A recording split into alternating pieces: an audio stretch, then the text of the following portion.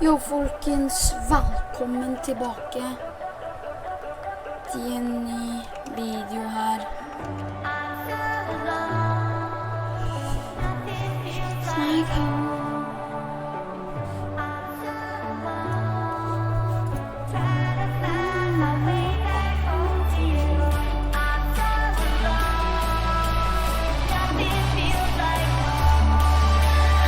What's up, Fortnite World Cup? How we feeling today? Come on!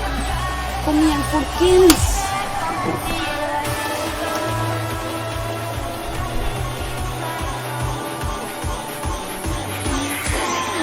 Let me see everybody's hands up. Come on!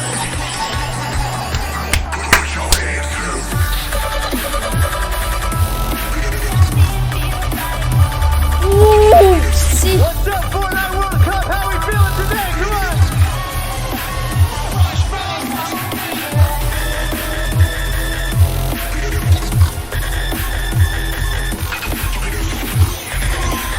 Let me see everybody's hands up. What's Come up, on! man?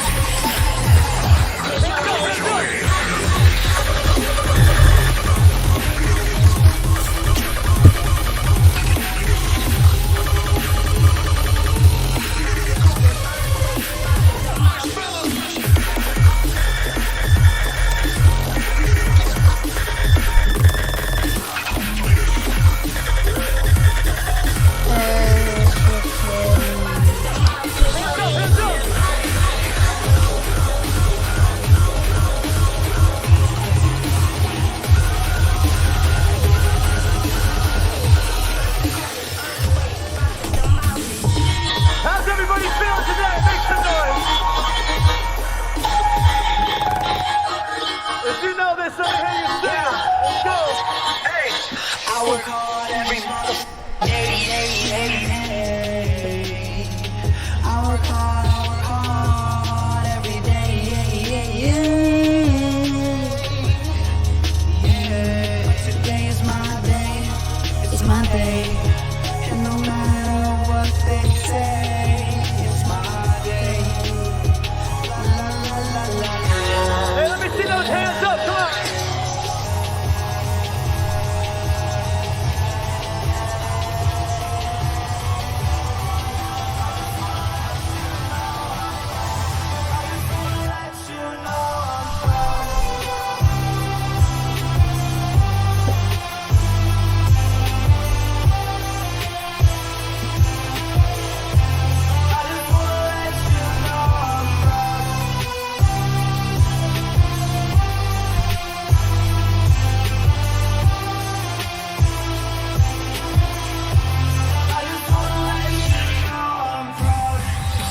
Yo, I just want to say thank you to Fortnite, thank you to Epic Games for having me out today. If you guys know this next song, let me hear you sing along. Let's go.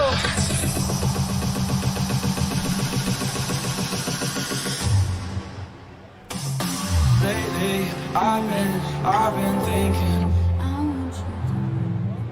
I want you to be happier. Sing it. When the morning comes and we see what we've become. In the cold light of day, we're a flame in the wind, not the fire that we begun. Every argument, every word we can't take back. Cause with all that has happened, I think that we both know the way that this story ends. Sing it if you know it. Only for a minute, I want to change my mind. Cause this just don't feel right to me. Oh, let's go! Du kan faktisk kan se denne inne i Fortnite live nå. Så hvis dere ikke vil det, så gå og subscribe her og high ground eller et eller annet sånt. Og så like denne videoen, og så bare la oss kose oss videre med dette. I want you to be happier. Åh, Fishman oppi deg, I'm left there with my thoughts. And the image Go, of World you Cup, being come on. with someone else wasn't seating me up inside. But we ran off course. We pretended we're okay. Now if we jump together, at least we can swim far away from the wreck we made. Come on. Only for a minute, I want to change my mind. Cause this just don't feel right to me. I wanna raise your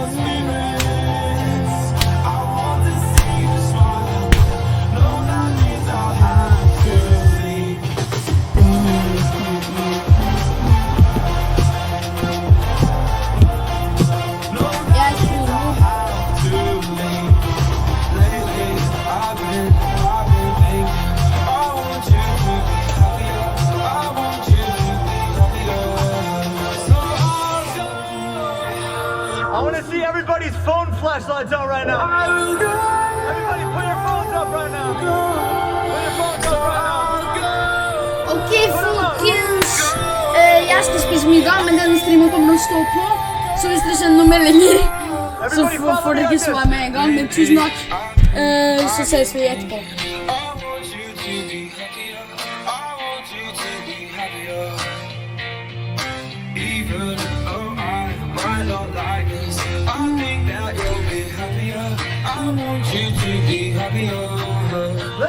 Jeg skal spise om 2 minutter, så denne streamen kommer bare til å starte.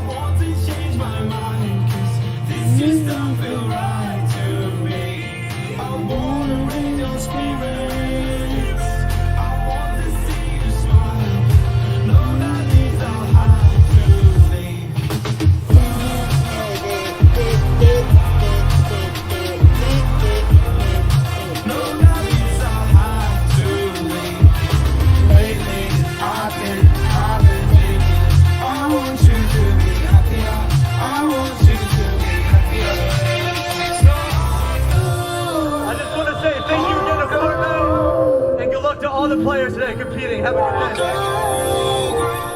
Thank you guys. Woo! Ladies and gentlemen, give it up one more time for Marshmallow!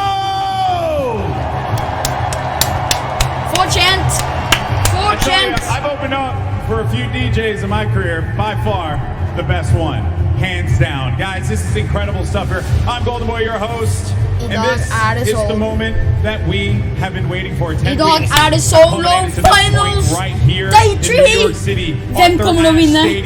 This 6 games house, ladies and gentlemen, give yourselves a round of applause for being here with us today. Without you, this is not possible. But now it's all about these players up on this stage. And this right here, the trophy and the title of being the Fortnite World Champion.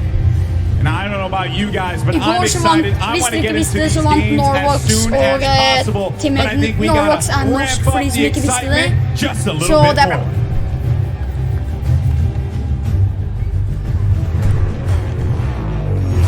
No pain, no gain, no guts, no glory.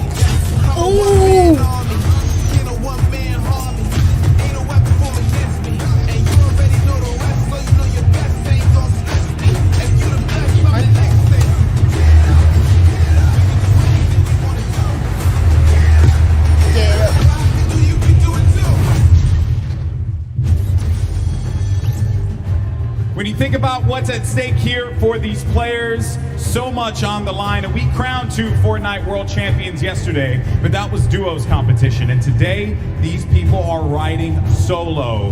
And it's about that trophy, being able to raise this right in front of everyone here in New York City and walking away with $3 million in prizes. History will be made, lives will change. Now, I know that you guys want to hear from some of our players as well. There's one player in particular that I think every person in this arena wants to hear from. Jordan, who do you got? The legend. The legend. Tfue! The myth. Tfue! I want my vest back, by the way. Guys, standing next to me, I mean, you guys know him. He needs no introduction. He's pretty decent at the game of Fortnite. He's like fine, I guess. I don't know, 1v1 man creative. We'll see what happens, right? But knowing that you're as good as you are, right, and your skills, your gifts, your game sense, your speed, your dexterity, your precision, all of these things that I'm sure a lot of people are very fearful of, there are a lot of incredibly young, gifted talents that are up here on the stage right now from all over the world. How do you prepare for all of these different game styles? Basically, how I prepare is just stream to all of my beautiful viewers, and you know, they stream snipe me, and I get rushed by like 30 people every game, so if I can handle that, then I can handle anything, right? I have seen it happen in real time. It's insane. I don't know how you deal. I mean, you got a long way, to get to the end, but obviously vying for that #1 slot. How was your strategy working out going into your drop spot today? Your rotation, are you going to be flexible? What are your thought processes going into today, knowing that you're up against some of the best players in the world? My drop spot's pretty good, I have some people contest me, but I just lay them out and then move on from there. Lay them out, move on.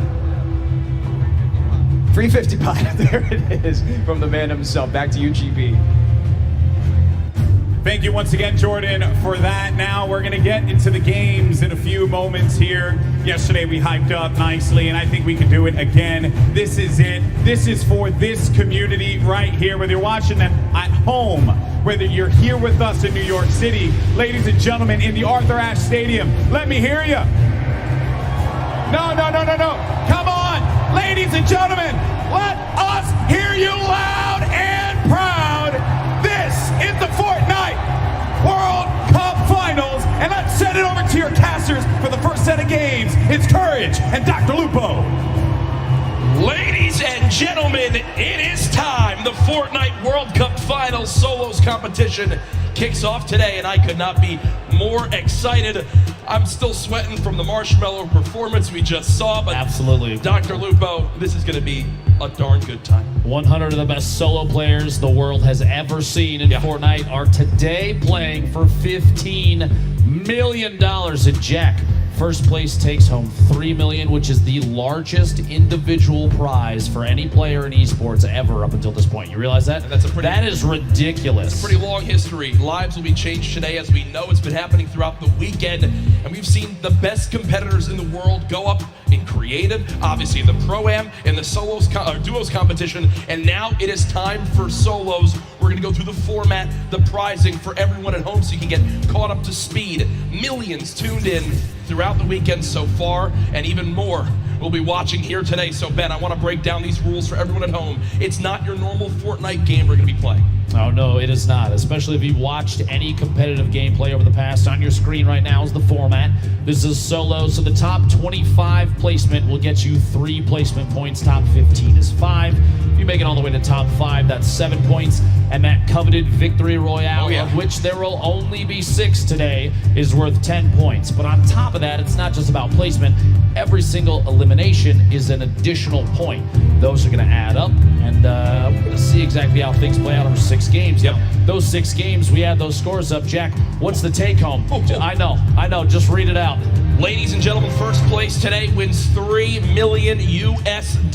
If you get second, third, or fourth, your prize money you're winning is also above the 1 million mark. Hey, I wouldn't be too upset with 5th place either at 900 grand, but you see, top 20 all earn $112,500 or more.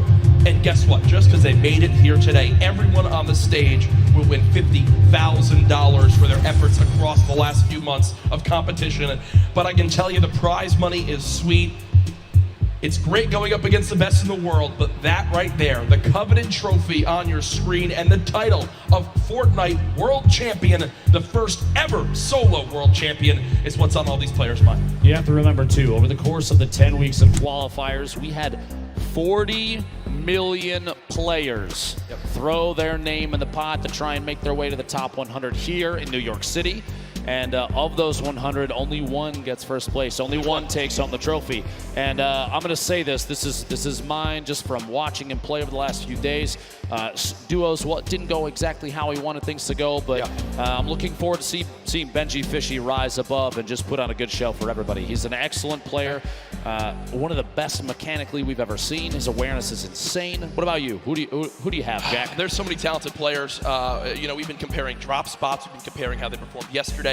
We talked about LAN experience and how much the nerves can get to them. Arkram is someone that showed up yesterday on stage, performed quite well, placing in the top 5.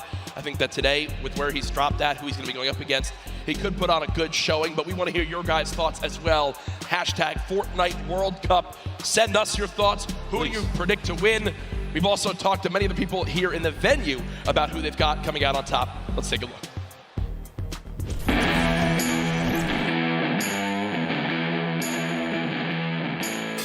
My My prediction for the Fortnite Solo World Cup Finals winner is Ghost Bizzle. My picks to win solos has got to be this guy. Better. I feel like Young Calculator or Clicks is gonna win.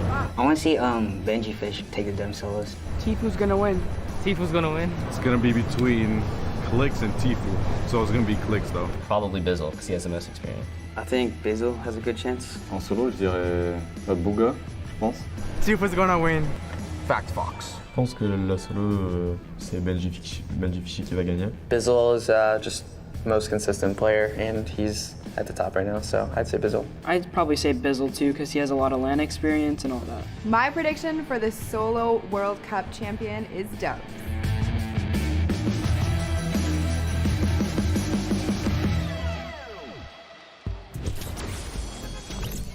People continuing to pile on in here to the Arthur Ashe Stadium live from New York City.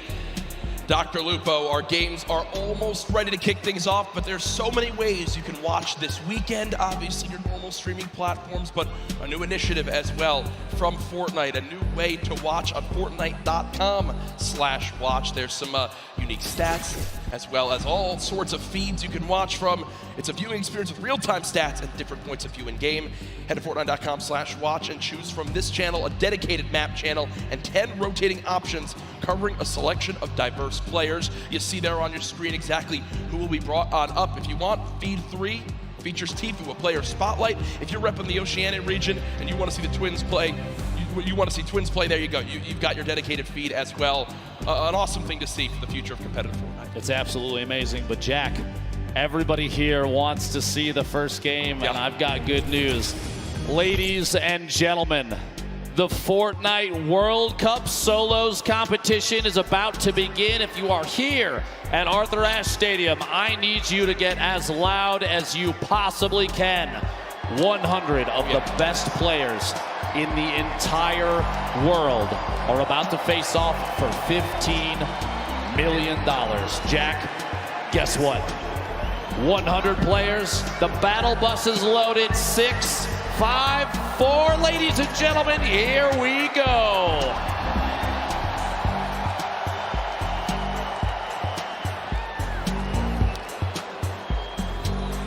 Game 1 of 6 officially underway, and on your screen, all 100 players. Arguably the biggest day of their entire lives. The average age of competitors, just 16 years old. If you're a younger fan here in the audience, you dream of one day being here. If you're the same age, you look to your peers as people to look up to and aspire to be as good as one day. If you're a parent, I'm sure you can imagine what's going through these kids' minds. Here we go, folks. Tifu on your screen. Block has been his place forever, Dr. Lupo, and he is not shying away here in game number 1. I had a chance earlier during warm-ups just talk to Tifu about this landing zone. The opinion was basically, I don't care who else lands here, I'm going to take it. I'm going to clear out every other opponent there and roll on through. He's got a chance to go up the hill potentially for ballers if those remain uncontested. He has a free legendary chest right here in the middle. And look at the inventory already. Blue pump shotgun, gold tactical AR, gold standard AR, a mini bandages. He's got brick for days here. The resources are incredible. A loadout already. He just needs some mobility. Maybe drop one of the ARs depending on ammunition at a certain point. Gotta find some shadow bombs.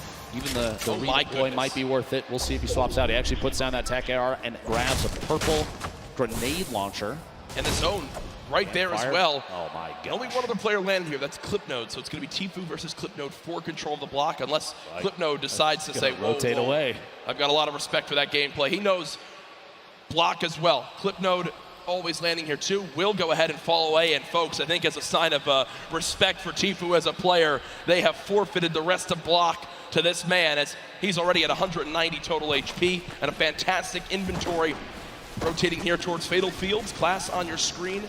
Bucky there as well. Class currently with a little bit of a mixed inventory, but this is what we talked about yesterday. If you play Fortnite, you know that in the Fatal Fields core maze, there is loot. Well, guess what? Just floor spawns all over. Typically, you and I, I'm sure, Ben, break all the corn down. 100%. We farm it on up.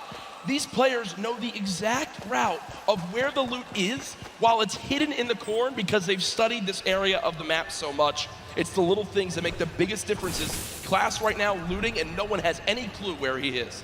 Lucky in the long barn, grabbing. There's 2 chests spawn here, plus any of the floor loot possible along the way.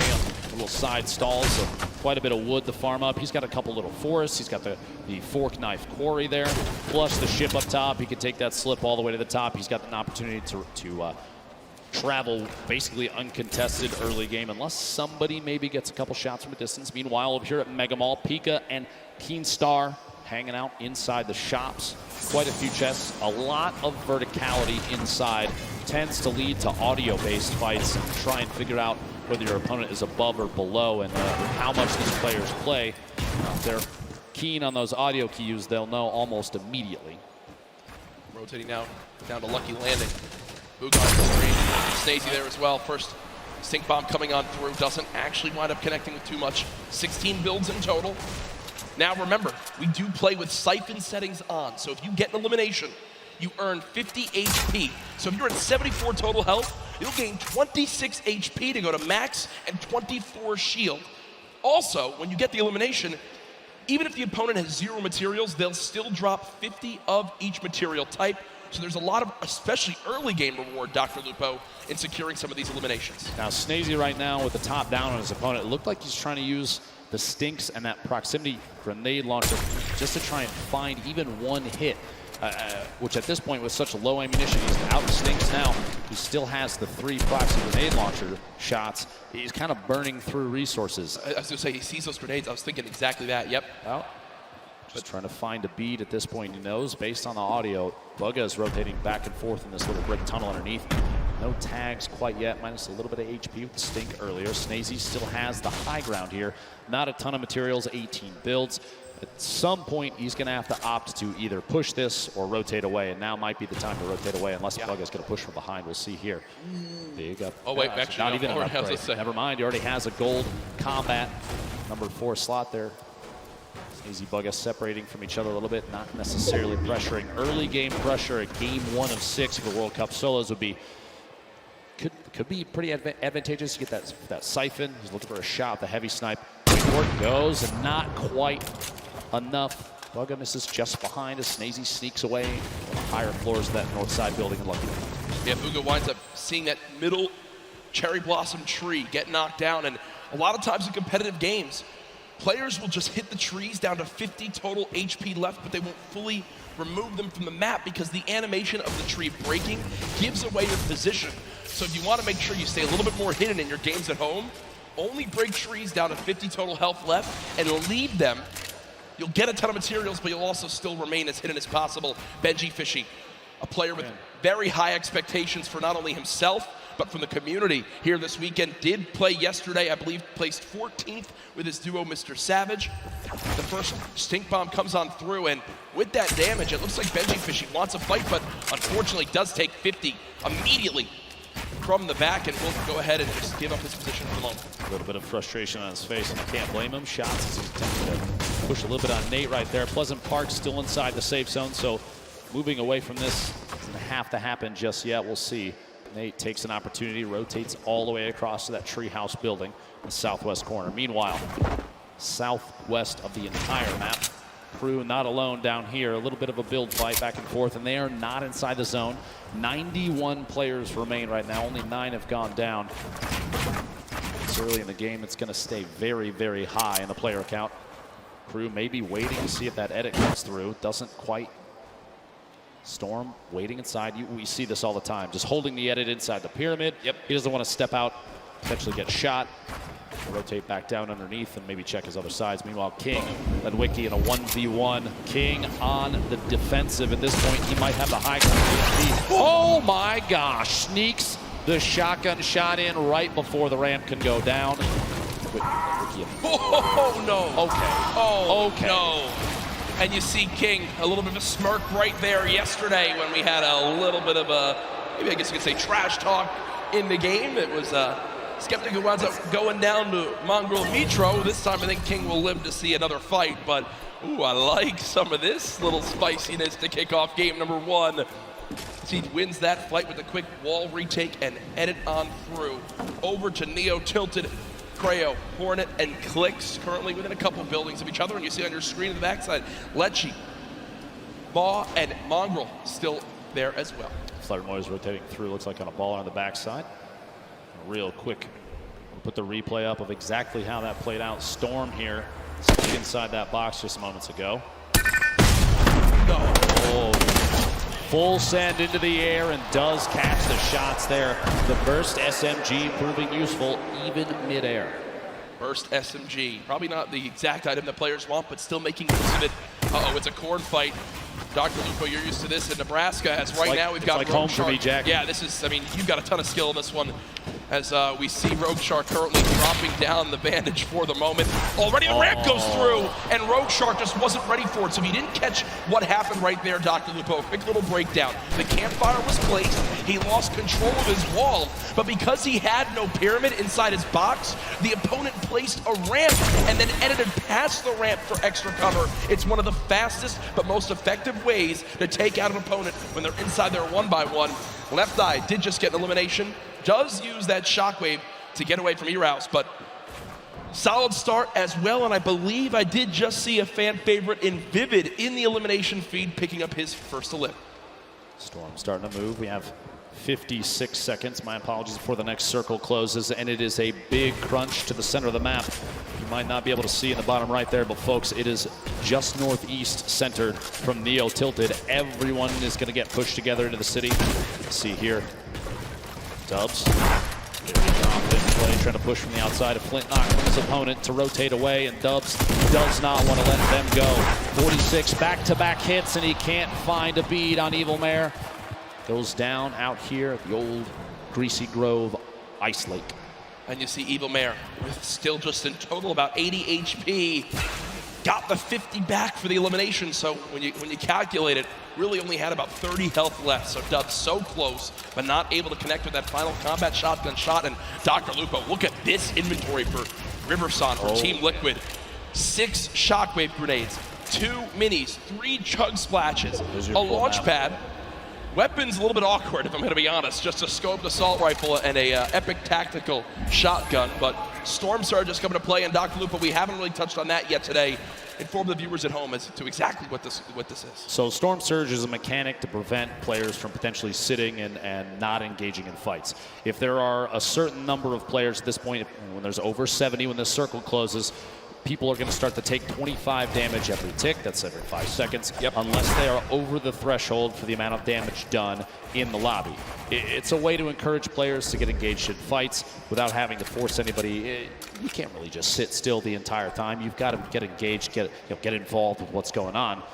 And it ends when we go below that threshold. Exactly. Bring up this first threshold, you have to drop below 70 players. So Storm Surge will remain in play right now until 69 players is reached. You see Booga with an elimination, Blaster with one as well.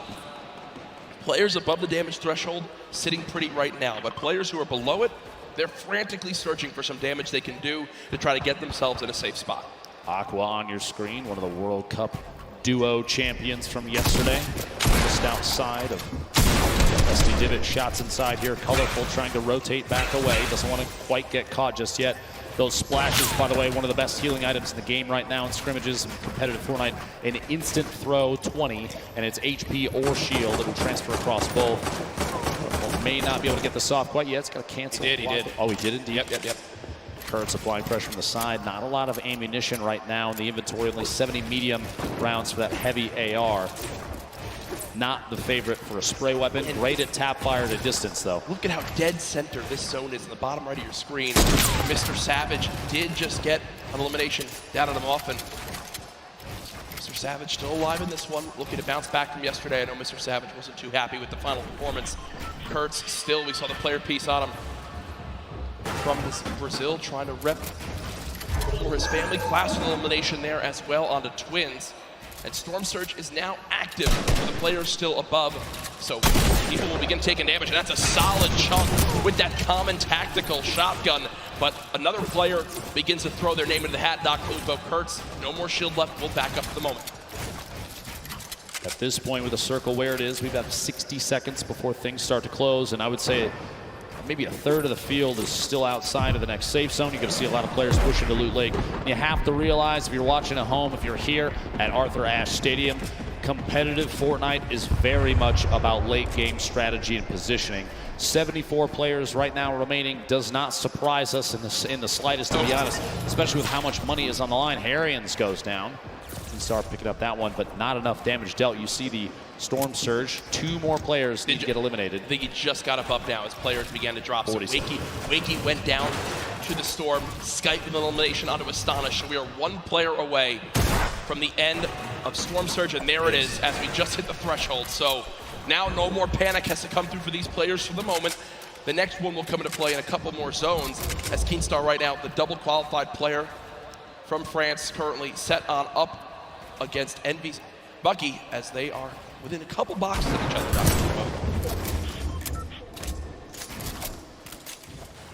Just going to see exactly where things move through here. Just want to hold these edits and look out. No reason to apply too much pressure just yet. He's kind of waiting to see other players that may be around him rotating away, and that's exactly the play. Bucky, by the way, a player that we've seen in competitive qualifiers. He actually spent some time talking to Hogman a lot to refine his gameplay and his drop, and we've seen a big improvement since then. Quick shout out to Hogman for helping Bucky out with that one. All the way here to the World Cup Solo Finals. Will he use one of the campfires in the inventory for 25 extra health? It depends on the play. If he's looking towards late game, he's going to try and hold on to those for a heal off potentially when that final zone starts to close. We'll have to see. A quick reminder, by the way, on the right side of your screen, a victory royale. The win is worth 10 placement points. Those are big. Top 5 is 7 points. Top 15 is 5. Top 25 is 3 points, and every single elimination for these players is an additional point. Here we go, the focus of the current map right now. A lot of players out here on the hill. Northeast side of Neo Tilted, actually a pretty good spot. You have multiple slips nearby. While those are still on, you have to remember those do turn off. Sky taking shots, I believe that's on DRG, just to the south. No pressure applied there. He's trying to sneak any shot he can through. Actually, it's challenged. Surprises me, doesn't go for the build there to protect and get a better spot. Wow, that's solid damage though. Just go for it. Solid damage, and look what's also on the ground right there. The legendary infantry rifle. Still can swap to that when needed. Right now, choosing to go with the spray weapon. This is a player that's close. We have a replay coming on in soon of Mega from FaZe, who played yesterday in the duos competition with Dubs. Dubs already dropped his cable. See how Mega plays this one. Gets to the opponent's box. 2 clean shots. And there it comes through. And near max materials, Slurp Juice as well as Chug Splashes will be sitting pretty with the inventory right there. The next zone did just pop on up, moving to kind of the eastern side of the current zone. And what we're seeing right now from Skite is Skite recognizes he's got extra materials back. So he's going to run back, build out a little bit, grab the excess materials, and continue to tunnel with these mats. He's also juggling items over as well to still have the ability to use these whenever he would like to wish to in these next zones. Here's everyone on the map, a rocket being fired on the far side. Bizzle there still on your screen. Commandment, Epic Whale. Fortsatt, folkens. Det ser sick ut. Match 1-64, folkens. And Stompy, who was one of the more dominant European players in the online qualifier, still in this one, but Zate was in the lead with Sap yesterday. 5 of the 6 games, but in the end, not able to close it out. You see, just continuing to spray, is above the damage threshold. This next threshold in player stock to Lupo 50. So we're about a minute away before it activates. Bizzle with elimination though, down on the Stacey. At this point too, you have a lot of players. Crunch is going to start to happen. Player count starting to dwindle. The loadout here in Zayd's inventory, a single Shadow Bomb going to be used for rotation if he has to. Not quite yet though, he's already in the next safe zone. That heavy sniper rifle we just saw moments ago, and he'll probably go for it again. He's going to knock out a wall and immediately swap to that legendary AR to try and take shots while the wall is gone, while the player may not be paying attention. This could be a big one right here. Immediate swap, a 69 shield pack, a solid crit through the wall. They do box up, but it looks like at that moment he saw the box was being pressured from another player and decided to go for it. Keep in mind, here we go. Keep in mind, no healing for Zayd, so you can see just how cautiously he's taking these fights. Oh yeah. Also today in solos, there's no longer the threat, Dr. Lupo, of the double heavy sniper. Sure, we've seen solo players try to use it to their advantage Jeg prøver by ikke å gjøre det, themselves, jeg but bare it just is sa not the at same jeg effect. spiller basically det samme. Lolboom, bottom right of your screen, Zayt top left of your screen, both with 2 eliminations so far, and here comes Storm Surge for players pushing on in.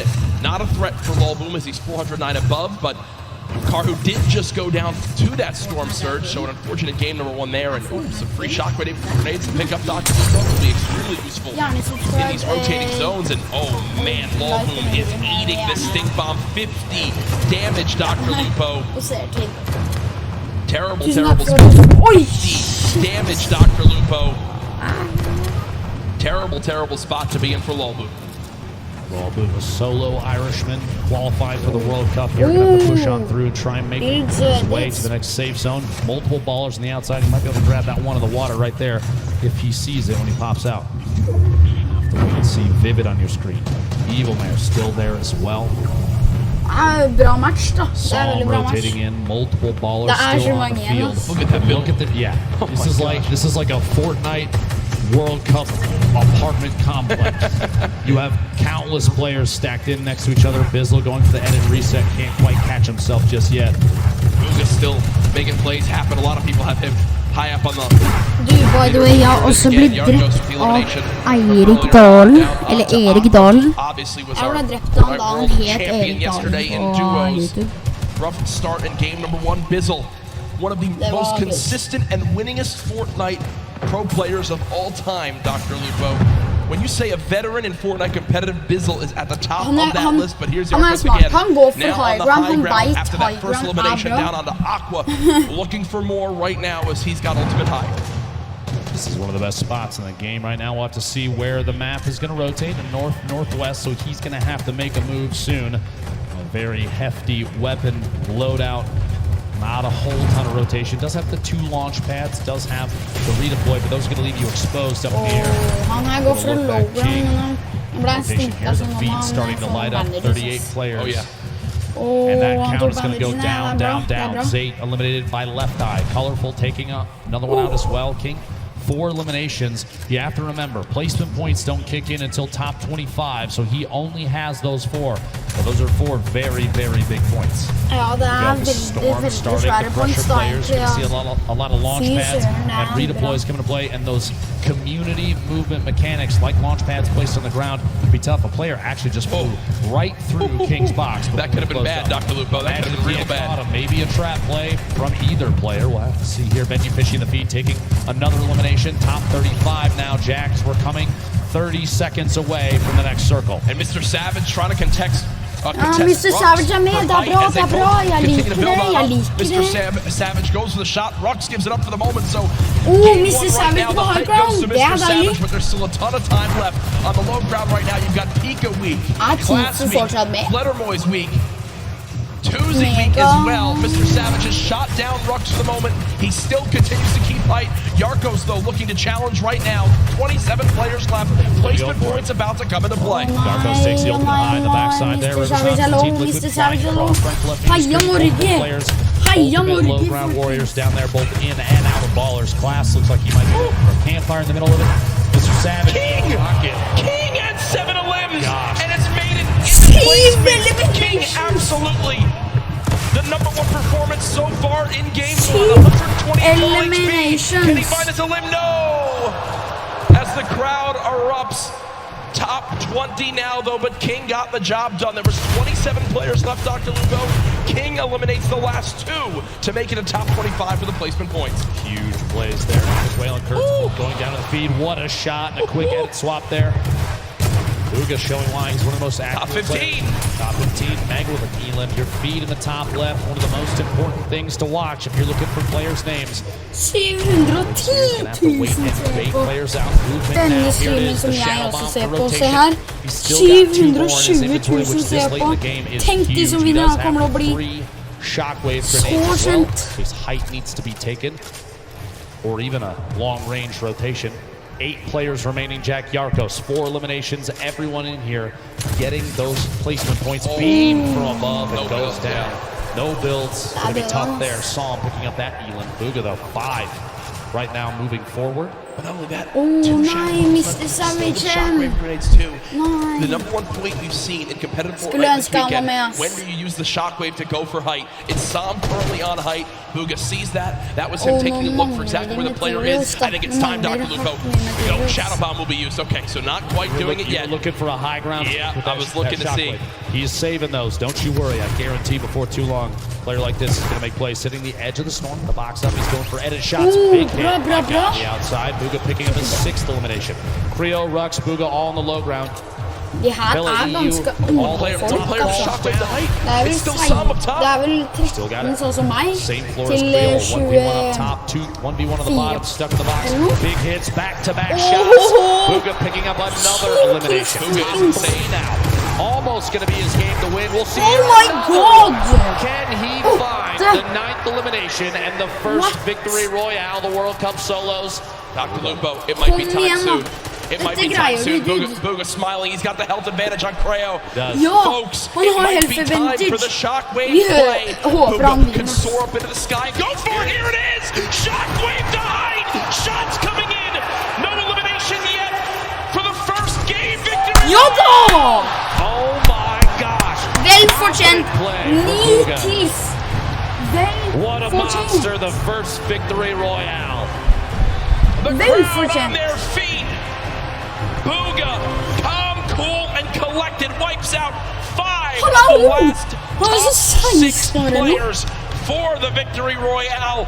What a swing of points right there, Dr. Lupo. You get the win. You get max placement points. 9 elims too. Folks, that is a statement game number 1 for Bugha. And here it is again. The shockwave up. Creo tried to prepare. You see the damage coming on through, but at that point, with that much of a health advantage, Creo stands no shot. What a brilliant ending. Talk about a great late game. Solos absolutely living up to the hype of the duo competition yesterday. Imagine being in the World Cup Finals and instead of opting for a safe, stay down the bottom, wait, bait your shots, you throw a shockwave down and you ascend to the high ground, take over and get the victory royale. Much deserved game 1 victory right there. The number one thing I noticed from Bugha, in the shadow bombs, so many people worry so much about popping out of the shadow and immediately boxing and protecting themselves. Instead, Bugha winds up pushing forward, looking for where his next victim could be, and then pops out of the shadow and eliminates the player. It happened 3 times right there, and it was big reasons why he was able to push on through. Bugha, an incredible performance. What is that, 19 points in game number 1? Game number 1. I don't see how anyone's above that. At this point, I mean, we're going to take a look exactly to see where like I predicted that falls on the leaderboards. No surprise here, a 9-point lead out of game 1. King, 7 eliminations. We saw that earlier. Sadly, goes down a little bit before those top couple placements. Rux, Yarkos, ton of top-tier players across the board right now. But a 9-point lead after game 1 is absolutely incredible. And you look at the leaderboard right now, a big talk of yesterday, EU versus NA. EU, why so quiet earlier in the day? NA, why so quiet at the end of the day? 8 of the 10 top players after game 1, all from the US. Here's your 11th through 20th place right now. Benji Fishy on there, Evil Mare on there as well.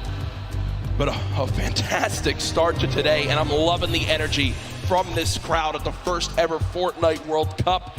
They saw how good the competition was yesterday, and I know everyone was so excited to kick it off today with millions watching online. They saw Bugha take game number 1. He's down on the floor with Jordan Fisher. Bugha! Huge first game for the NA player. That's what you want to see. You want a health advantage at the end. 9 elims to cap off an incredible first game. What is your thought process going into the final moments of in-game, right? A 1v1 there at the end, you've got health advantage. What are you thinking? Well, I'm pretty much low ground. I have like 200 mads, and I realized that I could probably make a play with the impulse, just go for right and just like get a big pump on him. Amazing. Well, we saw that happen in real time. An amazing clutch for an end of a first game for Bugha. Yo, Jack, Lupo, that is exactly what you want to see, is it not? I mean, I don't think you can really ask for much more than that. A victory royale and 9 limbs. The man is so talented, has always been one of the top solo players in the North American region, and he shows it right there in game 1 and already a 9-point lead. Så får du också ära subscribers. Already. 1 down. We have 5 left to go. We want to take a look and see exactly how some of those pieces played out, how everything worked, and maybe a little bit of a deep dive into how some of these players play. So we're going to throw it over to Sundown at Unreal Island. Let's take a look. Thank you so much, Lupo and Courage. And while Booga was able to dominate the rest of the lobby, I want to take a look at one of the other most marquee and aggressive players we saw. He had the entire lobby saying, Toda salve al rey de Argentina. It is king of 9Z with an incredible 70 elimination run in 20th place. Let's take a look at some of this gameplay. So right away, you'll notice, what is he doing? He's patented going forward, wall replace, on land 123. That's going to be the theme of these clips. He doesn't miss his shots, and he's not afraid to flex either. Throwing the donkey laugh out there, throwing him a little love, saying, I don't care who you are. Now he's sitting on the 4 elims. He's in the box fights, and he's constantly looking to pick up new targets. Replaces the wall from the side, turns around, and picks up a great elimination there onto Bucky in the rotation. But now watch on the spree he's on. 5 elims right now. Cones himself off. Look at this. The player challenges him. He's not building. He's going at him. He says, if you want to fight me, I shoot first. I am the king. Was able to go, but unfortunately gets caught there in the rotation, but still a brilliant performance from the young Argentinian. He's looking to challenge. He's looking to frag out with the best of the best, putting himself currently sitting in the number 2 spot. He has played so absurdly well in that first game.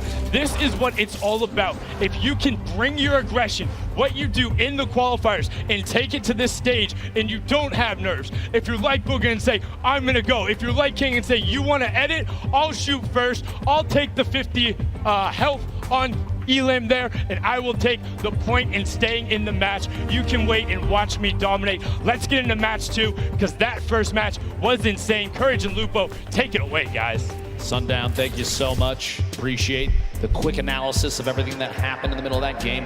A lot of action here at the Fortnite World Cup solo competition. This is the last day for the entire event as well. I hope everyone has enjoyed Marshmallow's concert. We have tons of people here in the crowd. Yeah. Absolutely. Oh, that Mr. Savage. So my Italian family was out there. 25 people. They got a full deli layout. Unfortunately, my Aunt Lorraine down in Florida, I know you're watching. Shout out, we love you, miss you. But no, they're all here for their first ever event too. It is an incredible energy in here. And you know, guys in the venue, do you guys want to see another Fortnite World Cup next year? Should we do this again? I'm thinking yes. All right, budget's approved, Epic, it's happening. But folks, let's get back into the action. Game number 2 about to begin. Booga, the superstar of game 1, the talk on all social media with the hashtag Fortnite World Cup. What a play. The lobby is ready.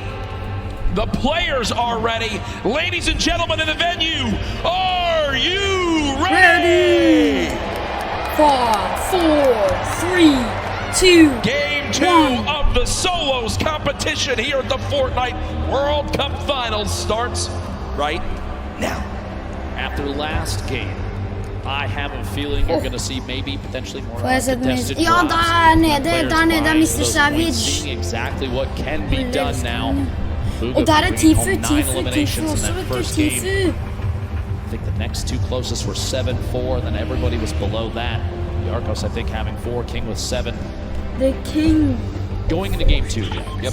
Knowing that we still have 5 remaining, knowing that based on the leaderboards from yesterday, that 17 points at one point separated first and last. And by the way, a quick note, we can see the minimap, but I think Tifu, yeah, there it is. There it is. I'm pretty sure Tifu has the block all by himself. Again, Clipnote didn't want to challenge it this time. No one nearby at all, and also on that map, look at the 2 llamas. Right outside a racetrack. It looks like one player's about to go claim him. Also, Bizzle, who basically lands a Dusty Divot uncontested, I believe already got a llama in this one. So some great movement will be up there for them. Here again, the stats for last match. First place, the Victory Royale, 19 total points because of those 9 limbs. Sitting pretty. 5 games away $3 million. I have to say, I feel like after one that game, all. seeing an average placement stat of first, that's something I would screenshot just to hold on to. Yeah, Best player in the world. I averaged first through all the games that have been played.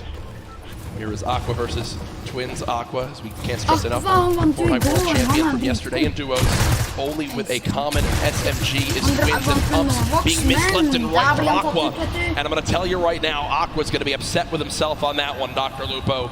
That was a sloppy fight from both sides. I'm going to say it right now. Those early game fights can be very, very awkward, but we also have the first elimination we saw earlier. And it was Bizzle with the common pistol and then says, here's your reward. A llama that was looking at a nice view from the top of Dusty Divot.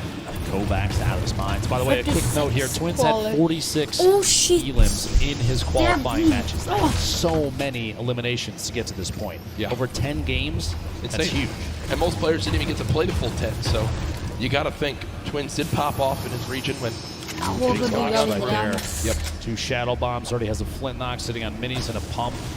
Solid early game loadout. Can he pick up maybe one more movement ability, depending on whether or not he wants to keep the flint knock in his inventory. We'll have to see. Still hopefully looking for a slurp at some point. MQ and Mr. Savage not far from each other. Takamura, Clarity G also in Happy Hamlet. My least favorite drop, I'm going to be honest with you, but a lot of these players know exactly where the chests are. They know exactly how to get there as fast as they can. And there are so many materials down here. This also is one of the highest chest spawn counts in the entire game. This POI is insane. Yeah, I believe 29 possible chests or something along those lines. But as MQ says, you know what, let me roll away for right now. We'll give that to Mr. Savage. Over to Snobby Shores, it's Hornet. Putting the spray down with that heavy assault rifle. Only 19 AR shots left, Dr. Lupo, so we'll have to use them wisely here. 8 players have dropped so far in the zone. We're in a southwestern side zone on this one, so already some good variation between the zones in Game 1 and Game 2. Hornet will continue to move slowly but surely over to Nyx. So again, looking at the map, looks like a lot of players still outside the zone as you'd expect, but they'll begin to rotate on through as the first storm will close. Good point, plenty of time to make decisions. Force engagement there, the tree disappears, and that drum shotgun spewing shells out, gonna push inside the box. Can't quite get the wall if the trap was placed. No luck there, doesn't have one in the inventory. Nyx still trying to apply as much pressure as possible without having to chew through too many rounds. Reload here, the drum shotgun. So much damage dealt with this thing so far. Wouldn't be surprised if he goes in for it here in just a second, and he does. Watching that corner, Hornet still on the defensive. Long-range spray from a drum shotgun isn't enough, but up close, the thing is very, very deadly. Nyx picking up first elimination for him in this game. Also with the emote after the eliminations. That's 2 so far. This is spicy. Jack, you'll love I mean, I love this. You'll love it. I get like 1 limit for every 3 games. So every time I have the option to vote on an opponent, it's fantastic. A very important note there. Nyx had the most eliminations in the online opens at 61 during his qualifying week. That's crazy too. And Nyx from Brazil we often saw very aggressive gameplay from those players during their qualifying matches. All they would do was kind of just stomp through their lobbies. I'm going to talk about how insane it was. Here's the inventory for Tfue right now. 4 minis, 3 big shields, good lord, 4 shadow bombs, good lord, a launch pad, a legendary infantry rifle, a blue pump shotgun. Tfue set up for the rest of this game, nearing max materials as well. This is what happens when you give this man block all by himself. Nobody wants to challenge here, but it's one of the best loot spots in the game. Robab's over on the right side of your screen, going to try and take that southeast corner building, see if there's anything left inside, but there's so much loot here at the block, so many materials, so many opportunities to get an advantageous position too, because you're right up the hill, like I said before, this baller spawns up there. Those are going to get grabbed pretty quick, but if they don't, if you're lucky enough, you have free rotation as well. It's also not terribly far from a slipstream to the south, just past the umbrella quarry down there. Meanwhile, Mr. Savage stuck in a 1v1 down here at Happy Hamlet. There's actually 3 players total. My apologies. You see on the mini-map in the bottom right there. They can't see those arrows, but we definitely can. And Crew and Takamura still down inside in the building. And audio cues trying to listen for each other. Takamura, you see, not really moving. Crew trying to do some wall replacing to build up a little bit of a material buffer in case fighting does happen here. I think Mr. Savage is going to rotate out. Here is Tfue with the player just in front. Looks like a fight he's potentially looking to take. Not sure exactly what the health is of the opponent just ahead, but you got to think, okay, so there is a health advantage. Maybe Tfue did a bit of damage as Kluja will begin to heal on up. So it does look like Tfue damaged the player, thought about challenging, but for right now, we'll just box for a moment. They are very, very soon going to have to move towards this zone. If you're watching online and you get an opportunity here to clip some shots from Tfue, it could be very accurate. We've seen it before, and we'll see it again with that infantry rifle. One of the best in the game. That was kind of greedy from Tfue. He has a ton of materials. I think he didn't expect his opponent to challenge and go for a shot, but because he tries to save a couple walls of wood, has to pop one of those big shields, and Kluja says, you know what? I'm out of here, and the zone's already there, so Tfue has a long trek ahead of him. Might have to decide if he's going to use a launch pad here. Probably not, as he does have the slipstreams down below, but still will take some damage from the storm. If there is a rift spawn up at the burger, he can take the zip across, jump off midway through, and go down and grab it. We'll see. Booga eliminated to start off this game in 90th place. So our game 1 winner out early on, which means that that 9-point lead will surely be cut down as this one goes on. Quick thing I want to remind everyone of, yesterday we were nearing the #1 trend in the world on Twitter. I'm going to challenge all of you right now. Use the hashtag Fortnite World Cup across everywhere. Send in how you're watching today. Let me know who you think's going to win. Hashtag Fortnite World Cup everywhere from the millions of you all tuning on in. Can't stress that enough. Let everyone know that the largest event, one of the largest events of all time, concludes today with a $30 million prize pot in total throughout the weekend. Keysar holding an edit here. Stuck in a little stalemate. He's going to hold that side, look for the shot. Can't quite find it. Player backs out of that. Not fast enough to get Mr. Savage goes down to Mega. No. Big names eliminated early in this game 2 of the World Cup solos. Keysar holding this edit yet again. Just trying to wait and watch to see if he's going to spot this player and make a move. This might be an opportunity to make a play here. Twins kind of baiting the ultimate high ground here.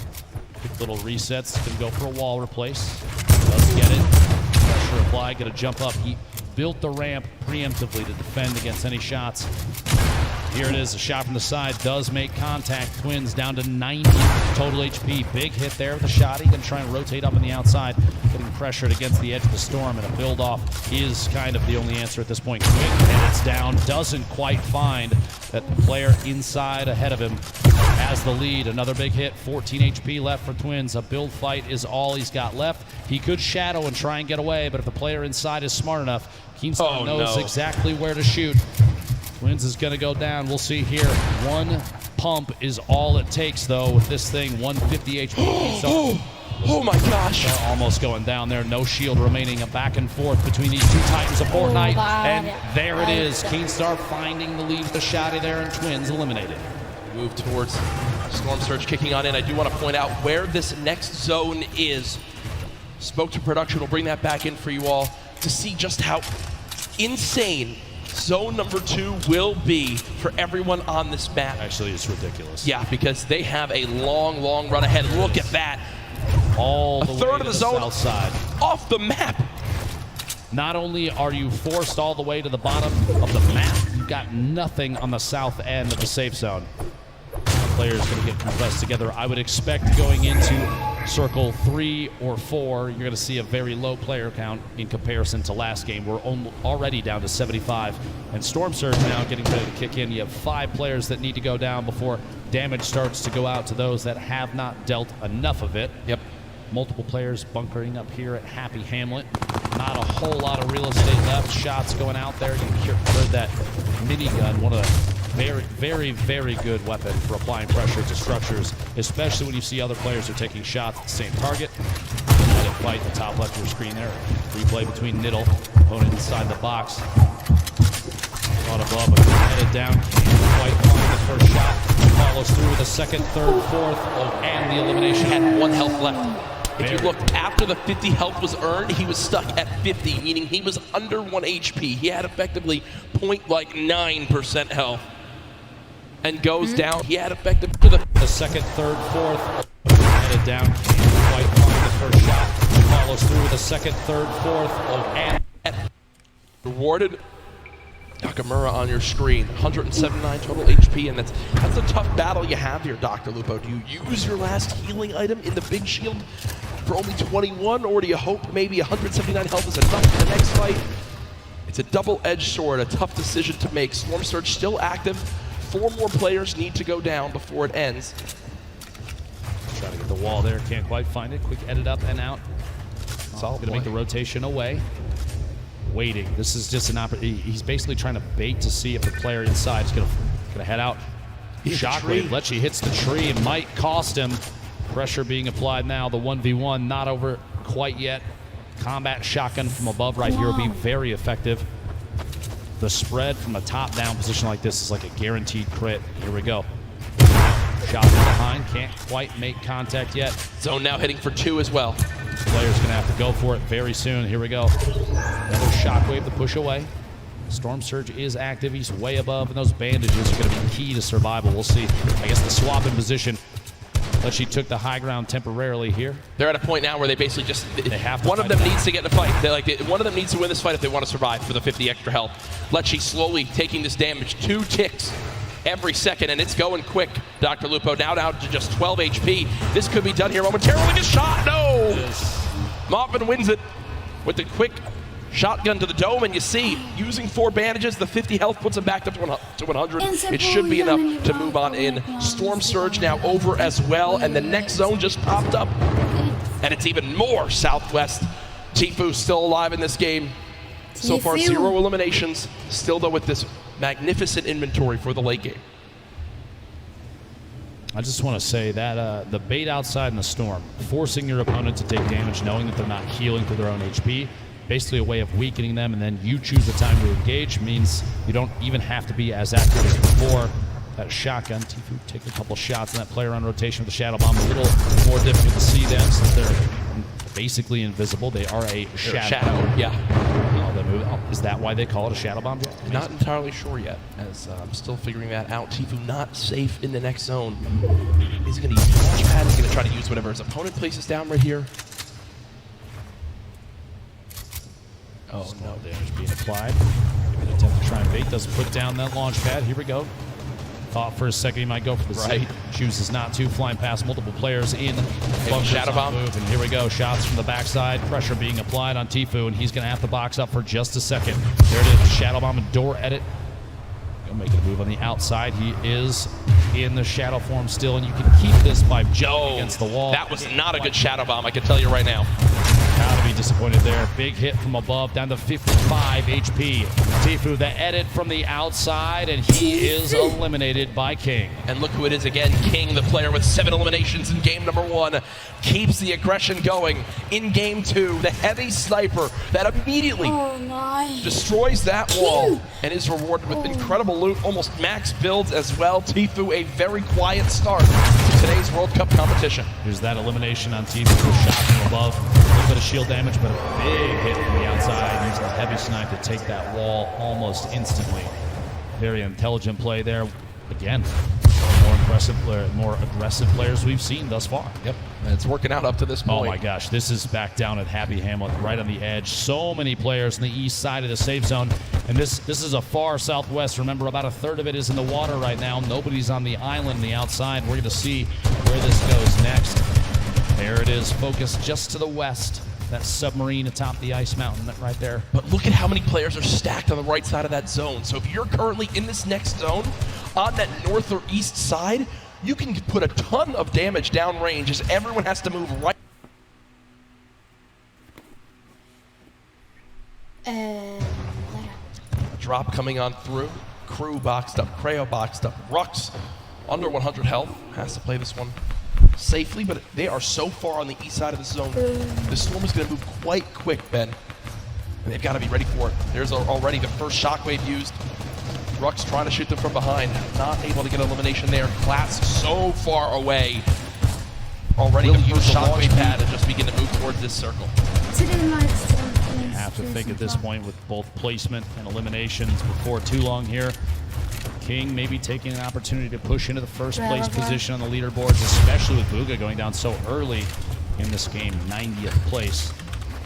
I love this outfit from Rux right now. He's a dinosaur. Rux is, no, I'm talking about his real life outfit. He's a dinosaur. He's set up to play in the Fortnite World Cup at 1, and then he's got a dinner date at 7:30. So good for him. Listen, class is everything, Jack. I mean, the guy looks great. I'm going to give a shout out for that. Best dressed, 2 extra points. A Fortnite World Cup champion right there, Rux. But only a 6 damage tag from the side there. Doesn't have to panic too much. That I would panic a little more about.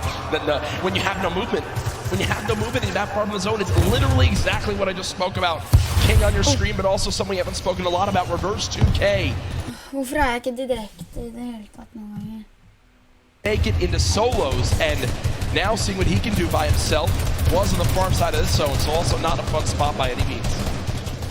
Quick note, King currently has the highest damage in the match, 574, meaning, like I said, that aggressive gameplay. Still in it, still trying to win, still trying to get the beat on players, and a quick beam on Aspect up the ramp. Fight edit, play a shot through the wall, gets the follow through with the edit. Nate goes down.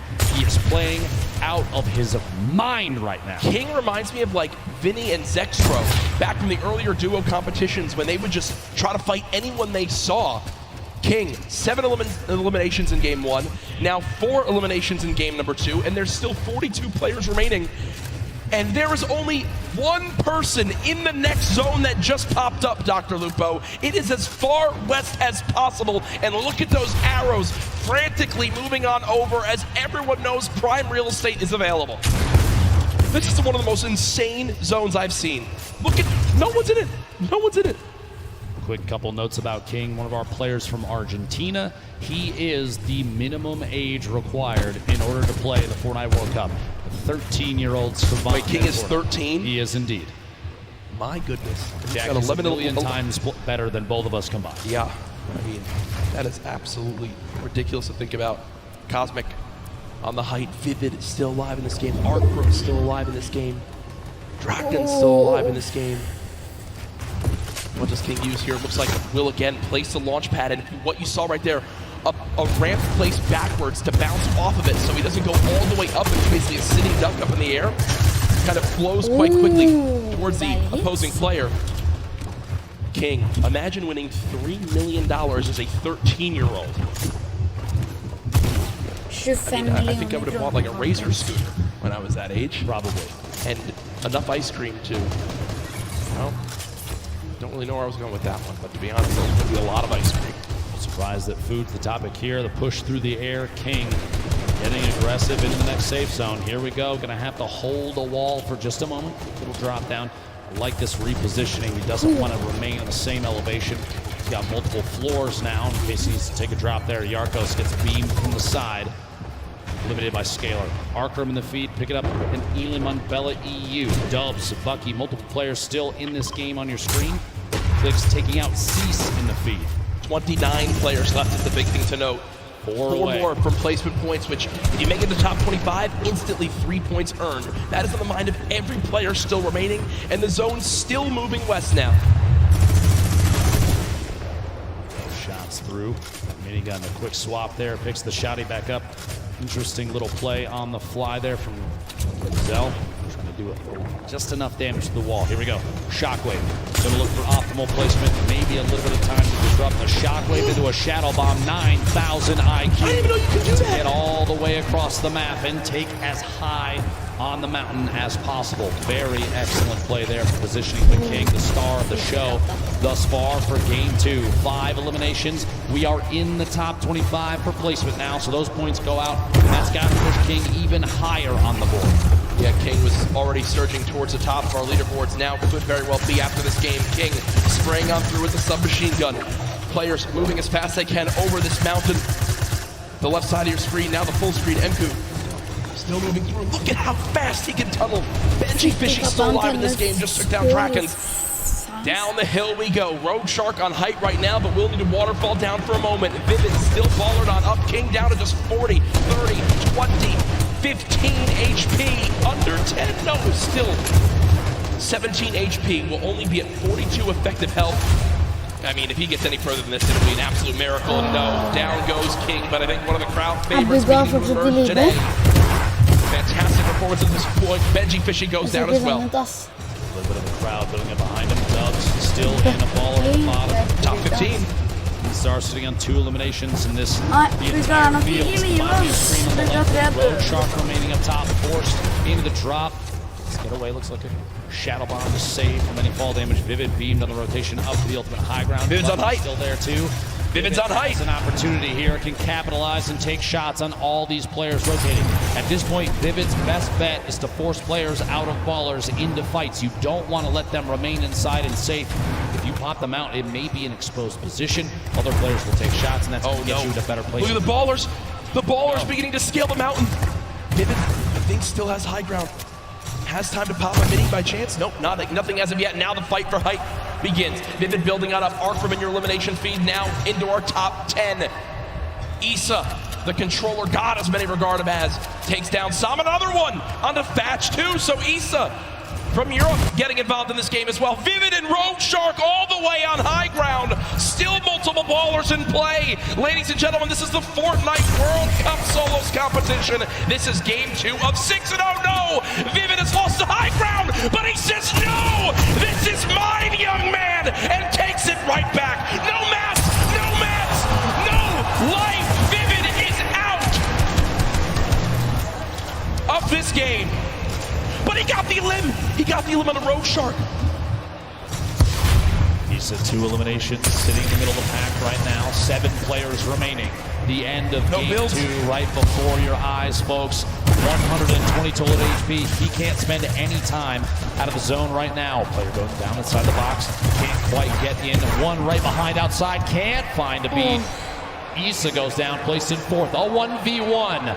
Dubs, the ultimate high ground. The crowd cheering behind him, looking to see if he can capitalize on this advantageous position. Down low, it's Sky. Han har ju face clam och så Dubs face Dubs. Vi ser vad han är där. Dubs, wants build. The flint knock to save him on the drop might be the play just outside ahead of the build. Maybe can catch himself. Oh my gosh,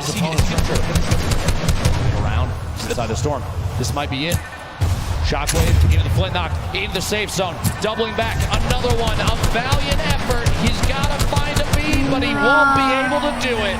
Ladies and gentlemen, game 2 goes to Skite. Skite had 27 health left, 8 HP. If he took 1 hit from the storm, he was dead, but he clutches on up. We heard in the interview earlier, he said, I'm going to play my game, win, do what I do best, and Skite does it there. Dubs, what a valiant effort. Look at that. Look at Skite's HP. Literally 1 storm tick would have been enough, but Dubs had no mats left and unfortunately didn't wind up making it up that mountain.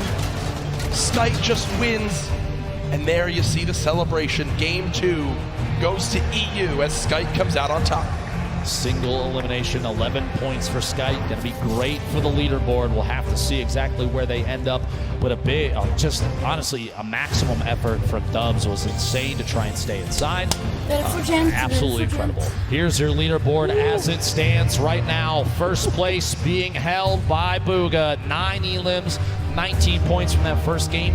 No showing in the second game, but it's still enough to keep him all the way at the top. But King slowly climbing his way up to the top, just behind now by only 1 point. Folks, King can't drive because he's 13, but he can win $3 million today. When you talk about lives being changed, it's what the Fortnite World Cup Finals is all about. And now our crazy 9-point lead is down to just 1, 1st through 10th within arm's reach. Our top 20 absolutely there as well. This is still anybody's game. Insane. The spread between 1st and 20th still very, very close. Anybody can climb all the way to the top in an instant, as we've seen countless times in the 10 weeks of qualifying all the way to here.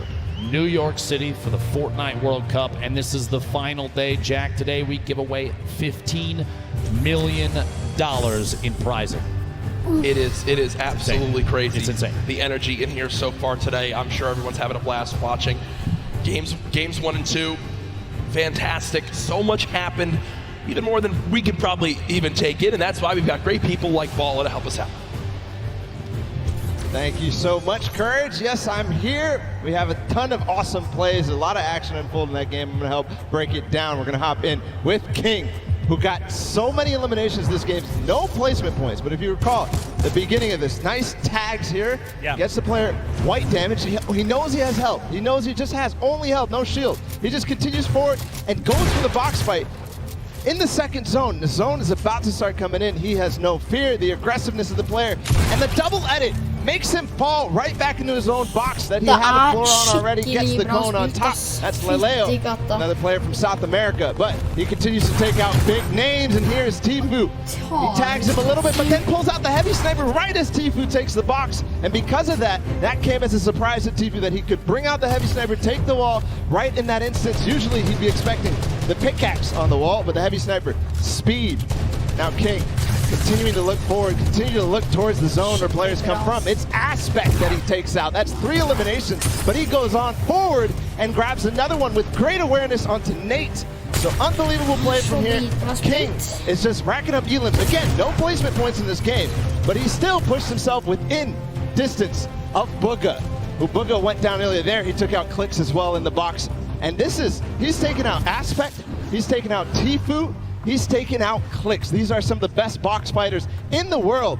But now, King, he's saying, hey, I'm here at the Fortnite World Cup. I am one of the best box fighters in the world as well. So guys, that's King, the story so far. He's climbing the ranks, he's inching ever so closer to Bugha. Gentlemen, back to you. Great stuff, Bala, and yeah, a fantastic breakdown of how King has made it up to our second place spot so far. We were only a third of the way through today's competition on the road to crowning a Fortnite World Champion. Thoughts after games 1 and 2? I love to see the aggressive gameplay from King and others. Those kind of plays you don't often see in the Fortnite World Cup or really any competitive play. A lot of players are waiting for those opportunities to maybe get shots on players that are moving, that kind of thing. It's been great to see, and obviously a crowd favorite here, as we've heard people erupt every time he pushes into the box. What about you thus far? Crazy action. I'm really interested to see how these different landings continue. We've already seen games 1 to game 2, people switch up their spots, land at different areas, and sometimes it's come back to bite them. All I know is, though, that's going to do it for us two for right now. We'll be back later today, but down on the floor we have Zeke with some more information on our players. Thank you so much, Lupo Courage. Man, what an insane first 2 games here on the first day, or the final day of Solos competition. Bugha with insane shockwave play to give him the high ground, and then here, Sky, his positioning on point, which gave him the win over Dubs. I mean, you guys, and of course, the Marshmallow performance. If you guys are here, how have you enjoyed the day so far? What do you think? Yeah. Some of you are still sleeping. Guys, what do you think? This is it, the final day!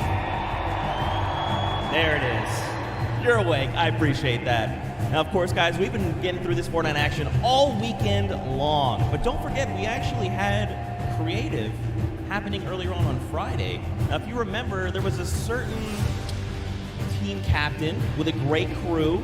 They won, and they became the first ever Fortnite World Cup creative champions. And that was the Fish Fam, led by team leader Scissors. Now, we felt we probably should go ahead and check up on him, see how things are going for him. So let's go ahead and do that.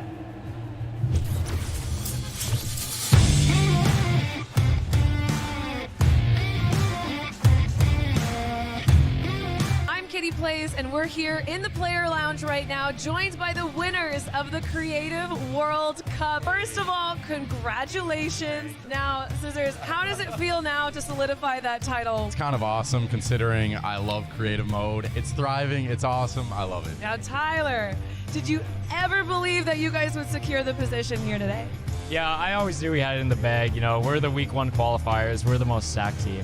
There was no competition. Just when the last map was a death run, I knew we had that in the bag. We got some good players here. I knew Zan would clutch up, and he did just that. You could tell he lifted the finger. He said, we need 1 coin. Just grab this coin right down here. If he can do this without being eliminated. Here it is. The win.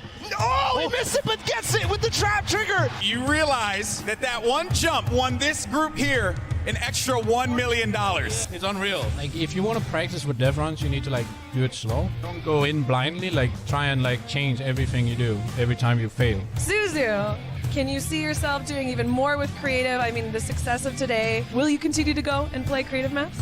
I think I will definitely stay consistent with creative because I feel like there's a lot of potential in creative still. And yeah, definitely this is my thing. But I want to go down the line and see what each of you guys plan on doing with that prize? I'll probably end up like saving most of the money, maybe like some investments. He's 18, and he just won $336,000. What are you going to do with the prize?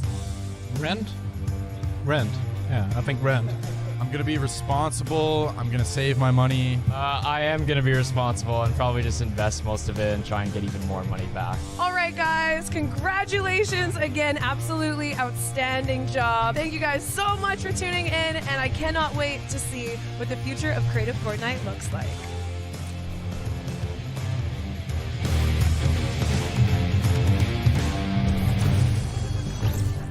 Once again, massive props to Scissors and the Fish fam. They worked as a unit, and that's what got them the dub in the end.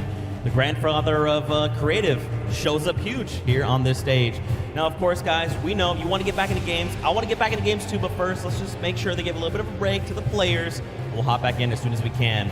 Now, I did talk about creative a little bit, but don't forget, we also had that celebrity pro-am. Players and people from different walks of life all came together to take part on this stage and play for charity. Now, of course, we had Ninja and Marshmallow, your 2018 Pro-Am defending champions that faced off against Airwalks and RL Grime, your Summer Block Party Pro-Am champions. And the winners in the end were actually Grimes and Airwax. They are two-time Pro-Am champions. So let's actually check in with them and see how they're doing.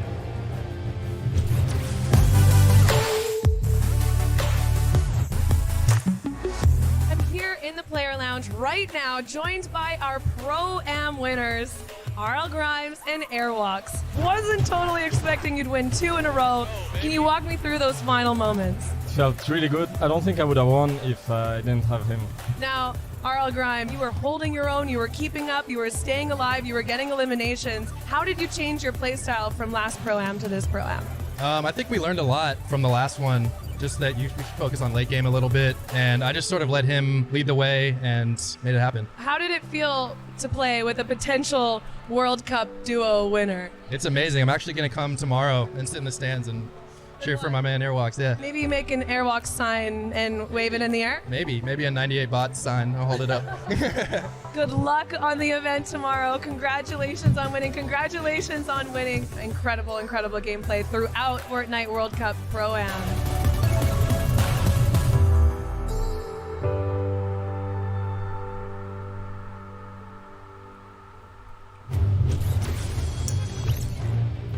Man, Grimes and Airwax coming in clutch. Very happy for those two, but I'm actually happy for this guy right here. This is one half of your Duos World Champions. This is Nyrox. I need you guys to make some noise right here, right now. Show him that you love him. Woo! How does that make you feel? You got all these crowds. That's great. Feels amazing. There you go. Now, Nyrox, let's chat a little bit, right? Because you played yesterday, like I talked about, in this duo competition. Your partner, Aqua, is actually playing today in the solo competition. So what advice did you give him heading into these games? I told him earlier this morning that he should stick with the plan we had yesterday. And even if he has a bad start, he can still make a comeback like we did. And he can still take the trophy home. That's pretty good advice, pretty good advice. Now, you're already a world champion. You've got the title. So how does it feel now that you've got this title, you're here, you get to experience this and watch the solo competition, you know, how are you feeling after all that? I mean, it feels amazing winning the duo, even though I want to compete in solo as well. But hopefully this gives me confidence in solos, which makes me do better in solo next tournament. Okay. One final question for you. This morning, you know, obviously yesterday was a huge day. You had a night to kind of sleep on it, and then you woke up the next morning. Did it sink in? You know, how did you feel the next morning when you're like, man, I'm a world champion? It feels surreal. It doesn't really feel like I've won anything because it was so big. It was almost too big to imagine, but yeah, it feels amazing. Well, again, massive congrats to you. One half of our world champions. Again, give him some love, Fortnite fam. Woo! Thank you again, Nyrox. Appreciate your time. Now, there's actually another player we want to talk about real quick, and that is Skite. He just won this second game, so let's see what he's got to say.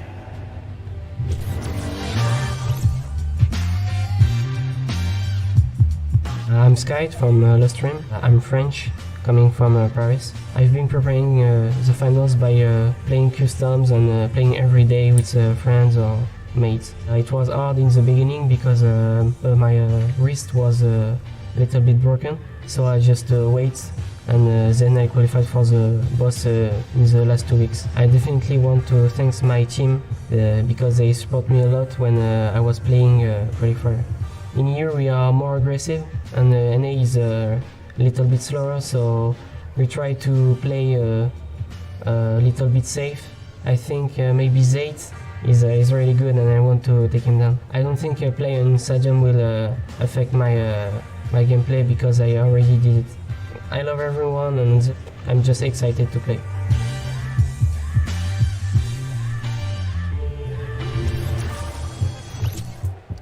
There you go.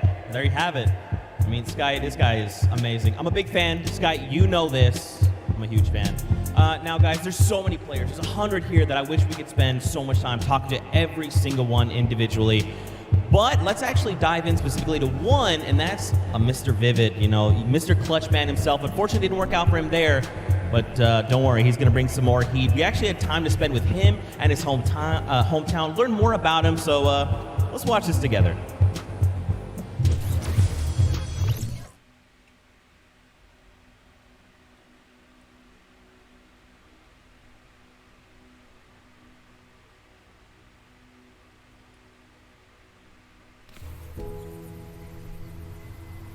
I live in South Jersey in a small town.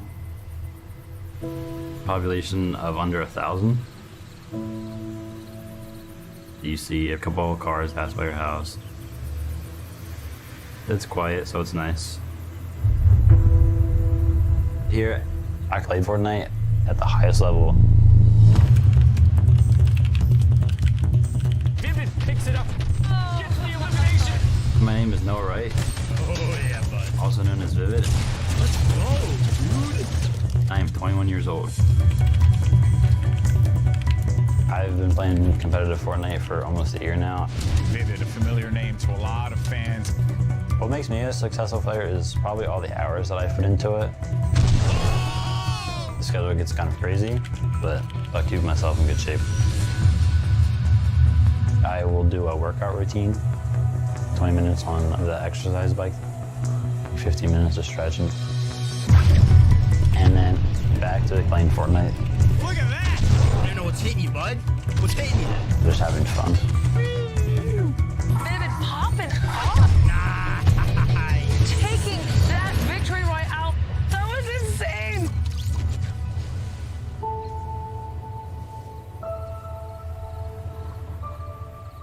I live with my dad.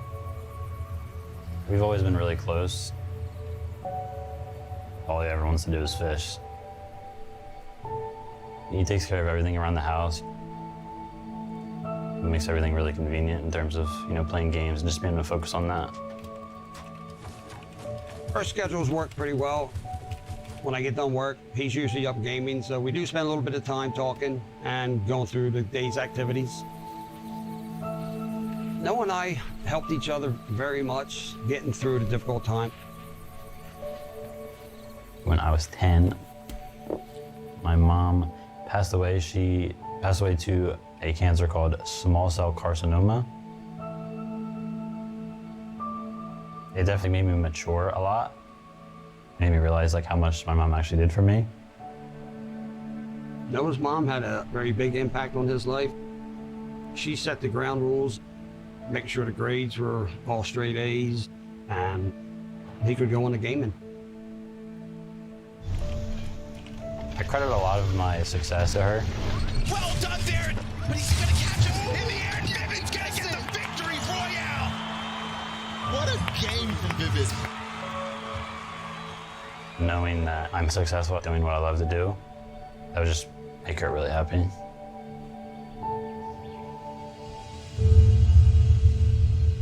Ready? Yeah. Fortnite granted me with a decent amount of money. I can help my dad out now. So I got him the boat.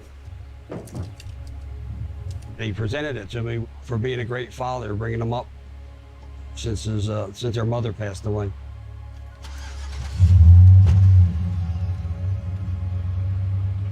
I actually haven't been on the boat yet. So this weekend I'm gonna go on the boat for the first time.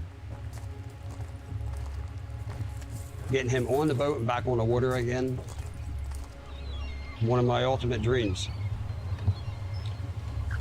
Looks nice. What do you think Mom would say? She'd like it.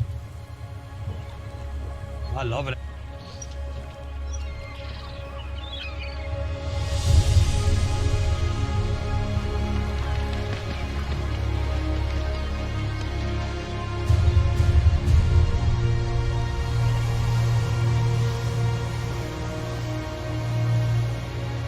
I want to thank you for this and everything. You made me happy.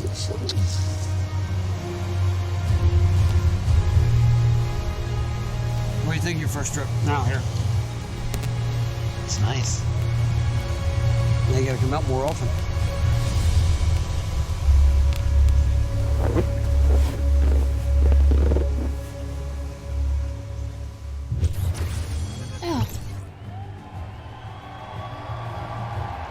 Man, I'm gonna be honest. I'm trying to keep myself together right now.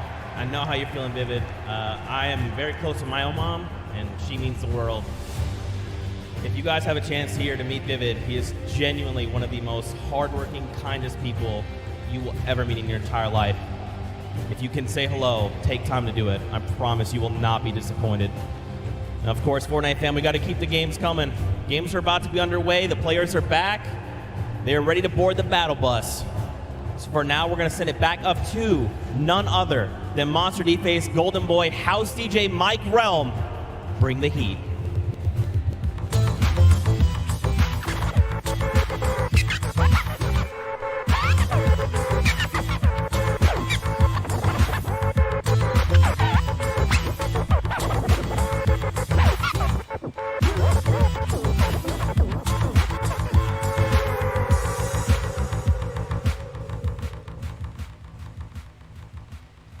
All right, folks, we know you're excited to get into some more games, and good news, we got you covered. Welcome, everyone. Golden Boy alongside with Monster D-Face. We're going to call games 3 and 4 of the Fortnite World Cup Solos competition. And, man, you couldn't have asked for two better games to start things off, Monster. Craziness through and through, top to bottom. Best players in the world, and they're showing up here on the world stage. I mean, you guys saw the reaction. Booga, with the insane game one, had us jumping out of our seats, quite literally. And man, Sky, at the final moments, I thought we were going to see a victory comeback from Dubs with the flint knock shockwave to, shake up the entire place. Yeah. But it was great. Yeah, it was very, it was a nail biter. Let's just put it like that. But let's run over the format and how this whole thing's works. So at top 25, players will start to get 3 points. Then we move on to 15th place. At that point, all the players that are still remaining will get an additional 2 points, making it a total of 5. Then after that, if they get to the top 5, they'll add 2 more points to that, making it a 7-point total earned for staying alive all the way until the end. But if you get that victory royale, you get a total of 10 points. So plus 3 coming out of the top 5 there. Each elimination is going to count for 1 point. So look for these players to play for the placement. Some, like King, want to play for those eliminations. And then the prizing, it's all on the line for $3 million for the first place prize. 1.8 million for second, 1.2 million for third, and then 1 million as well, plus for fourth. That is crazy. That's a lot of money. You know, yesterday the duos had to split it. Today it all goes to you, right? It's just a solo competitor. So, and everyone here is a winner. We're here to celebrate every single player that has made it this far. If you stepped onto this stage, you are already a winner. The marathon that they took to get up to this point, bananas to say the least. 10 weeks, grueling competition in both solos and duos, and for a lot of our competitors that have prepped not just for the competition today, but also yesterday. Now we're already 2 games in. We had mentioned some of the players that had performed very well, right? Your Booga, who had a monumental game 1, and then you also had Skype, who was able to just outlive everyone else and stay alive. But it is Booga who still holds first place, but by 1 point because Argentina's very own king is looking to contend that, and that is crazy. I mean, talking about aggression, this guy embodies it. Yeah, you've seen him time in and time out. It's players like King that really make these tournaments interesting to watch for the spectators at home, for everyone here in the audience. You gotta have your King show up and bring that action all the way through to the end. And it's not to discredit anyone who made it this far. These guys are still in the running. Yeah, it's only 2 games in. Games 3 and 4 are going to be just as important. Players are going to have to step it up if they want to get within the top 20 here. There's just so much on the line. There you see Booga, who's getting ready, getting prepped up. Everyone is so hyped up here at the Arthur Ashe Stadium. And I don't even know what to expect, man. Game 3, like, what are we even going to get? We're seeing early aggression here from a lot of the South American players.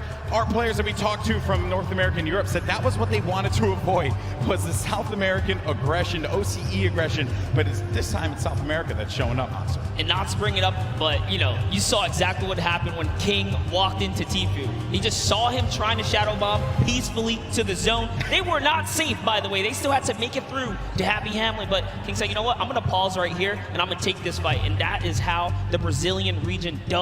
Yeah, that's how they do it, man. They just want to take the fight. They want to go right at your face. They don't care who you are. Listen, you can have millions of subscribers on YouTube. You can have all the Twitch Prime subs. You can have all the fame and the fortune. But at the end of the day, everyone that's in that game, they're all equal. There is no upper hand depending on how popular you are, and you shouldn't be treated that way either. You should just go at them with everything you got, because that's what it's going to take to walk out of New York City with $3 million in your pocket, which, by the way, you'd have to have a very big pocket for that. Take a look there. Benji Fishy has been showing up. I told him to play to the crowd. I said, play to the crowd. Have some fun with him. Yeah, good to see him smiling. We were there in the warm-up games. He was a little timid, but Benji, loosen up, buddy. There goes Mr. Savage. And the rest of our competitors, Creo, Kinstar, Vivid, of course. This is a big moment for everyone here. Game 3's close. And it must be cool as well. You guys give him a round of applause. He waved to everybody. He waved to everybody. That's not bad. All right, so here we go, folks. It's now time to jump into game number 3 here for the Fortnite World Cup Solos competition. The countdown has begun. The players are loaded up in the battle bus. This is it, all on the line. Let's see who will take away another victory royale, or will we see one of our 2 winners get back-to-back wins, get double wins? That will be massive for them. Oh man, I'm excited, Monster. Yeah, so far, Aqua has been the only player to prove that he can win on a stage of this magnitude. But just to give you guys a little context on the bus here, this is a bus coming from the south to the north side. So all of your competitors are going to get, yes, a fair split at the map here, and that's exactly what you like to see. You want everyone to have a fair shot at the map. So let's go and see Skype is looking to land here. We saw Skype win that last game. Yep. It's just outside of Pleasant Park. He's probably playing for some ballers here in our top 10 over on the left-hand side here. Golden Boy, Booga, King, Commandment, Psalm, one of our competitive veterans doing so great right here. Even with that one win though, Sky is still in 6th place. Yeah, it's wild to think about that. That's what it took for him to be able to climb up into the top 10. Only 2 eliminations to his name currently standing. But we're going to keep eyes for the time being here as we head on over to Junction. There's a hot spot there as well. We have talked to some players about landing for hot spots. I actually just got word from production in the back. King has been eliminated off spawn. Wow, that's huge. That's going to be a real big setback. We've seen players like Zayt and Zap really fall behind yesterday off of one game not going their way. That is rough, man. That is certainly not going to be pretty for him. But hey, you have 3 more games remaining. You just got to shake that one off. Moving on, though, we're checking out the action at hand here. You're going to have Tuzel pushed right in. He's going to make him pay. That's going to be an elimination on to Fledimoys. Well done. Number 1 on the board. I'll be honest, I wouldn't trust myself with that Magma, but he gets right up on him and hits him in the chest. Here now with Crew. That was the shot. Oh, Crew, no chill. Right on the sky platform, too. That was how King was taken out. Couldn't even land safely. Got pinched right out the sky. That's rough. because there's nothing you can do. You're in a glider state. You're just floating down. You're hoping that no one's looking right at you. The players at this point, they're going to go for those shots, those open opportunities. And then you got Tuzi, who had just picked up an elimination earlier on. The circle is going to be over in the ice biome, so by the Polar Peak, Frosty Flights area, and it's also going to be within Pleasant Park as well. So the eastern part of the map, they're going to have to worry about moving on over to the safe zone. Now we're going to be looking at a crowd favorite here. We got Tfue. Yeah, He's had the best run so far. He's been playing the blocks. He's been getting out of the block successfully. It's actually Clipnode who's been landing here from the Brazilian region. Again, known for landing on a weapon and pushing straight into whoever's at the block. But Tfue has successfully defended himself. Even in the warm-up games, T was winning all of the early game engagements. And, you know, shout out to Clip. He actually changed his strategy. Clip went for a shot there. Yeah, but Clipnode stopped pushing, though. He's not using the same strategy. He's actually adopted so far. But let's see what Tfue can do in these moments. He's chucking some perfect grenades across. Yeah, in game one, Clipnode ended up getting everything that he needed and then disengaged out of the block, whereas Tfue took a little bit more time to loot up, get as much as he possibly can. Clipnode from the Brazilian region here, who it's a possibility that he can take him out, but it's going to be very challenging. Maybe it was just the difference in loadout. Maybe before he didn't have exactly what he needed. Now we can kind of peek into his loadout here. This is a very strong loadout. He's got everything he needs to stick around and take this battle. And that's why you see him playing with such confidence now. And this could just be his game. And it was also admirable of him as well. You know, qualified week 9, last chance to do so. Argentinian player as well. Then you got Takamura now. Sees a player right in front of him. Happy Hamlet is where this fight's going to be taking place. That's Clarity G. He made it to the end game in game 2. Had high ground there for a moment. Thought he could have pulled that one off. Mr. Savage has eyes on Clarity G, does put the pressure on him. Now Clarity's going to have to deal with a player that's behind and in front of him. So just shadow bombs on out of there. He's going to have another one to use as well in case he needs to pop it, but it doesn't seem like anyone's going to be paying any attention to him for right now.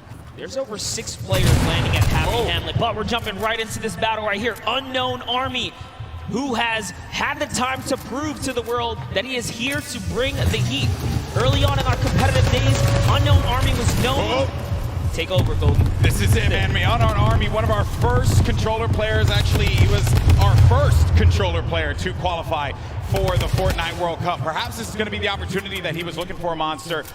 Put himself on this stage. Get a big opportunity. Things have slowed down here for a moment. He's looking to overtake that roof. He can get it. He can get possession of that. Head it on out. And that's Commandment. Commandment's going to be sitting at the top 5 if I'm correct currently. A good fight here between 2 quality players. Not a battle he wants to lose. There's lots to prove here. Unknown Army, one of the few controller players in it. We saw Wolfies have a big day yesterday. That wall's his. He's got the aggro. The last one is not, though. He's charging right in, and Commandment's going to have to get out of there. He didn't want to deal with that player. He knew the Unknown Army just had that beat on him. Wisely enough, and look at the health there. That's why Commandment does not want to go for that fight. He's going to be in dire straits right now, as Unknown Army does have the life lead. He's just taking all of these platforms, too. He's gaining control slowly but surely. Nice little peek right there. He goes for the staircase first. So clean. Doing this all with a controller. You know, we have millions of players that play on controller at home, and he goes in, does apply white damage. One more, that's going to do it. Commandment was in 3rd place, and Unknown Army now made him put in the place that he wanted him to. Dominant. And a little taunt to throw some salt on the wound right there. Now hopping to the other side of the map, we have Blaster, who's looking for a vehicle. He does have a baller.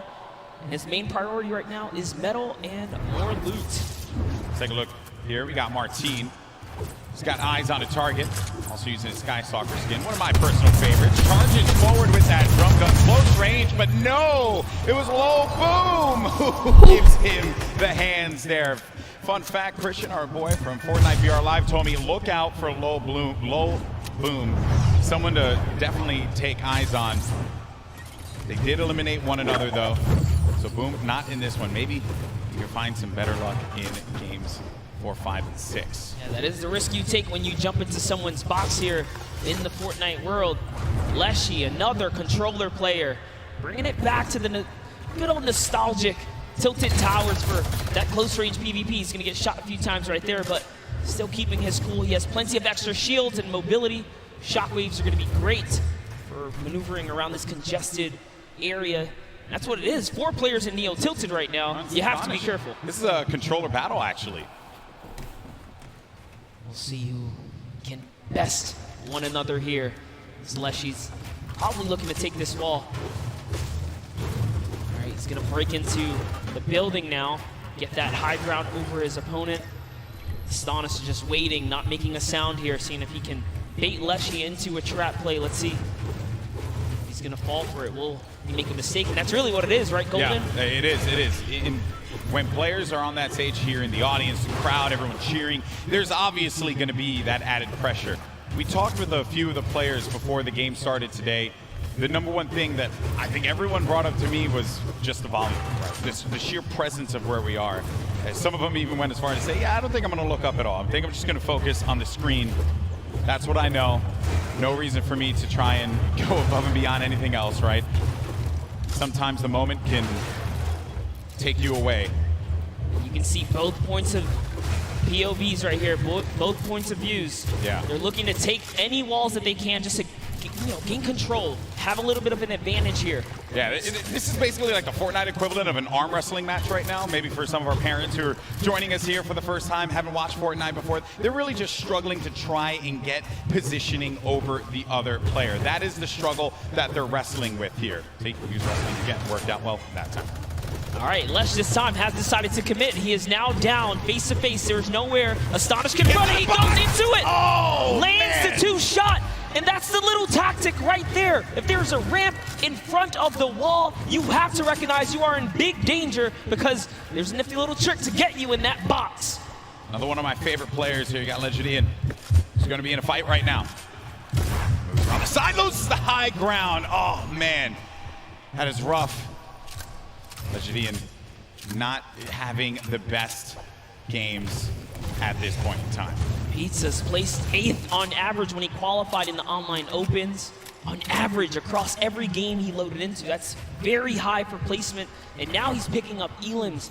Unfortunately, like we said here, Legidian just not really connecting the dots today, but it's not over yet. We're only halfway through this competition here. There's Lechi who has to get out of there. Whew, that could have been very dangerous, but gets an elimination on Kinstar. A massive elim here for Leshi, who's sitting right now at 2 elims currently in this battle at Neo Tilted. Representing for all the controller players across the world, Leshi, very dangerous.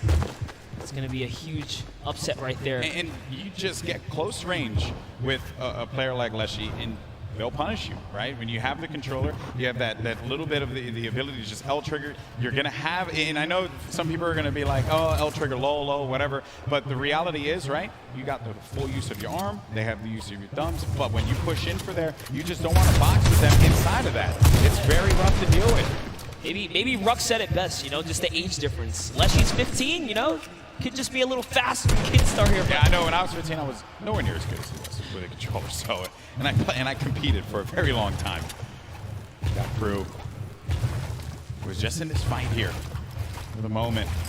Does get ownership of the wall because that player does disengage above him, and he hears that movement all around. You can also get an eye on the bottom right of your screen. You can see the mini-map, where players are going to be located. The player we're typically on is going to be that white triangle, but that blue triangle, that other player goes right in for the fight, is going to knock down the shield just a little bit there. He's going to have minis and be able to top himself back up.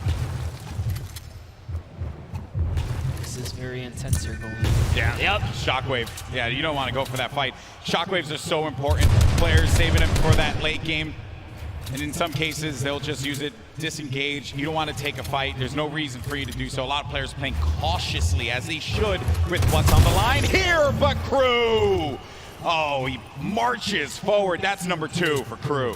You can see the excitement there. Nice little smirking grin on his face. He throws a peace sign to the crowd when he takes that player Lucky right out.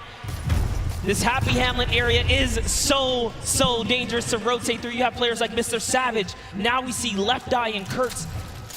Left Eye was responsible, again, for a big upset in the last game, taking out the likes of some huge names towards the end game. But Kurtz here with a heavy sniper. Can he open up a base here and follow up with that infantry rifle? He's coming up, he's getting his little peek on right here. I think Ninja yesterday had talked about the infantry rifle, how good that weapon is, and it truly, I mean, the accuracy that you get out of it is absurd. It's something that if you pick it up and you know how to use it, you'll be deadly out there in the field, which he has done a lot of times, Ninja, which is why he likes that weapon so much, and I want to understand why a lot of our players will go for that as well. When you have the option to, why not? If you got that comfortability with it. Then you got Left Eye. 2 eliminations currently. Has 2 shockwave nades. And you know, you got to give some respect to Left Eye, who completely left his previous job 6 months ago to fully focus in on competitive Fortnite, and he found himself at the Fortnite World Cup stage. I don't think it gets any better than that. That is a dream story here. Yeah, in competitive gaming, you take those risks if you want it so badly. If you want it more than you have to breathe, you just go for that moment. You never know what's going to happen. This could very well be a lot of the people in this arena next year playing on that stage. Courage did say that they had the budget, so I'm just going along with what he said. You know? All right, but here we have Tfue. Tfue playing his classic high ground center map, more or less. He does have a lead for the next zone. Yep, movement options for him, which in the last game he had the shadow bombs. Didn't really pan out for him because King, very thirsty, went for just all the water he could possibly get out of that one. And I say he certainly was quenched in his thirst. But then Tfue now, this is, sometimes you're flying and then you just become a magnet, and that is unfortunate. It's Clarity G who picks up Tfue. Unfortunately, right there with one wall open from behind him. That's not so placed difficult. down, unfortunately.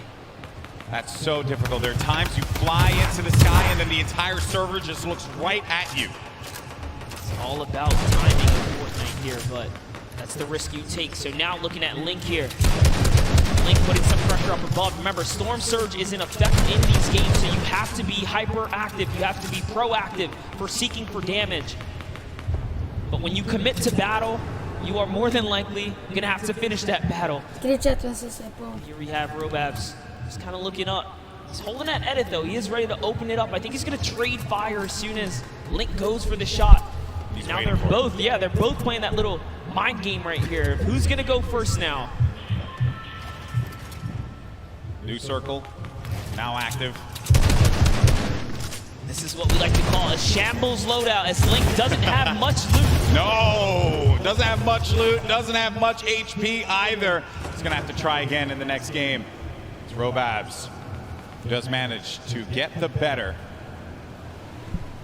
Oh man, this is intense. Now we're at 62 players remaining. Some players taking fights, others really just focusing on staying alive, staying in this one to the placement points. That's right, and now we have Leshy back with Leshy. We saw him in Neo Tilted, taking out the likes of Keemstar, Astonish in these 1v1 battles. Clearly not afraid to jump in your box. And oh man, with a loadout like this, 6 shockwaves, 3 launch pads, all the ammunition in the world, and zone favor right now. He is looking very good in game 3 right now. Yeah, he's got a lot of builds. He's got tons of stuff to work with. No reason why Leshy can't make it to that end game. This is going to be interesting. Controller player. Let's not forget yesterday, Wolfie's controller player in second place here in the Fortnite World Cup Duos competition, along with his teammate Rojo. There's Leshy though, applying the pressure.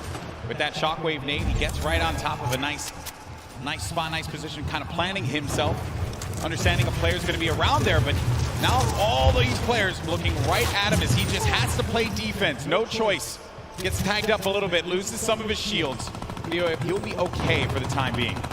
The amount of players you see on the stadium side that once he's shown his self to that angle right there, and everyone just collapsed on him. That is so scary. And it's still coming in, but he's fending himself off, punishing another player off to the east side right there. There's Leshy. He can figure out that that player is the same one that just tried to make a move on him. Could spell disaster for Evil Mare. Evil Mare doesn't have much to work with regarding health, right? He's sitting at just above half HP. Right above him is going to be Clash. Got Pieces as well. Down low on the flooring. There's Clash. Good loadout as far as weaponry is concerned. Also has that glider with the HP he has currently. Ugh. Might want to take advantage of Shadow Bomb or something like that rather than exposing yourself to the sky. But this is another play from earlier on, I believe. Or actually, no, Storm Surge active currently, and we are in live. Apologies there. So he's sitting on 2 ballers here. You see one here. He knows his opponent's gonna have to go for one, but I guess a little bit of scouting there is gonna realize someone's waiting, baiting all of the loot as well. Also off screen, Leshy did take out Evil Mare. You mentioned that before, Monster. Ended up happening. And then Storm now, 65 HP. Where is this player that went in for the fight? It's Wakey. Wakey's right nearby. Storm and Wakey are sitting now in the zone here. Biding time here. Wakey, 3 eliminations, tied up for the most elims in the game so far. You have Wakey, Leshy, and Aspect all at 3 eliminations so far. Just under 50 players remaining in game number 3. Players have boxed up. They want to play this slow game. Wait for anyone to make a mistake. It's going to be hard, but for some players like Dubs, they're going to need it. Because thus far it has not gone well for, I would say, one of the favorites here. Dubs did go for the shot, unfortunately could not connect. It looks like Clarity's going to pick up Core Gaming there instead. Dubs, we saw in the previous game, do that baller all the way to the end game. Really playing slow and methodical here. You can't stand still. Dubs has definitely found himself a target nearby. You see some, I think they're just looking at each other. They know exactly what's going on. Circle's going to be closing down now. We're going to find out where the next one is. And that's when players start to prioritize these rotations and movement. Dubs does have a baller, which has been his strategy. He did it in game 2. He had the baller pretty much all the way until the end there. Got shot out of it. But it did bring him to a 2nd place finish. Another top 3 finish for him, top 5, top 3, maybe even a victory royale, right? But ideally that, You tried to catch him right there, you saw that? You wanted to put him in the box for a second there and take it. Grabbed him right there. Player will have no idea what to do at that moment. It's actually pretty interesting as well because Class is desperate right now for an Elam. He has to really feed off of a Siphon. He doesn't have any other way to heal. Even taking the safety edits, making doorways so that he doesn't expose himself even for the slightest bit. 84 builds left for Class. Tons of builds here.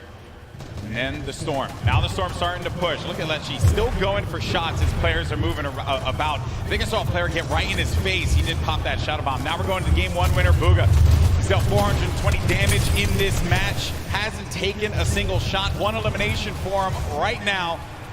As now the action feed begins to fall. You see so many names getting eliminated one by one. Bizzle out of this one. That was from Leshy, who's having one heck of a game, taking out some big names.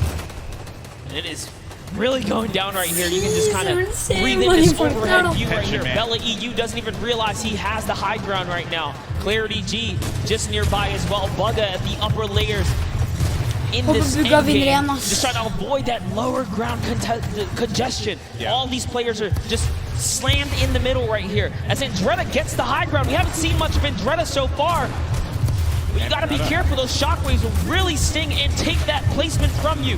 Yeah, he has been laying low so far, but does manage to maintain the high ground. Lost it for a brief moment, but wisely enough went outside of the Storm to regain some of those builds. On the right side of your screen, you got Booga and Leshy. Leshy, a great game that he's managed to put together with 5 eliminations. Booga, your game 1 winner, maybe looking to get a 2nd win on the board. How massive will that be for your current 1st place player? Leshy just picked up his 6th elimination now. He is really popping off right here. That was on Hoodje too, a big player there, and a big connection for him. Lots of builds to work with. Booga does get another one. That's Kinzel. Right through the trap he goes. Booga, one of the superior box fighters in the Fortnite competitive scene right now. Let's went up for the high ground. If you see it on the left side, he went high ground. He does get possession of it, but ends up getting hit there by Entreta and finally eliminated. But what a run Lecce had in this game. Finally comes to a conclusion when he went for high ground. Now it's Booga. Again, with 11 players remaining, we're about to get into the top 10 here, Monster. Booga left, we saw, he does get taken out right there. Unfortunately, it's Peter Pan who takes him out with 6 eliminations. Peter Pan, the dark horse right now. He's gonna get wiped out here too, but it's still a great game. Wakey, who we saw leading in eliminations at one point, is still popping off as well. Skype's in this one as well. Maybe he's gonna get a back-to-back win. Riverson, he's got the high ground, he's got the explodes, he sees players, he has 11 builds, so he has to be very conservative with this. Does pop that player in the baller, forcing them down. Going in for the engagement now. More explodes, 5 remaining left. Player lands in front of him, and he tags him up for a lot of shields there, and Riversand has to reset, needs to be careful not to get hit by that storm. Someone's gonna be above him! He's too good! An elimination onto Skype. We're now sitting at a 1v1. 2 players left standing here. Who's it gonna be down low? It's Dubs! It's Dubs down low! And Riversand has Dubs on his sight! Who's gonna get the win here? Riversand navigating, tarping. He has 7 builds remaining. Dubs trying to play defense, giving himself any kind of cover that he can possibly maintain. But Riversand, a few more explodes remaining. That could punish Dubs. He's really trying to keep him down to the zone here, Golden Boy. Oh man, this is it. He sends another one out, and they're just telling him, you gotta run. He goes into it. He's still holding position. Dubs has the high ground, but he lands in front of him, and Dubs gets a victory royale on the world stage. Absolutely incredible for Dubs to connect. Finally hits all of his shots, and nearly a back-to-back performance right there. That is the kind of comeback story you want to see here on the main stage. Prove to the world that you're the greatest to ever do it. But you gotta give credit to Riversand. Second place finish for him there. Had the high ground, had the explodes, but it was Dubs who managed to get the better of Riversand. And look at this unfold right here. Riversand had the rockets looking right at Dubs, and Dubs just needed to play defense. Riversand had no more builds to work with, and Dubs recognized he had the high ground. He just needed to go in there for the clothesline, and he nails it with that green pump. That is the name of the game. You cannot miss your shots when you fully commit. Dubs and Mega sitting side by side. What a better player to have nearby you. Arguably probably his best friend right here in the competition. Hey man, that was nuts. What a game from Dubs. What a journey he's had. 4-time qualified. We know that he is a unit when it comes to solos. Finally getting that win. So second place in game 2. Game 3 gets first place. He has to be feeling very good about that. That is the kind of performance he was looking for, and it must feel good to finally solidify a victory over the course of the weekend. Yeah, it's like it's just a load off your shoulders, man. Honestly, I've been talking to him quite a bit. He's like, I just want to get this win. Now with that, Dubs goes up to 3rd place. At the top though, Sky, he managed to make it to the end game, as well as Booga. So, our 3 winners, 1, 2, and 3, in the order of which they took their victories. Game 1 was Booga, game 2 was Skype, and game 3 was Dubs. 19 points, 1 point shy of taking second, and Booga, way to hold on to that positioning at the top of the mountain. King is still here too, as is Psalm, as is Commandment. They've all been in the running, but that was a great fight to see the West and the East clash in those final moments. I love it, man. I love it. Another, we look here at 11th through 20th. Epic Whale, Quexy, and Issa all managed to get up in the standings here, as well as Left Eye and Wakey. Oh, what a game that was. Game 3 did not disappoint, but I did get word that we have Dubs standing by with Jordan Fisher to get his thoughts on that win. A massive, massive victory royale for Dubs here, a definite crowd favorite. A lot of people really excited to see you play today. 2 games in a row, 1v1 situations. Obviously, you're playing for placement here, and we're seeing this action happen in real time. Your baller maneuverability, you're staying in the baller for so long, obviously helped you win that right there at the end. Yo, the rockets are coming down on you hard. What are you thinking in this moment? You're trying to get high ground. What's going on? Last game, I was just purely playing for placement and trying to hold out in the ball, and it worked. Obviously, we got that victory. Okay, going into these next matches, you're sitting in a pretty great position right now, if I do say so myself. What are you thinking? What's strategy going into this right now? I'm just going to keep trying to play consistent, and I should be good. Golden Boy, Monster D-Face, it's feeling amazing down here. How's it feeling up there? I think the feeling's mutual, my friend, because these have been excellent games. I love duos, right? You and I, we talk about all the time, right? We love casting duos, but there's just something special about when it's just you, the game, solos, competition, the way Battle Royale was meant. Dare I say, to quote Dr. Lupo, the ultimate Battle Royale experience. There's just no room for error in solos. There's no, buddy there, no battle buddy to come pick you up when you get dropped, when you get sniped for making an error. You cannot make a mistake. And we saw this sign earlier today. Dr. Lupo is not old. He's not old. Hey, dad fam out there. He's just a little elderly. That's all it is. As am I. So, what a game that was. And I understand, though, we actually have Cam standing by with a special announcement. Sundown, what's up? Thank you. Thank you so much, Golden Boy and Monster. And while we're here in the midst of the largest Fortnite event in history, you're probably wondering what comes next. Well, as we said before, competitive Fortnite isn't going anywhere. Once Season 9 wraps up and we move into our next season, we'll be debuting the Fortnite Championship Series. This will give players a chance to compete against the best of the best, where every single result matters, with a leaderboard to track results over the course of the season. Follow your favorite players on their quest to become the first season champions with millions of dollars at stake. Now, this is just a taste of what's to come, as we also plan on stepping up our competitive efforts across the board. So, keep your eyes peeled for more news as you root on your favorite competitors in the back half of the matches. Golden Boy, Monster, back to you, gentlemen. Well, that's awesome. I didn't even know that was coming. Oh, look at you. That was pretty dope. Fortnite Championship Series? Can I just say, did you hear that? Every placement matters. Wait, is this something you guys have been wanting or something like that? Oh, this is awesome stuff there. It's obviously not going to stop, and we're glad that that is the case. But focusing on what's at hand right now, Fortnite World Cup Finals here in New York City, and just a reset here. I'm Golden Boy along with Monster D-Face, and this has been quite the day. 3 games so far, did not disappoint. In Game 1, we ended up seeing a huge victory from Bygger, who managed to pull it away in glorious fashion. And then Skype in game number 2, just outpositioning Dubs. But Dubs got his redemption and picked up a game 3 win just now. He said with Jordan that he wanted to remain consistent. He's been playing the baller play. There's a lot of strategies that players can implement here in competitive Fortnite, Monster. Yeah, you saw Dubs game 1 try to get a little bit more aggressive, opting in to take that fight over by the Greasy Lake, and it did not pay off. So he took his lesson, took his little, spanking, I dare say, right there. He said, all right, you know what? I'm just going to stay away from that guy. You got to respect him on that rotation. He switched it up, and now he's finding himself in endgame. And that is the kind of adaptability you have to have as a Fortnite professional. Yeah, it's necessary. 4-time qualified solo player is Dubs. And what I mean by that, when he qualified the first time for this event right here, he queued up again. Each week the solos competition was available. Did again. And did it again. And then did it again, and then did it again. That's how good he was. Everyone doubted him. No one knew who this kid was. And then he shocks the world. That, my friend, is undisputed. But the next game is going to start up.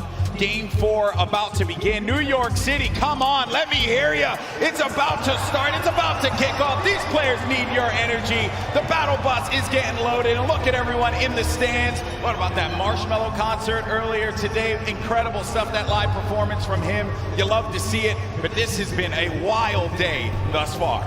Now the question is, can Bygger, Skype, and Dubs continue to hold their lead? We saw King fall out of the running last game, and it set him back 4 placements. That's right. King is going to be someone we have to keep a keen eye on. Not a king eye, a keen eye on. Keep a king eye on him too, because Sure, why not? You a can do king that. out there. He really is, man. I think someone on the Fortnite competitive Reddit said, if you have that name and you take out a player like Tfue, you gotta live up to it. That's You right. gotta live up to it.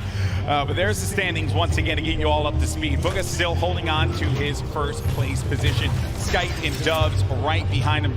Dubs behind Skype by 1 point only. And this is the spread of the island thus far. Paradise Palms, some players are going to start to land over there in just a little bit.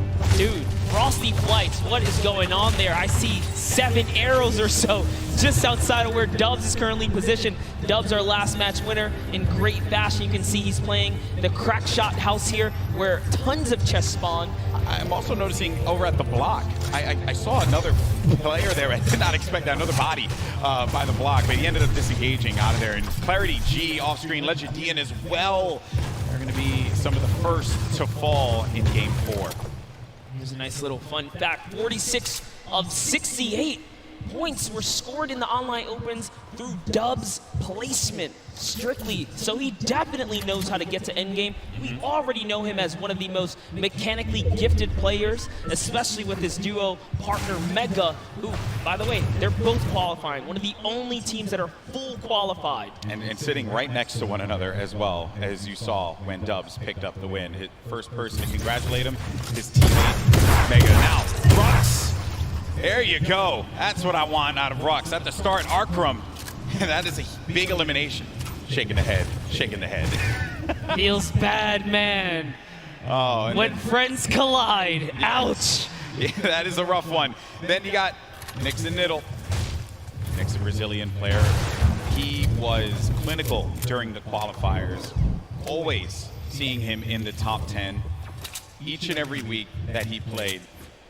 Everyone in the region, everyone in the Brazil region knows how good Nix is. There's one player right below him, and maybe Niddle is going to experience that for himself. Nix does have that life lead here. We'll have that shield advantage. Niddle a little weak on the HP side as well. Listen, Nix is here to show why he's the first qualified solo and duo player from the Brazilian region. There's only a few players who have the title of being fully qualified or double qualified for the competition here. Nix is one of them. He's hearing all that movement up above him. Niddle does have the high ground for the time being. He goes in for the challenge, and that's Nix doing it for the region, doing it for Brazil. More cowbell, please. Nix versus Niddle. Nix comes out on top. He wiggles his finger at the camera and says, no, no, not today. Snobby Shores is his home here. And the good news is he won't get eliminated right away after he does a little motion to the camera. You gotta think I love you, buddy. You know, no instant karma for him. No instant karma for him. Taking a look at Moffin, one of our few players representing the Asian region here. Japan as well, 15 years of age. Got a lot of great players from Japan that have joined us in New York City this weekend. Tons of young competitors. We saw a great performance from Sinnoh and O-King yesterday, but Let Wyke and Twins, they've really been going at it here and in Paradise Palms. The only players here, so the winner of this one's going to take it all. 7 builds for Let Wyke currently. HP, Little Dire. Twins also going to be in a rough spot too, and I won't get an opportunity to be able to pop that big potion there unless he goes for it. Okay, he's making it happen. He's going for the big potion pop, and he does get it. That's going to give him a slight advantage in this fight. The difference was no hesitation here as Let Wyke is going back in it, even with the health disadvantage here. Oh, that shield's going to be gone out of that one monster. Let does go up above him, and no! Twins got caught looking, and that's Let who will benefit with that Chug Jug. I'll tell you this, so much confidence. Confidence is key when it comes down to these PvP battles. He just went all the way. He was committed, and he was, hell-bent on getting the win there. But Ghost Issa, we haven't seen any Shifty Shafts action all weekend long. Good to see Ghost Issa here on the main stage, as he deserves as much love as anyone else. What's he gonna do? How's he gonna represent for himself and his fans?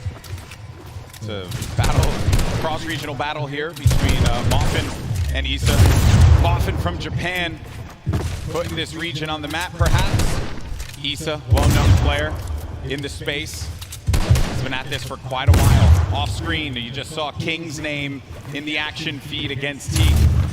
Another shot, actually. Issa getting third-partied. And sometimes when you're in these fights, you just don't expect when another player, they're gonna hear the gunfire. So they're gonna try and push the fight, maybe get an advantage out of it. And then it's Mega! Mega marches on in and gets the better of Issa. Now it's gonna have to deal with Moffin. Does not have that floor quite yet. Moffin's holding it down. Does he get the hack through? Moffin goes in for the fight, but that's gonna be another one. Number 2 for the Mega Man.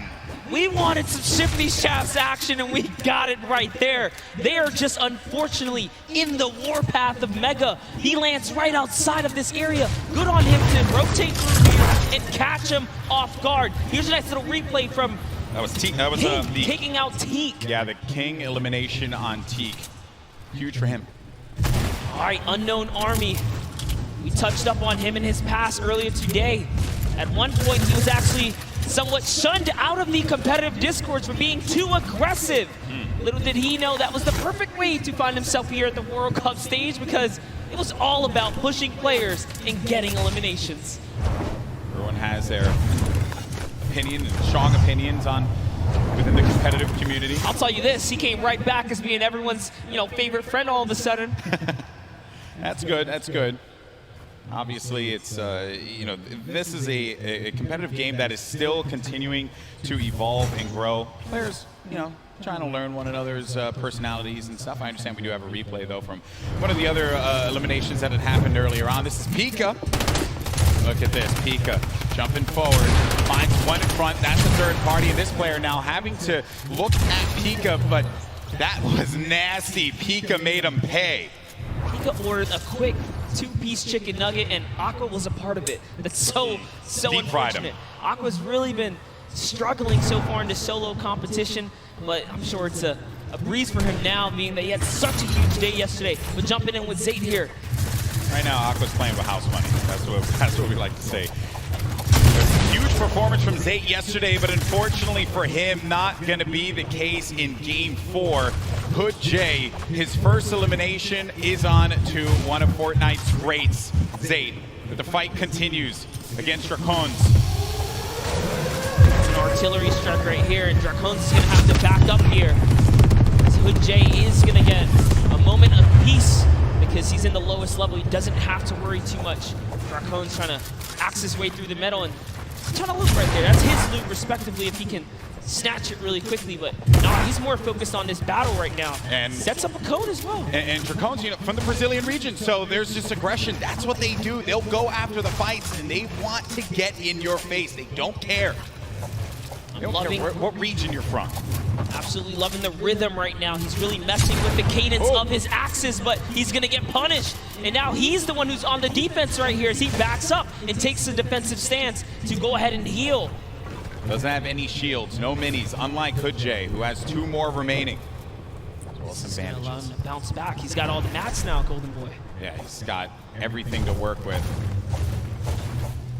Sometimes you gotta go, just farm up, pick up as much as you can, or maybe even disengage from a fight. It may not be worth it. It's okay to disengage. Play the safe game. There's no reason that you gotta get aggressive, get in their face. We understand that is what the region likes to do, but in this instance, hey, you're playing for the long game. Yeah, and I talked with Macwood and asked him, what do you do if someone disengages? Do you respect a good disengagement? He says it depends, If both of you guys are in a weird situation, they'll give it up. There's no reason for you to go for a fight that you're just not comfortable with. Crew, though, he's looking for a fight right now. Has his player playing a little defense, but he ends up getting tagged, and now it's going to be him on the back foot. Has to take a moment. Pop a mini. That was the best case scenario for him because he still has full whites here. He did not lose normal health points. It was just his shield that was ripped off there. 2 quality players right now scrambling against one another. Pika. Get rid of the trees so that you can get above. You also get a little bit more resources out of this, perhaps. And it's right in front. Oh, man. Played around the corner there. And then Pika, he just had that brief moment to move away. Saw him move ever so slightly down low. Just saw the tip of his head. This is an intense battle. Pika versus Crew. Crew, a double qualified competitor here. Did play in the duos competition yesterday. And of the two, he's the one who just goes in. He's not the IGL. Let's see how he can handle himself here when just playing solos now. And he's in the zone. He's found himself in the zone. Yeah, they're going to get ticked for one in the zone, and they're pretty far from it. He doesn't want to play off that camera angle, but he's going to chuck a brilliant grenade right there. It's going to open up the box. Now you're inside of the Storm Monster. What do? You're engaging in this fight. You're losing health little by little. What's the play now? Oh no! Got the med kit, but he couldn't connect. The play was just to go for it. Pika gets the better, but he's going to continue to tick for health. Does have a launch pad though. Can fly back. He's really far from the safe zone. And I just gotta say, that was Crew's game to win. He managed to turn it around and get that right camera dominant angle back, and he could have had it at that moment, but Pika's prime positioning put him over the ramp. He lost sight of him, and he let his guard down, and he got punished for it. And this is from Pika's perspective and how he got the better of Crew. With the burst SMG, the weapon that I happen to favor quite a bit. I like it, although I do like to set myself up for failure sometimes, so I'll pick up the burst SMG. It won't really end that well for me, but for these players here, they know how to take advantage of each item in Fortnite. They're so good at really working with what's in front of them. Now the format, as we mentioned before, we're pretty far from it, okay? So when you get to 25th place, that's when the placement points start to tick, but each elimination is gonna give a crucial point. These have been some low point games. If you watch the online qualifiers wondering, man, we're seeing players getting 60, 70, 80 points, even 100 in some instances. Those are the online qualifiers, a different format. These are the best players in the world going against one another. The gameplay is going to slow down just a little bit as they all fight for the positioning. Yeah, this is definitely that time in the game when everyone kind of positions up and the heavy congestion begins, but King doesn't care about that because he's King. He's looking for a fight in arguably the worst zone to fight in, approaching zone 4 and 5 here. He's a savage. He's a savage. He does not want anyone else to sit up upon that throne. It should only be him, but it's okay. Sometimes you don't have to be that thirsty. You can move away. That player popped that ramp in front of him. He gets out. And look at this, look at that. That was so brilliant. He changes his angle there. He says, you know, I'm not going to use this side. I'm going to go around and start collapsing in on you, just losing or pushing that player out in uncomfortable ways. Oh, I like this. He's going down low. Master at finding angles here. He's just looking for the best way to break apart his opponent right now, and he's really playing mind games. Now, suddenly, this guy doesn't know what side he's safe on. He's losing all forms of real estate right here. You know, King, he just constantly wants to be in your face. He's done it in each game that has happened, and he always seems to just know where everyone is. Like that is a trait that you know, a lot of the players that are up here, they do have it, but in this South American region like this, where there have been obviously not a lot of players coming out of this for this particular tournament, I think King has put this region on the map without a doubt. He is truly representing here. This King's tracking is phenomenal. He's still keeping track of Tuesday here. Now deciding he's going to replenish some materials and refortify all of this area. Sanctioning to himself here. This is why he's in the running in the top 10 here. We saw him get taken out earlier before, but this is why he plays the high risk, high reward. And if I'm being honest, that's how you take first place. You put it all out there and go big or go home. Everything goes in your favor, honestly. Go big or go home. King fight over on the mountain there. Tuzi's next to him, as well as Keenstar. And King, he's gone. He's flying over to the next target here. He just doesn't stop. Into another box fight he goes. And now he's going to reposition here and set up for the prime push. This is ridiculous. Look, he's still going. He does not care, people. King wants to jump into your box. It's his box now! Oh, what a beast! What a beast! He's not here to play. Laser's going to go down. Bow down. We thought bygger was one of the best box fighters. Hold up, it's time to do some reviews here because King is putting himself on the map here. all I want, Bala, if you're listening, I just want you to do a VOD review of King, okay? Get us a VOD review, please. Hopefully we can just agree on that. Wild stuff, man. Gets the window, boom, right to the face. Right to the kisser. He's already looking. What's wild about that fight, too, is a lot of players would have just stayed stationary in that position. Storm was coming in. They would have been content with being somewhere safe. He had a target and he just went right for it. Incredible. Here we have Dubs now. Center zone. Still has a baller. Bucky still in the running here. Leshy also getting right next to Dubs. Also has a baller. So they're probably not going to get into too much of a battle, but who knows? Maybe they'll be Storm baller Surge buddies. is still a thing. Maybe they will be baller buddies. Yeah. Maybe. But you're right, though, about the Storm Surge. You really are, because if you're not putting in damage, 0 eliminations for Leshy right now. How many fights has he actually gotten into? Someone's going to be above. There's Dubs. Minigun. That minigun goes right through your builds. Very powerful against structures. Dubs, only with 2 eliminations, is actually the match leader, and that's because he's just pinging other players. Yes, just damage leader. And we just talked about Storm Surge. That's why you want to be proactive. You want to shoot at anything that moves. So realistically, you don't know when you're going to find yourself in that precarious situation where you have to push someone like pretty much with, without wanting to. And we were talking about this before we jumped on the cast. I think it was Zayt we were discussing. He's really good at not putting himself in a position, but still to get hurt, but still take shots. And Benji Fishy against Storm. First elim for him there. Saw that, put the trap above his head through the window edit, opens it up and hits him with the pump. And now we're on his perspective. But as we were mentioning before, sometimes from a safe position, go for the shots. Go for the shots. Maybe you get a few takes. Damage perhaps. And King, he's taking fights outside as well. King is still here to play Golden. 2 eliminations. 53 builds for him. Running with that blue combat shotgun. Great range on that item. It's far away, though, from where the half-in, half-out circle is going to be. We're at Zone 5. This is when things start to get a little crazy.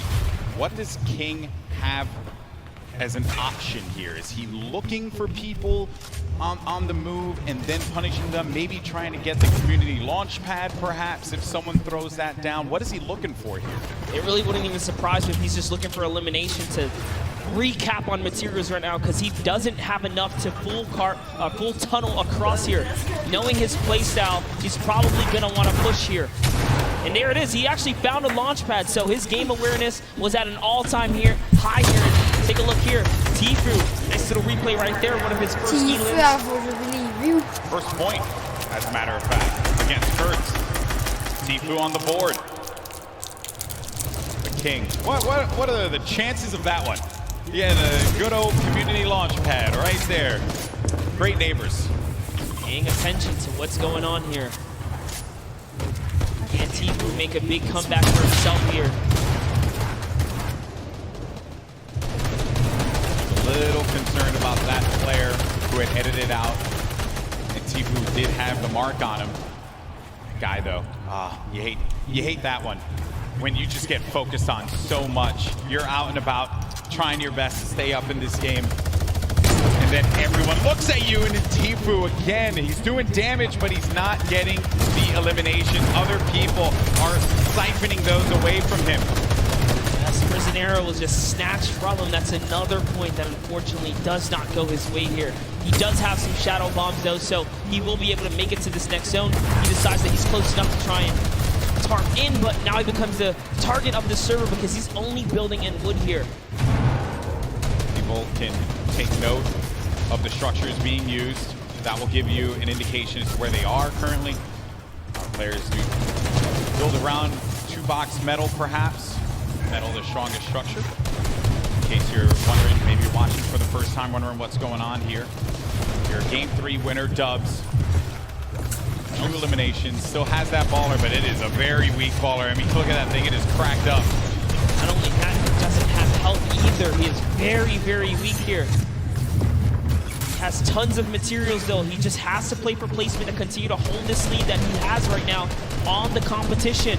King gets taken out by Monroe, unfortunately, right there, and Bugga is still in the running here as he catches Quexy, and the kill feed is lighting up right now as players are dropping, and we're approaching placement points finally here. We're getting very close to it, Monster. Once we hit 25th place, everyone's going to start to earn some points. Right at the side of your screen, 3 points for everyone still alive, but Dubs, and we mentioned it, that baller was in dire straits. It was not going to be able to survive another rotation, and neither was he with the HP that he had currently. Then the rotations, everyone's starting to move here. They have some shadow bombs, they're going to use those and get to the other side, get to the safe area, build around and protect themselves, and hope that they can continue to gain more placements as we take a look at the overhead. That's right, he was holding his breath because he needed to get that top 25. He didn't break it through in time. Everyone left in the game has already gotten placement points here, but you want to play for the next threshold. You want to continue to stay in this game here, as that's exactly what Tifu's doing with the Shadow Bomb, hopping around the builds here, trying to keep a low profile. Bizzle still in the running.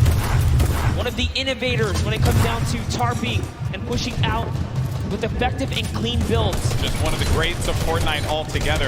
On the side, I was looking at this fight between Ruxin and Riversand. Riversand went for high ground numerous times, and Tifu gets eliminated by Mongrel. And then Rux has high ground, as you see on your screen to the left. Then you have Bizzle, still very much in this one. Takamura with 4 eliminations and earning placement points as more players begin to fall. And we're coming down to the final moments, Monster. That's right, we are. And we're going to jump into Takamura's POV here because he has 4 eliminations and he doesn't plan on stopping. Neither does Magro, because Magro catches Benji Fishy as well.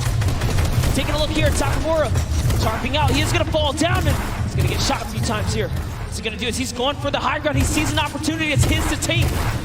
Now jumping over with Mongrels in the low ground. Drops another player right here. Is he going to be able to connect in full? Can he convert here? He does not. So many players are landing in front of Mongrel here. Coming down to the wire. Top 9 remaining. 1 in front of Mongrel. Does he get the elim? He manages to just get away by the skin of his teeth.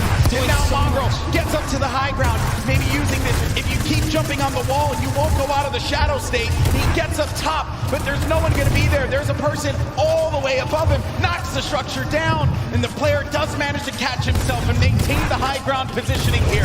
We have some great players still left in this game, but Mongrel with 4 eliminations and looking for number 5, and that was on Nate. We're now down to the final moments. Top 5 Monster. He had to fully commit there. Those are the maps that he needed. He's still in the game here. He's gonna go all the way for it, and then Katrina with the 109 to the face here. Huge elimination on Takamura.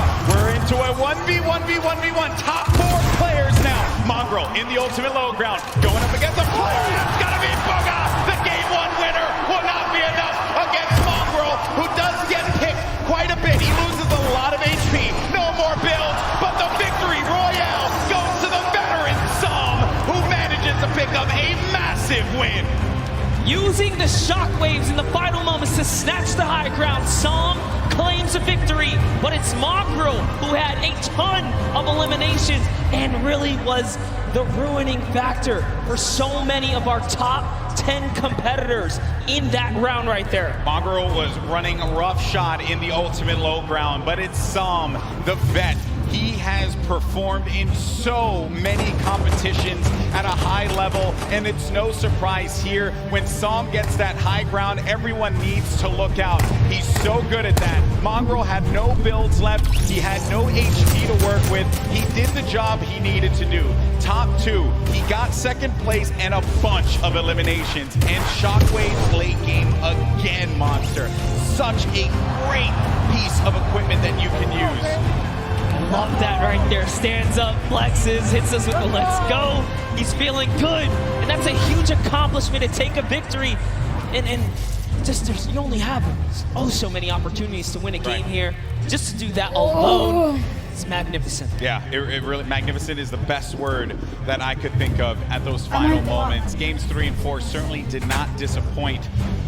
Oh, that was a wild game. Here are the standings though. Booga still holding on to first place. Look how far ahead he is. 8 points currently, but Psalm now jumps in to second place. Nate in third. Riversand, who's managed to put together some great games, is in fourth. Rux as well. Epic Whale in sixth. Skite and Dubs get knocked down to 7 and 8. And King, who has been very aggressive, is in 9th. And then Peter Pan from South Korea in 10th place. Doing so good. The last player we saw in 11th place, Epic Whale, shot himself up to that front page, guys. So don't count out Andretta, Benji, Savage, or anyone else here in the top 20 because they have what it takes. Look at how close the point threshold is. Yeah. Everyone is in the running for top 10 right here, and that's life-changing prize on the line here. The stakes are so high. Yeah, the gap is so small, and these players have the capability of being able to get into the top 10.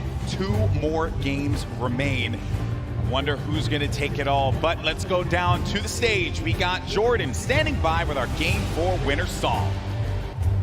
And a huge Game 4 win for Psalm. Now sitting at second place in the standings, feeling really, really good right now. We're just talking about that high ground take. You said I didn't think that it was going to work, but real domination right there at the end. What was your thought process going up against such a stacked final 10 people? I mean, some of the players that were there are all capable of clutching this up. After I got the high ground, I was just focused on playing safe, make sure I don't lose the high ground, make sure, no one influences up to take my high ground. And then, I let everyone on the ground do their thing, and then I clean up. And the cleanup was real. Back to you, Golden Boy and Monster D-Face. Always a pleasure to hear from Psalm, a veteran in competitive Fortnite and doing it once again. No shocker there. You take the risk, you make the bold play, and sometimes it pays off. And in that instance, it definitely did. He's coming out quite pretty from there. I believe was in second place, currently in the standings.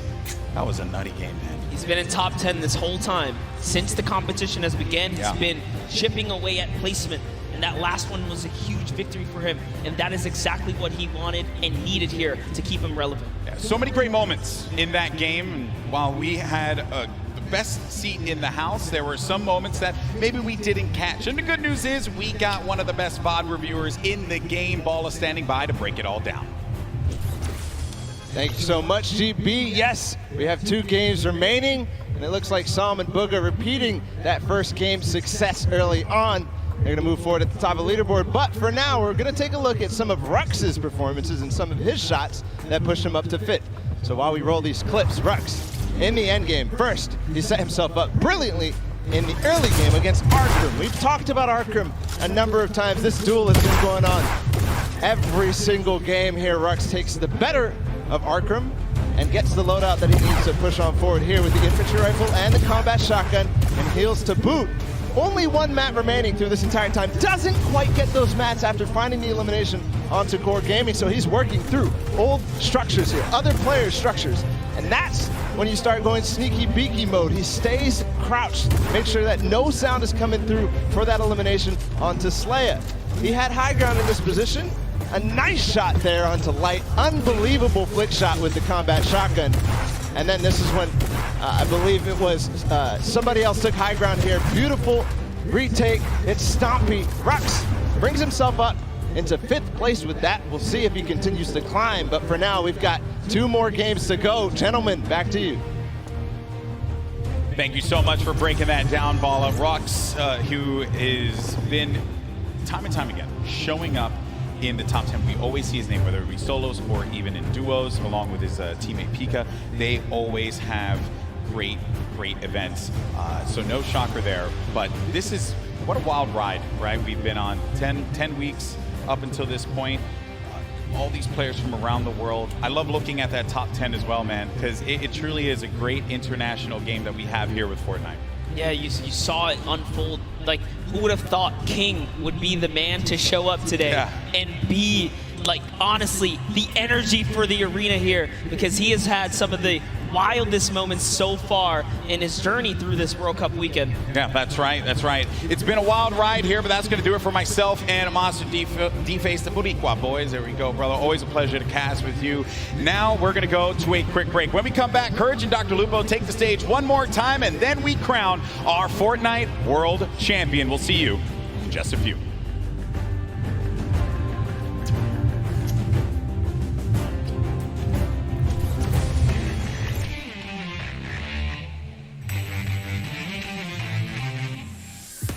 Hello, Fortnite fam. I am PookieFace_. I am joined here at the front of house with David, and we're going to talk a little bit about how all of these systems work, how we are bringing the Pro-Am, Creative Cup, and the World Cup to you guys this weekend. So David, nice to meet you. Thank you for joining me here. What do all of these buttons do behind us? Tell me a little bit about what all of the technical things are here. So basically this is controlling all of the lighting and all of the video for the entire show. We're pushing out all the videos that you see on all the screens, any camera shots that go up there. And then we're also making sure that all the lights are at the right levels for player faces and everything else. So it's your job to just make everyone look great, is technically what you're saying. Absolutely. Now, I know that you have some facts about the lights, the LEDs. Give me a little bit of some factoids about how all of this production pulls power and, what goes into all of this. Absolutely. There's about 1,200 lighting fixtures in the room currently. We have about 18 4K video outputs to go to all the big screens. We're running about 98 million pixels worth of video space, and it's taking about 2,000 amps of power, which is about enough to run about 15 homes. Thank you so much for taking the time to speak with me today, introduce me to all of these working parts. But there are so many more things that go into all of this. So when you guys are out in the stands watching the World Cup this weekend, you have David to thank for everything.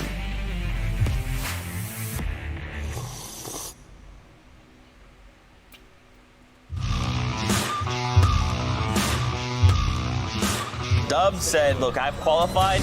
I'm just going to come back and just flex on literally the entire region. It's ridiculous. I mean, the fact that you can be so consistently good in one of the major regions. The best of the best aren't concerned with just barely making it. They want to win every fight. They want every point. That's why he's in first. There's a reason he's one of the best solo players on the planet.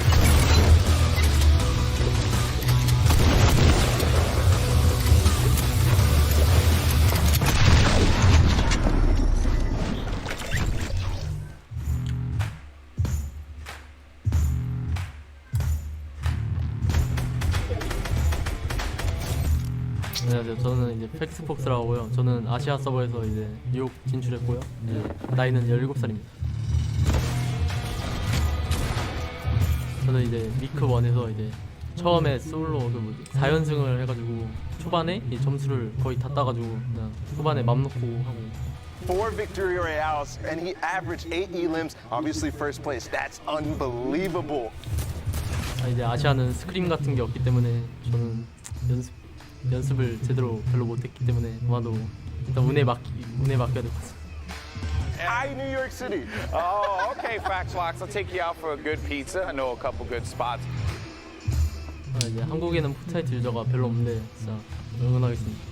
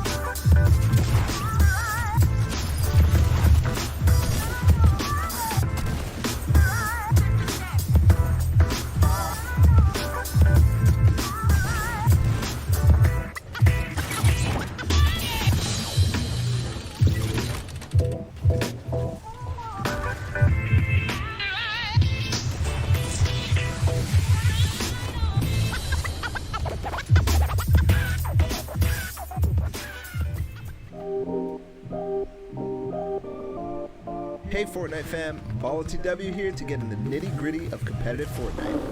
Final circles in competitive Fortnite are packed tightly with both action and players, all fighting to get the victory royale. Let's introduce one of the most common techniques used to outlast your opponents in those congested final zones. What is tunneling? Also known as snaking or pathing, this is when you build a protected tunnel while running away from the storm and into the next safe zone. When these safe zones get so small, this becomes very, very important, as there can be opposing players on all sides of you. Here's an example of the most basic tunnel, the straight tunnel. From your base, you simply build straight towards your destination straight ahead of you, with a floor piece below your feet and above your head. This is the most basic and also dangerous version of the tunnel, since you're not covering horizontally. You're exposed from your sides. However, you save materials by doing this. The materials you spend covering your sides quickly add up. Then, if you need to go diagonally to get where you need to go, you'll often see players do the diagonal tunnel. At its most basic, it's very similar. You're just changing directions as you go, once left, once right. This is very useful since sometimes you'll encounter enemies that you want to get away from on the road to the Victory Royale, or the next safe zone is in a diagonal direction. So just change directions and move, but make sure to stay safe from the storm. Now we talked about how you're exposed from your sides. In both versions, you can add walls to either side, or both left and right, or even in front as well. This gets really hard really fast, and this is why it's so impressive that not only are these high-level players tunneling so fast and without error, but at the same time going for crazy plays on unsuspecting opponents to rack up elimination points as well as placement points. It's a lot to take in, and oftentimes they do things so fast that you can't even keep up. Watching players like Cease, Bizzle, Mongrel, Benji Fishy, and all the players playing in the Fortnite World Cup Online Open play from their tunnels can be jaw-dropping. So there you have it. Tunneling, one of the most important skills in competitive Fortnite. It's pretty simple at its core, but at the high pace of these congested endgames, it gets complicated. That means you need to practice, and make sure to hop in creative mode and do just that. You can practice it in the open on your own island, or use one of the many amazing pre-built training courses that creators have made. This was BallTW, and we'll see you in game.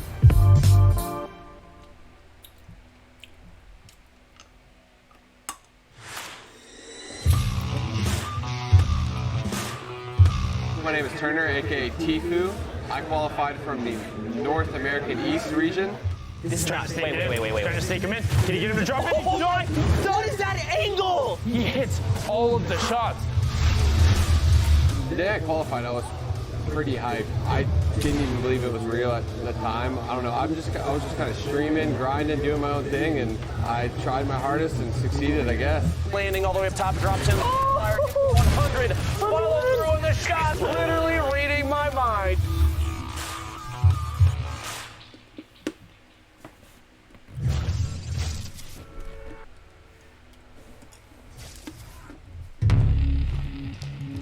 He's a special player. A generational talent. He has qualities that not a lot of young players have. He's so mature, so dedicated, very rare to see.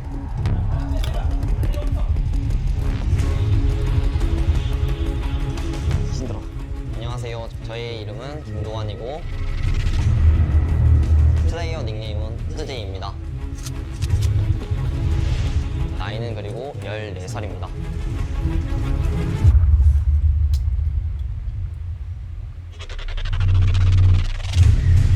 He's disciplined.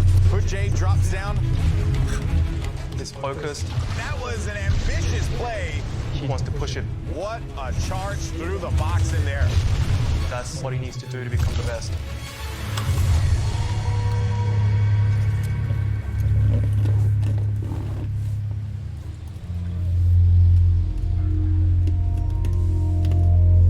여기 간 다음에 제일 중요한 거는 이걸 타고 여기부터 먹어. 이거 지금 그쪽에 상자. I'm Juno. I'm the coach for T1's Fortnite division. 페이터는 여기 안 밀어. 여기는 거의 완전. I first met Jay when he was a free agent. 베스트가 아이스크림 먹고 아이스크림. He's the youngest player in our team. 저는 포트나이트 선수로서 일선에 있는 아파트에서 팀원들과 함께 구단에서 생활하고 있습니다.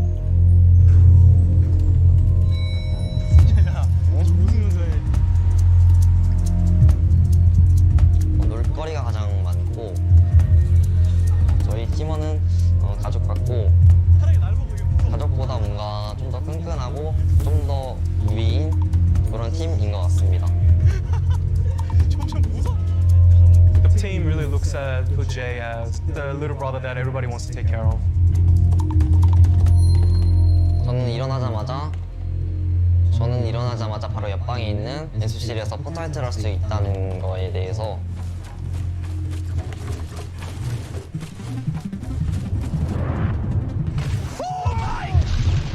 His tempo is quite a bit faster than a lot of the other players.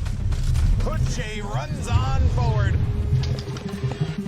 아무래도 건설이라든지 편집이라든지 그런 부분이 좀 재미있어서이기도 하고 제 목표를 달성할 수 있기 때문입니다. 저는 포트나이트 게임을 시작할 때 이기자라는 목적으로 많이 시작합니다. Tags him and brings him down to the victory royale. He wants to always be creative, always change up his playstyle and steal the tempo from his opponents.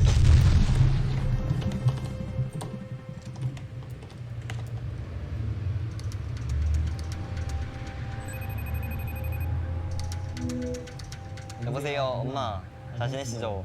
요즘 어떻게 지내세요? 네, 걱정 안 하셔도 돼요. 제가 끝나면은 진짜 자랑스럽게 해드릴게요. 꼭 몸 관리 잘하시고 월드컵 끝나면 바로 갈게요, 집으로. 네.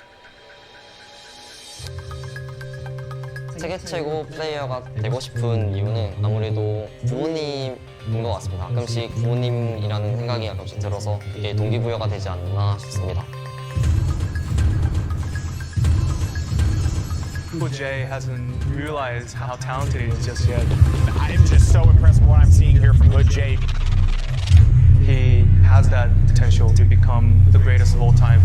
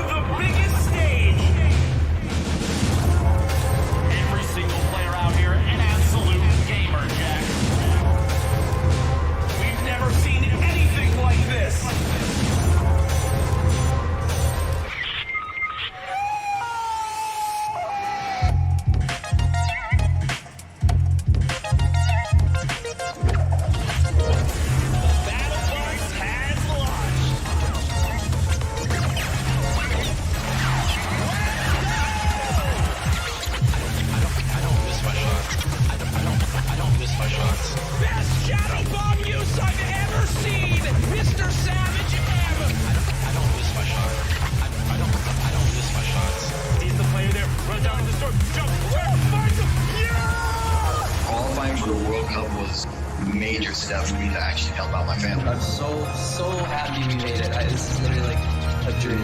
I was freaking out. It was awesome. Sando messaged me. He said, hey, congrats on qualifying.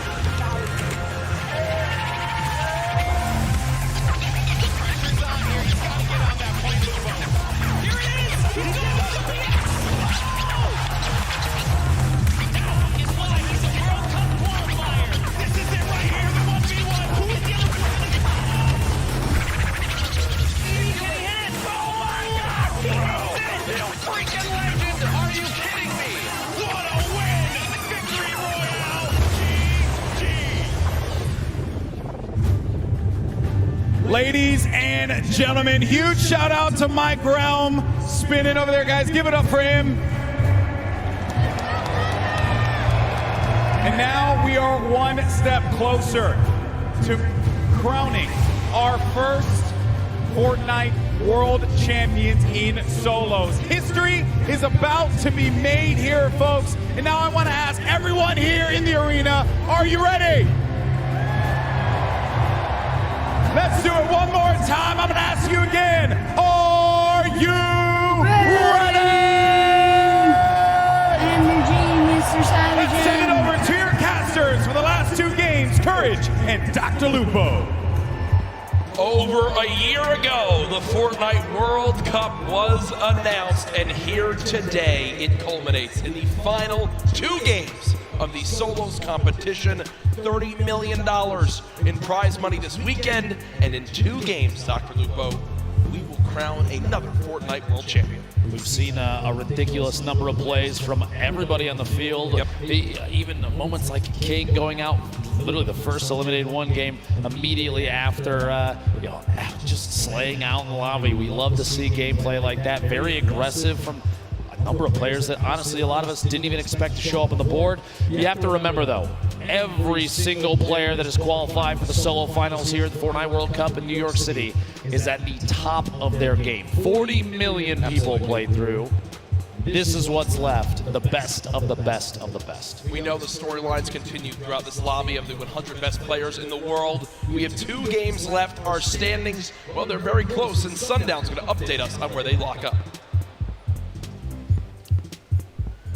Thank you so much, Lupo and Courage, with only 2 matches left to decide who is the world champion solo player, who is the best of the best of the best. We're gonna take a look at what the standings currently look like and what needs to happen. So the first thing you're gonna see right away is the runaway train Bugha up top. 1 victory royale, leading the pack with 15 eliminations at 37 points, 8 points clear. But we talked about it a little bit yesterday and a lot during the qualifiers. What is a reasonable game to expect? We've seen a lot of the victory royales today actually coming from more passive players. They've been getting around 11 to 12 points apiece. We've been seeing high volume eliminations happening in the early and the mid game. But right now, looking at this board, Peter Pan sitting in 10th place right now is just off of the mark. He's 16 or 18 points off. With a reasonable game, he could challenge towards that. Let's take a look at the second page. Because then from 10th to 20th, it is a 4-point difference. Mongrel with a fantastic performance in the last game. Mr. Savgen, Andretta, norske folk jo, jeg visste at Mr. Savgen var det, want to be at minimum on this page when all is said and done. 2 matches are left. We have already seen world champions crowned in creative and duo. Who will be the ultimate victory royale and who will take home the title? We're going to throw it back inside and see the final 2 matches. Lupo, Courage, let's take it home. Thank you, Sundown. The standings so close, all for the coveted trophy that you see on your screen. The title of Fortnite World Champion. 15 million just for the solos competition, 3 million for first. With 2 more games left, who do you think comes out on top? I would love to see the 13-year-old from the South America, King, show up big. I mean, he's put on a fantastic show thus far. You have to remember, just 1 slip up, 1 bad game, that's not enough to take you out of the lead. He very easily, a solid high elim game, a top placement, doesn't even have to be a victory royale at this point. With how well he's played, he can make his way to the top with ease. Can anyone catch Bugha at the top of our leaderboards? The lobby is ready. Ladies and gentlemen, the battle bus launches in 2, 1. Game 5 underway of the Fortnite World Cup Finals solos competition. Can they catch Bugha? His lead remains from the incredible shockwave plays earlier. All 100 players in the biggest day of their entire lives fighting for their big share of the, well, $3 million first place spot, 15 million in total. Last game saw him a last-minute clutch there. Took home a victory royale. We're going to watch his drop in here as well as everybody else near the top of this board. As we go into these later matches, folks, keep in mind we're going to try and keep an eye on those that are closest to contention, that world champion position. Very, very important to know that. You know, the board there, you see 4 of the 5 llamas in the very south edge of the map, starting at Salty, all the way down to the east of Happy Amulet.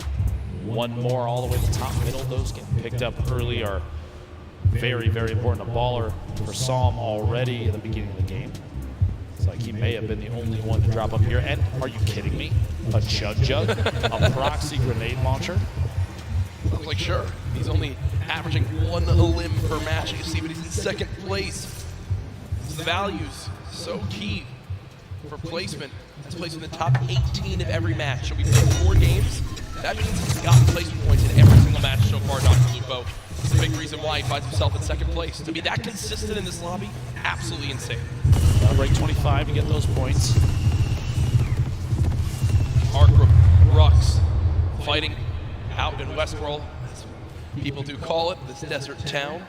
Arkram has had a couple games where he's just basically got fried right off the start. Can he turn it around right now? He was top 15 earlier. Doesn't seem to be the case anymore.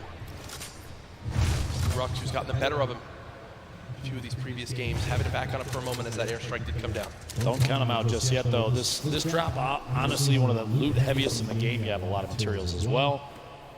A player like this, he gets in a good position, maybe even takes out Rux, doesn't have to fight anybody else down here. He can climb his way out of here with ease. 9 grenades in Rux's inventory. If he can somehow bait Arkram into a bad spot and use those to his advantage, it could be the thing that swings the tide in this battle. Hasn't thrown the Chug Splashes. Yeah, I was going to say, wondering when he was going to begin to throw them, but there they are. Chug Splash is down. 0 limbs still as you'd expect, as he's still looking around for where Arkram could be. Maybe the hope to save those. We didn't have to necessarily use them just yet. I think anticipation of combat before you know it, or at least the chance of it. Throw those down real quick. 40 HP shield. These two just kind of at a stalemate in the edge of the map, waiting to see if there's an opportunity to make a play. They are outside the safe zone quite a bit. At some point, the zip lines or even the quad that spawns here might be the key to getting all the way into the safe zone soon. Grenades going out, but beamed.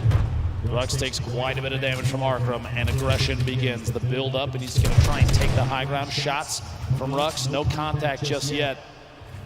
He's going to have to do some damage before you know it. Only 96 HP is not going to necessarily be enough against a player with accuracy like Arkram. But he does have the combat shotgun, which is the ultimate tool that's early in the game. Rux still at 96 health, has those grenades in his back pocket. Hasn't thrown any more yet, 15 builds still remaining. A very intense fight for these two. The shot comes through, down to just 41 HP. Rux versus Arkram, who could come out on top? Rux still with high ground. Arkram down below. Will he begin to throw these grenades? It doesn't appear so. Only 6 builds left. And remember, with only 2 games remaining in the competition today, this could spell disaster for their final performance. Arkram popping 1 shield. Definitely has a major health advantage, but still, height can make all the difference as he has the combat shotgun, but looks like for now, he's back on. I was anticipating if Rux had made a tag, if he got damage on Arkram down at the bottom of that building, I would have expected a push, a chance to pick up the 50 HP or shield because of Siphon. No damage dealt there, so Rux decides to opt his way out. King, one of our high Elan players, 35 HP, gonna try and get that med kit off, but he can't quite. Time to fight it out. A little bit of a build battle and see who can take ownership of the walls. King building up and layering yet again. Oh my goodness. Shockwave. He's actually going for it. Are you kidding me? Lunezi goes down, and King back up to 85 HP. What a play. On the World Cup stage. Yeah, the kid. He just shockwaved to the sky and tried to hip fire hand cannon his opponent. With 35 HP. Are you kidding me? With 35 health? Talk about confidence. It's such an insane play that it catches the opponent off guard. Stompy trying to push on it. I believe this is Dubs on the other side of the wall.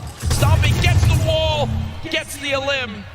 Down goes Dubs. And also in the elimination feed, Aqua, our Fortnite World Champion from yesterday, has eliminated Tfue. Match 5 out of 6, 1 left.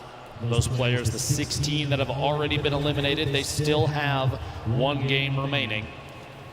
But our current leader on the standings, Booga, down in Lucky Landing, gonna make a rotation away. Avoid any damage. At this point, gonna be the most important thing is getting ahead of the game here. As the storm is pressing on in, he's only against 1 other player down here in Lucky. So the opt to rotate out to the west towards the river, probably the best one in this situation. Doesn't want to get challenged. He's got a free rotation up now. Slip is right there. Without realizing it, too, he is relatively close to 2 llamas in the south edge of the map. Wonderful spot, either of them, one on his left, one on his right. I doubt he will since he's going through the low ground, but Booga, so far, Ben, 3 out of the 4 games has been fantastic performances. He had one where he dropped off early. Remember, he, was eliminated within the first 10 players in the game, but still keeping his lead because of how well he's performed in the other 3 games up to this point. Teak did show some aggression there for a moment, but decides, nope, we're going to fall on back. Don't want to take this 1v1 out in the open. Would rather go continue to loot on up, earn more materials because, hey, 45 builds, you think, that's a lot, but not in any case in a competitive lobby like this. And, well, since he fell back, he's able to get himself a combat shotgun. Feel good about that. Clicks in the feed, picking up an elimination on Nate. Down to 81 players remaining as this first circle starts to close. 52 seconds left before that happens. And this first zone, very central on the map. No super drastic rotations need to come on through. Here's a replay from earlier on of how Aqua challenged and eliminated Tfue. Tfue goes for the slurp, Aqua gets the floor, and Tfue stands no chance, can't even fire a shot. And there's the frustration from Tfue, as he knows he has not had the day he's wanted. One of the biggest names in competitive Fortnite, one of the winningest players of all time, getting shut down here at the Fortnite World Cup Solo Final. I would say it's definitely a different playing field than a lot of these players are used to, no matter where they hail from, because it's the first time that we've had multiple regions from the entire world all play within the same lobby, the same setups. It's all on land here, so it's just a different scenario for everybody. Especially on top of that, if you have younger players that have never had lane experience, nerves can potentially play into it. But she pushes into the box, gets inside, and the elimination. Robams goes down here in Neo Tilted. And I like that a lot from Lecce, right? Because he's got 200 HP. He's already done a lot of damage to his opponent. He also does 23 more white damage, HP damage to realize, wait, I have a major health advantage as Booga begins to dance on the main stage. But he pushes on in, forces the play, and says, you know what, if you have a trap, I'm still going to survive through it. You're so little HP that I know I'll eliminate you, even if I take 150 damage from the trap. Booga, I mean, I guess this is kind of the mindset he has right now. I'm in first. I've got shadow bombs, I've got a launch pad, I've got everything I need. Manny, if you want to play this game, bro, you can play this game. But Booga dances, and his opponent says, no thank you. No dance battle for me today, I'll back on up. It's enough to pressure him to rotate. Imagine away. Dancing and scaring away your opponent. That's when you know you're good at the game. Whenever you dance, you scare me away too, Jack. Don't worry. 73 players remaining as Cease picks up an elimination. A reminder on the right side of your screen, the format for the day. Match 5 of 6. We have 10 points for a victory royale. You make it to top 5, it's only 7. If you make it to top 15, that's 5. Top 25 is 3. And every elimination on the board is an additional point. And also keep in mind, ooh, a big 46. The white damage, a good signal for Booga that player most likely won't challenge him unless that's the only thing they have left. No pressure there. He's an opportunity to just rotate away cleanly.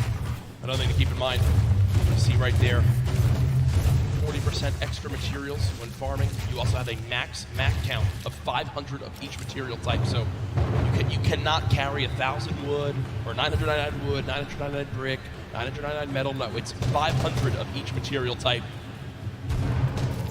Players building inside this new structure, the corpse of the monster that our glorious mech defeated to save the Fortnite Island.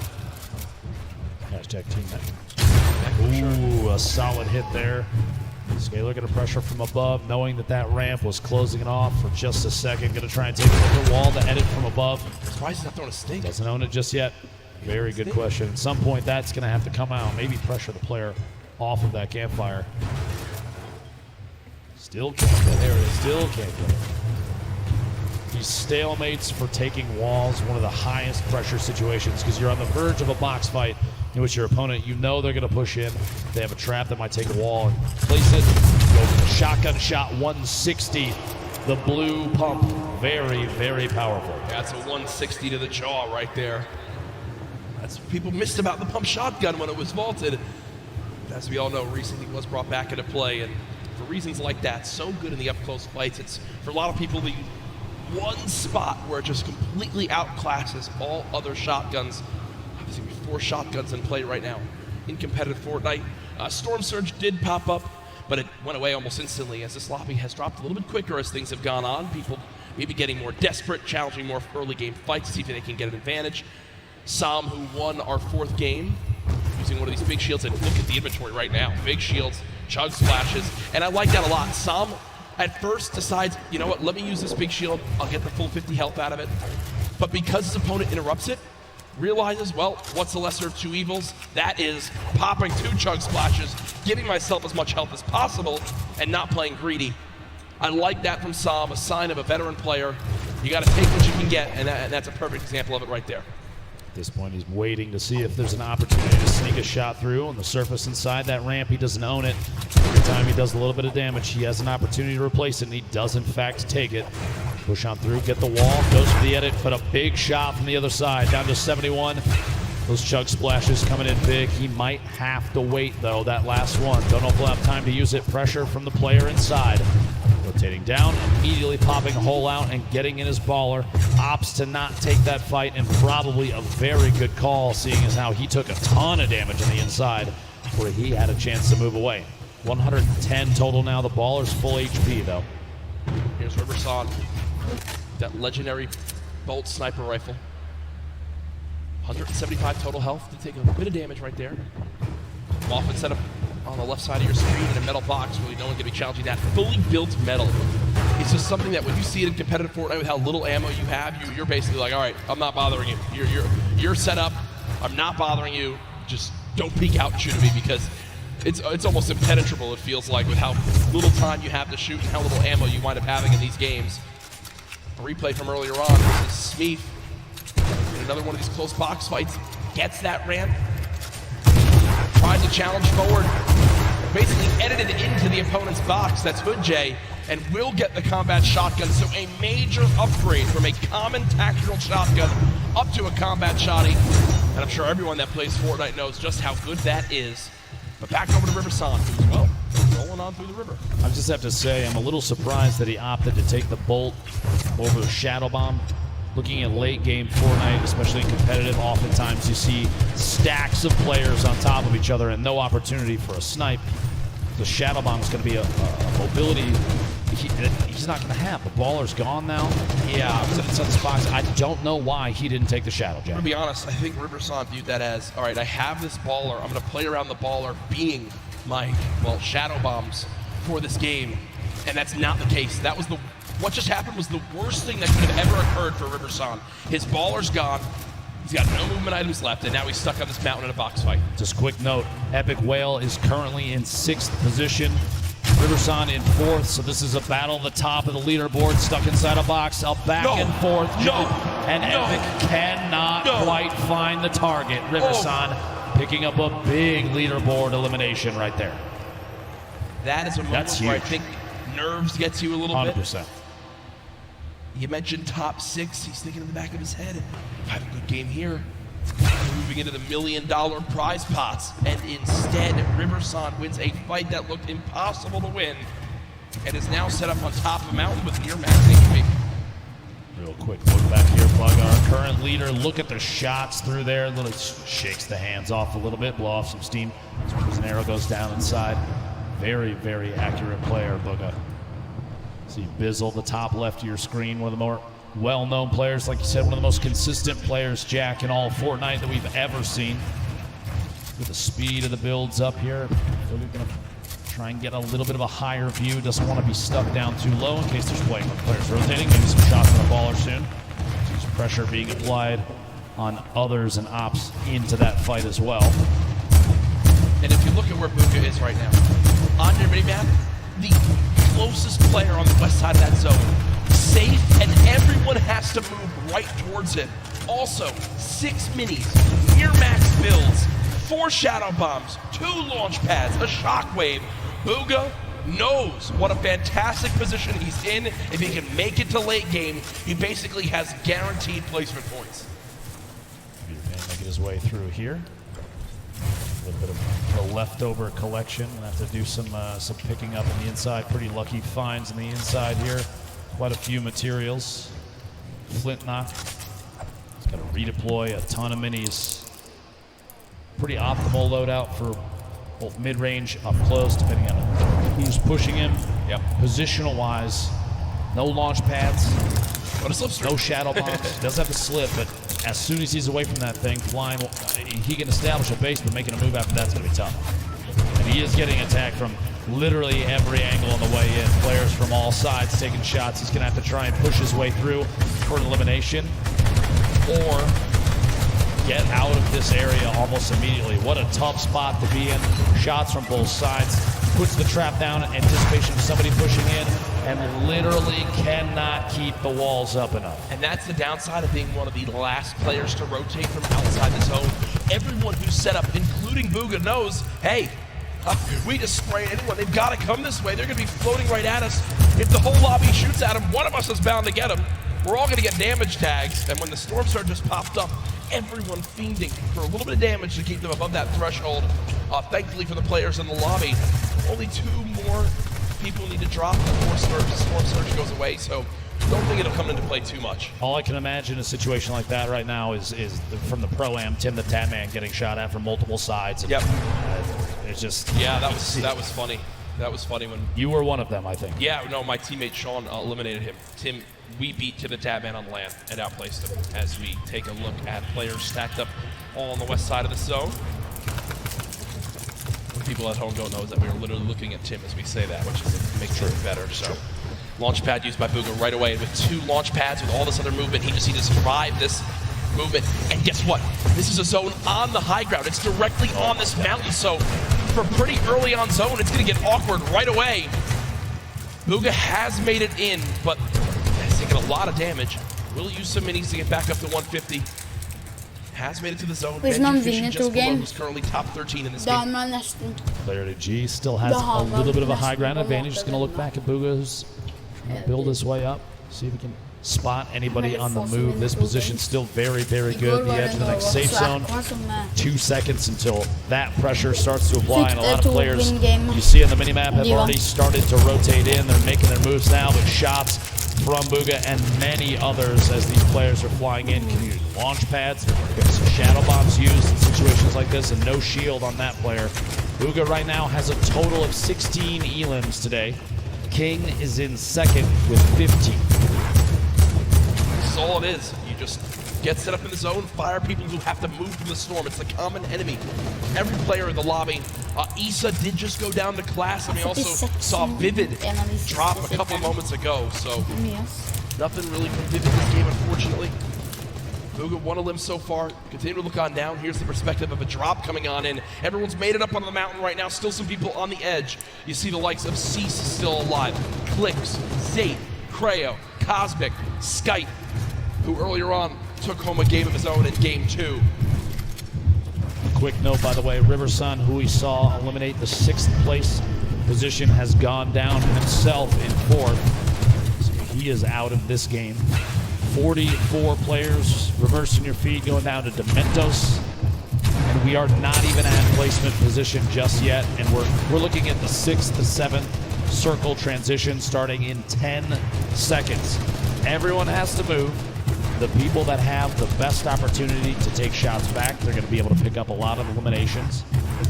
Players are going to be on rotation. Things are about to get real tough for a lot of people. The edit. So they just wait, hop the ball, and roll. Now, I don't think you can hold high ground from this early on. I mean, yes, high ground will be very good, but this is going to be a long rotation if you're going to wind up making that happen. Black's is up top for the moment. Bugha, you see him flying on over with the shockwave grenade. Setting up, always getting ahead of the zone as far as possible. Pika there as well. Back behind him, going to take even more shots at players on rotation. Very smart plays. The shadow bomb, and he still has 3 more, so this rotation better be a good one. Got a chance to get ahead of a lot of people here. I really do love this. He knows how close he is to placement points, and he's got such a lead right now that unless someone has a monster performance, if he just gets placement points, makes it to the top 25 again, with just 2 games left, that could be really all he needs to secure this Fortnite World Championship. And he got the zone's going back his way, but Bugha goes to edit out, and there's a shotgun waiting for him, down to under 50 HP, frantically trying to pop these minis. The spray spray coming on through. Can our leader hang on to placement points? Storm Surge activated on some of the remaining players. Booga peeks out again for a shot. Not gonna connect yet. 32 players left. Shadow Bomb being used. Can Booga make it to the top 25? 3 more points can be the difference between making it as our #1 player today or second place. Booga still bouncing up. 30 players left. Just so frantically looking around for potential victims. You'll notice as soon as they're box to box, right next to another player, players like Booga will opt to build straight up. One more, 26 remaining. If one more goes down, he's going to pick up placement points. Keep an eye on the feed just to see only one elimination remains. There it is, 25. So he's already into the placement points now. It's going to push him even higher on the leaderboard. Everybody left picks those points up too, but as we move, players starting to drop left and right. Sky still sitting on a baller, as well as Fatch. Pika with the ultimate high ground, and Booga right in the middle, right in the thick of it, looking on the outside. That's a very smart play. In that moment, you have a baller flying up. You don't want those players to hold on to those. Taking the shots to break it out, maybe force an engagement. Only 8 builds. 15 now. Out of builds, no movement items. Made it to top 15. For me, this is already a fantastic game for Booga. You've got placement points. Another elimination. How about a second? Booga, what are you doing? 2 elims come in. He's back up to near full HP, and he's in the top 10, and he's got all the materials he could ever need. Booga, how are you making this happen? From no mats and no movement. One player nearby. Booga at 3 elims, still ahead of the zone. He can absolutely win this game, Dr. Lupo. 2 away from more placement points. Opts to drop the extra weapons in his inventory. A gold AR, the green pump, 6 minis, and a campfire. 42 builds remaining, and he's just looking. 5 players left. He is sitting in one of the best spots I think he could have possibly imagined. Creo picking up an elimination. He's sandwiched between Pika, Pisa's, Creo on the ultimate low ground. He's looking any chance to pop through when a player is not looking to get a shot in might be enough. Still has mats. Still has mats, 1 player below. Booga just staying ahead of this. Has only taken 1 score tick so far. Player up top fighting, player down low fighting. Can Booga make the impossible happen? Dodges the trap as well. Taking a little bit of storm damage. Booga's got to make it on in. 1 build left, drops on in Booga. No! But either way, it's all good. He's done what he needs to do. He knows how important that game is. Now we're in our top 3. Pika up top. We were following him earlier on today. Pisus and Creo all the way down low. 0 builds in Pika's inventory. It's going to be tough. He's going to have to drop in and go for a fight. Cannot connect. Pisus finds that elimination. Creo gets the final one, and game 5 goes to Creo. I don't think he can believe it. I don't know if anyone caught it at home, but what he does right there is Flint knocks the opponent, hits him for that body damage, and then shoots him into the zone. Great game for Creo right there, and you see repping his team. Woo, clutching on up in the end. Here it is, the final moments. The zone closing away, a fully closed zone. Creo's got to build on up. You see, health advantage was to Pisus. Pisus would win that game, but a full damage Flint knock connects and swings the tide in his favor. Here it is one more time. Boom! Right to the chest, sends him into the zone, and wins the game. From Creo as he takes game 5, the victory royale, 10 points plus his eliminations. Huge game there, and Jack, we still have one more. We do. We still have one more game here at the Fortnite World Cup Finals. I don't see any way that Booga's fallen out of first with that performance. He absolutely popped off. We're about to take a look at our standings, but Booga may just be in a position where all he needs to do is find 1 or 2 points, and there it is. My 1 or 2, are you kidding me? Ladies and gentlemen, Booga sits atop his throne, far and away in first place. He is 1 game from $3 million. The most eliminations, tied for the most victory royales, by far the most points. Booga has put on a show and is nearing the title of Fortnite World Champion.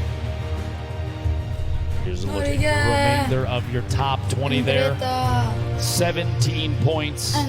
better. That's what you need to break into the top 20, Jack. Yep. But even then, you're still 30 points away from first place. You need a 20-plus elim game with a victory royale and 0 for Booga. Good luck, have fun, but we do have Jordan Fisher on the floor with one of our members of that last game. Playing health right there at the very end in such a high caliber game. Again, another stacked lobby right here at the end. Yo, hoping for some lucky health ticks in your favor, and that happened. Thank God for the best reaction for the wins so far today, in my opinion. Where's your headspace at going into this last game? Right now, I'm on third. I just need to clutch up, make sure that I don't make any dumb plays. I just keep calm and keep how I've been playing. Well, it's great work. Fantastic job. Great victory royale. Back up to you guys. Great to hear from Creo right there as he takes game number 5, the nerves in those final moments. You saw the celebration. I think he even almost couldn't believe how it all ended on up. But victory royale, you know the difference between 21st and 20th is over $60,000. And a win like that, with how close the standings are, could make the difference between earning $50,000, which is still great, but $112,000, which is to follow. But we're not quite ready for Game 6 yet. We do have Balla over on Unreal Island with some analysis of Game 5. Guys, I do have that, and what a performance here from Booga today. Every single game almost placing consistently in the points and finding himself some eliminations as well. Only falling in that second game early on. We're going to take a look at some of the eliminations that led him to a top 5 finish here. Booga, first off, breaking the baller on the side of zone, making sure that he knows exactly who's moving in. Why is he moving in with the baller inside of the zone, inside of the center? And then as well, getting an elimination here onto Kluja. Absolutely amazing job by Booga there. He actually got into top 5, so an amazing finish. He's got 2 points from that, plus all the other performances, other placements in that match. We've got only 1 match remaining. Just like you guys said, it has to be a big one for somebody to overtake Booga at this point. So Lupo, Courage, please close us out. Thank you, Balla. As you know, so much on the line here this weekend of the Fortnite World Cup, but it is not the only thing that people are excited about with Fortnite right now, Dr. Lupo. There's always so much going on, and I'm sure a lot of people in this sold-out arena know this week it's time for a new season. And yes, indeed. You guys want to see the first tease for the new season of Fortnite? I guess we should show it to him. I have not seen this before. All that has been told us is think back. August 1st, 2019, the next season of Fortnite. Is that what I think it is?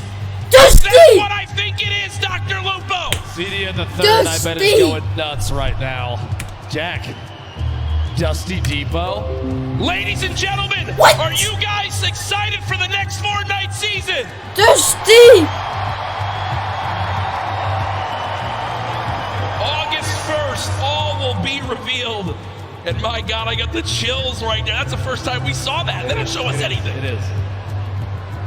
Oh my goodness, you see how excited everyone is. And we are moments away from the final game. Dusty! Everything that's happening. Yes! You see the leaderboards. You see how far it is. Yes! You're Booga. You're up by so much. What's the rest of this lobby thinking right now? It might at this point be a battle for second place, Jack. Such a lead right now. Booga showing why he feels as though he deserves world champion. And at this point, I mean, you can't really blame him. He's playing out of his mind, playing incredibly intelligently. Positioning is key, and he's going for placement every single time. He's showing why he's on top of the leaderboard.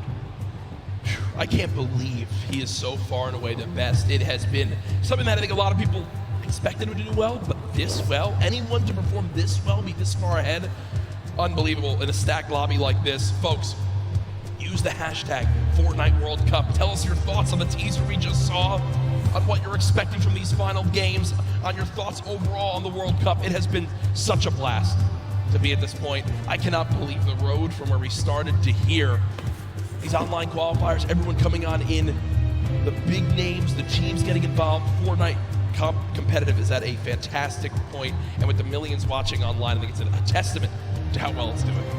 absolutely incredible. You see a look down at the players getting ready for their final match of the day. 6 games total, the end of this next and final match. We will find out who the Fortnite World Champion in the solos competition is. If you're online, make sure you give some shout outs to those that you think could climb the board. It is still anybody's game. We've seen crazy comebacks before, and it would not surprise me to see it again. Jack, going into this last match. Yes. The nerves for some of these players probably at an all-time high. Yes. You have to realize there's going to be more after this, though. Oh, for there's sure. got to be more after this, Jack. Yeah, this is not the end by any means. Yes, it's the biggest event in Fortnite competitive history, but there is still a bright future for this game. The new season coming out, more and more to be announced, I'm sure, very, very soon. All I know is the players are getting loaded on up and ready. You see them all looking around. What an experience this must be for all of them, their families in attendance. So many people here I've met this weekend, Ben, have been. It's their first ever gaming event.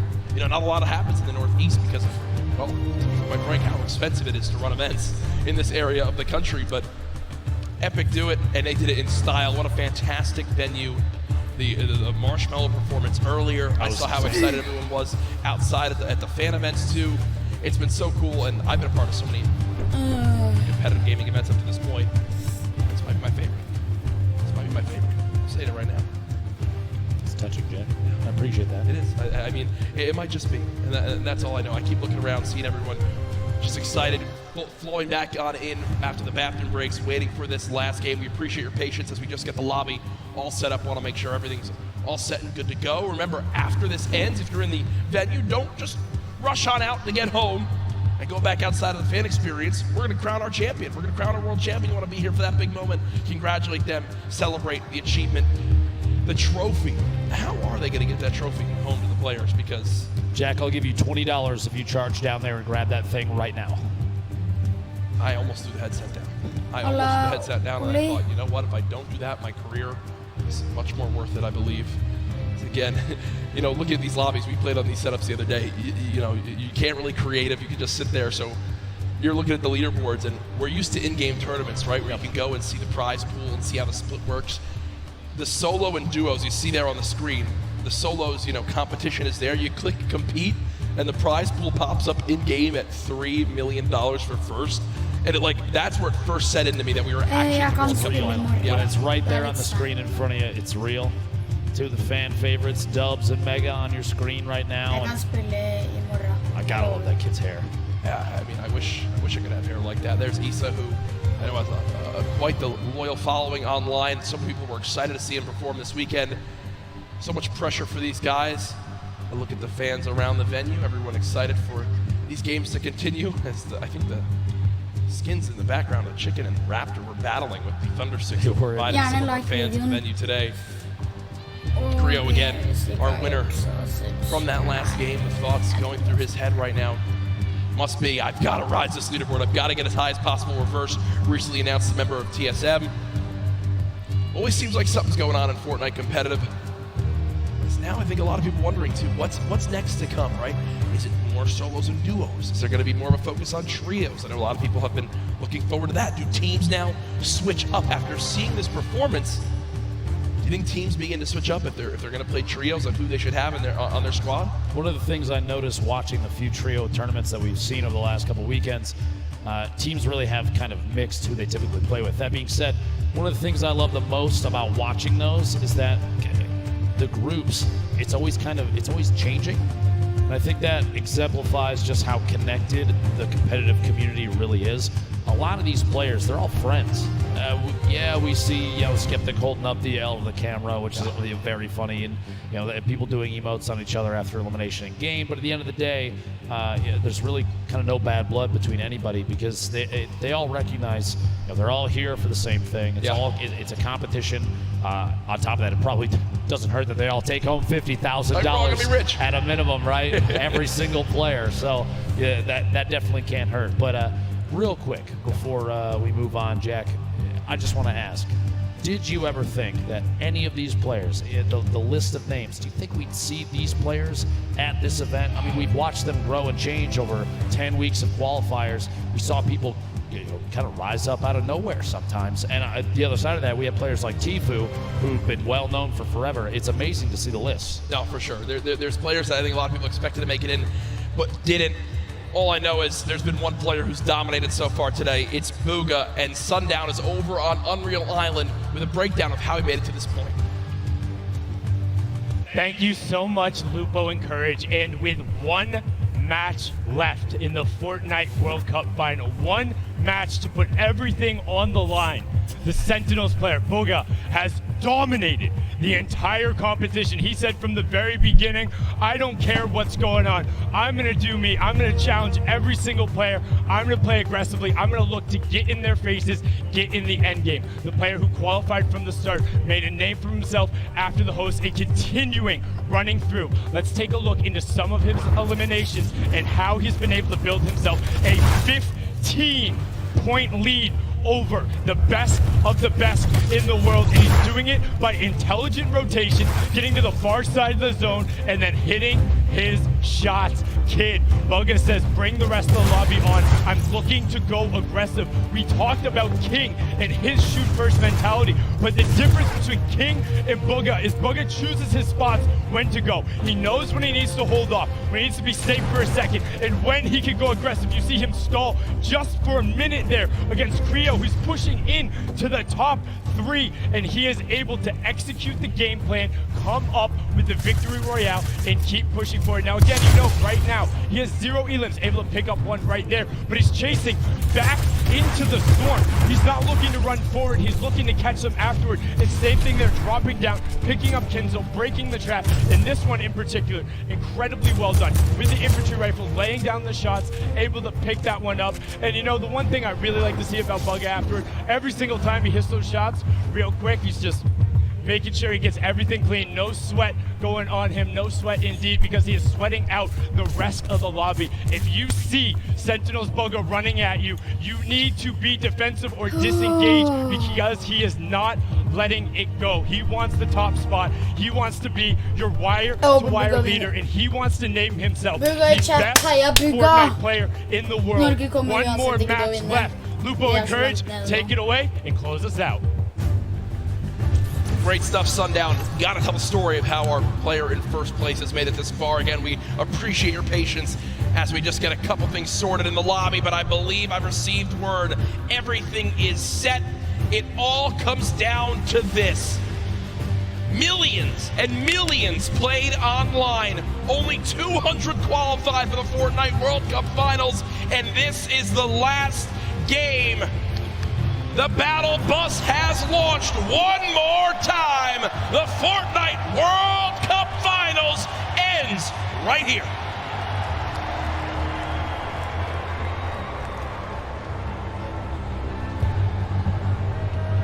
All 100 players on your screen there, Jack. Bugga sitting out in front of everyone thus far. A commanding lead. Creo, the winner of the previous game, flying in there in the northeast corner of the map. Spread of players across the screen. There's your top 10 on the left side. Bugga, Psalm, Creo, Skype, Nate, Riverson, Rux, and the rest. Average placement thus far of 25th for Creo. Only 8 eliminations, but 30 points. Enough to put him in 3rd place thus far. One thing to remember too, yesterday, Zate and Saf held on to the lead the first 5 games, and it slipped away in game 6. Bugga has been in the lead for all 5 games. He has never lost the first place spot.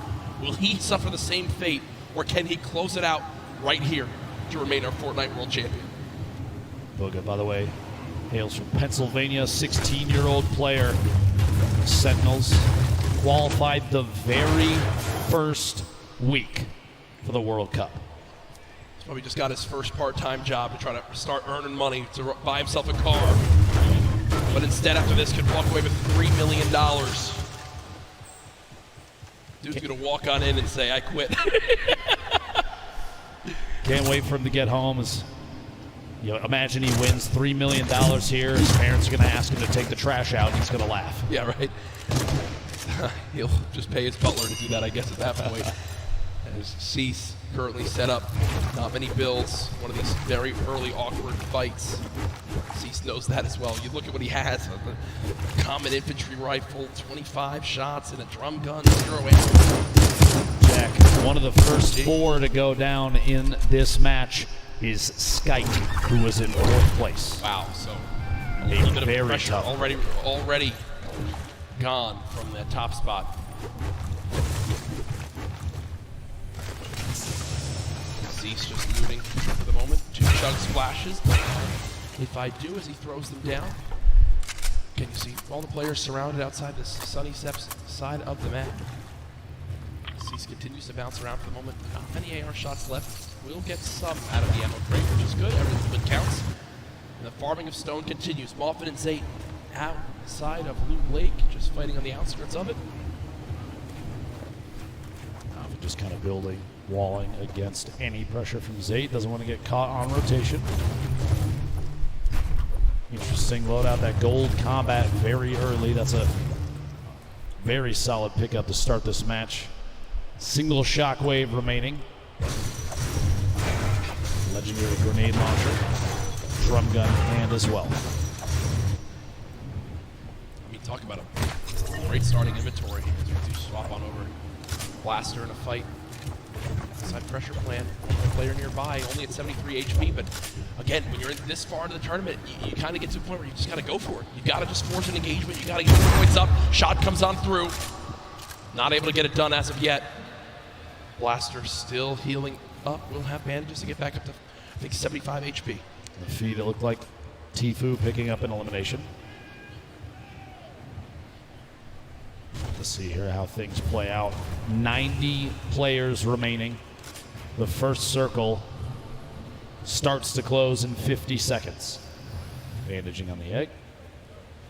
Blaster just hanging out here. That player down below. Going to see if he can take shots here in a second. T-Chub's going to roll all the way down. Looks like no engagement going to happen here. Yarko, Sledwicki, 2 players that have faced off against each other a number of times. Going to go for the wall. And in fact get it, gets the angle inside and pushes on through. A solid aggressive play from Sledwicki to pick up his first elimination of Game 6. Very clean, and that will end Yarko's Fortnite World Cup run. Solid performance earlier on. We'll see where he stacks up with the rest of this lobby when it's all said and done. Reminder, this is our final game here tonight. Use the hashtag Fortnite World Cup. Get it trending just like yesterday. Alongside the millions of people watching online, Sam was our player as well, near the top of the leaderboards. What can he do in this last game? Can he make the trek to try to catch up to Booga, who was 15 points ahead in first? Pika 1v1. And angled down through a handful of edits here at Mega Mall. He's going to push around the side and try and make his way inside Mall itself. Pika earned 12 of his total points in just the last match, and I think that says a lot about what is possible. In 11th place when we rolled into this game, Pika trying to find a way inside, pushing down through the outside. Maybe does in fact get the wall replace. Are you kidding me? Used the shockwave to get down the wall that his player inside was smacking out with it. That's unbelievable. He basically called the bluff. He called the bluff. The guy was trying to break the wall to secure it for his own. Pika was like, okay, break the wall for me. I'll just replace it my own. And he does just that. Pika, full HP, 2 slurp juices, 6 minis, a very good assault rifle, a shotgun, but it looks like the aggression doesn't end here. Wall instantly broken. Pyramid's placed as well. And he can just continue to play these box fights. Really use the shockwave to try to drop down his opponent again.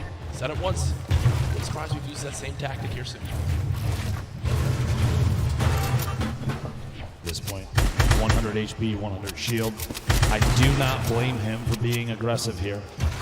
Knowing that players may be a little sparse in terms of loot, he's trying to track Keenstar on the outside, rotating around the edge of Mega Mall. These 2 players going to end up on top of each other before you know it. Oh my gosh. Floor loot. Okay. a heavy sniper rifle. And another slurp.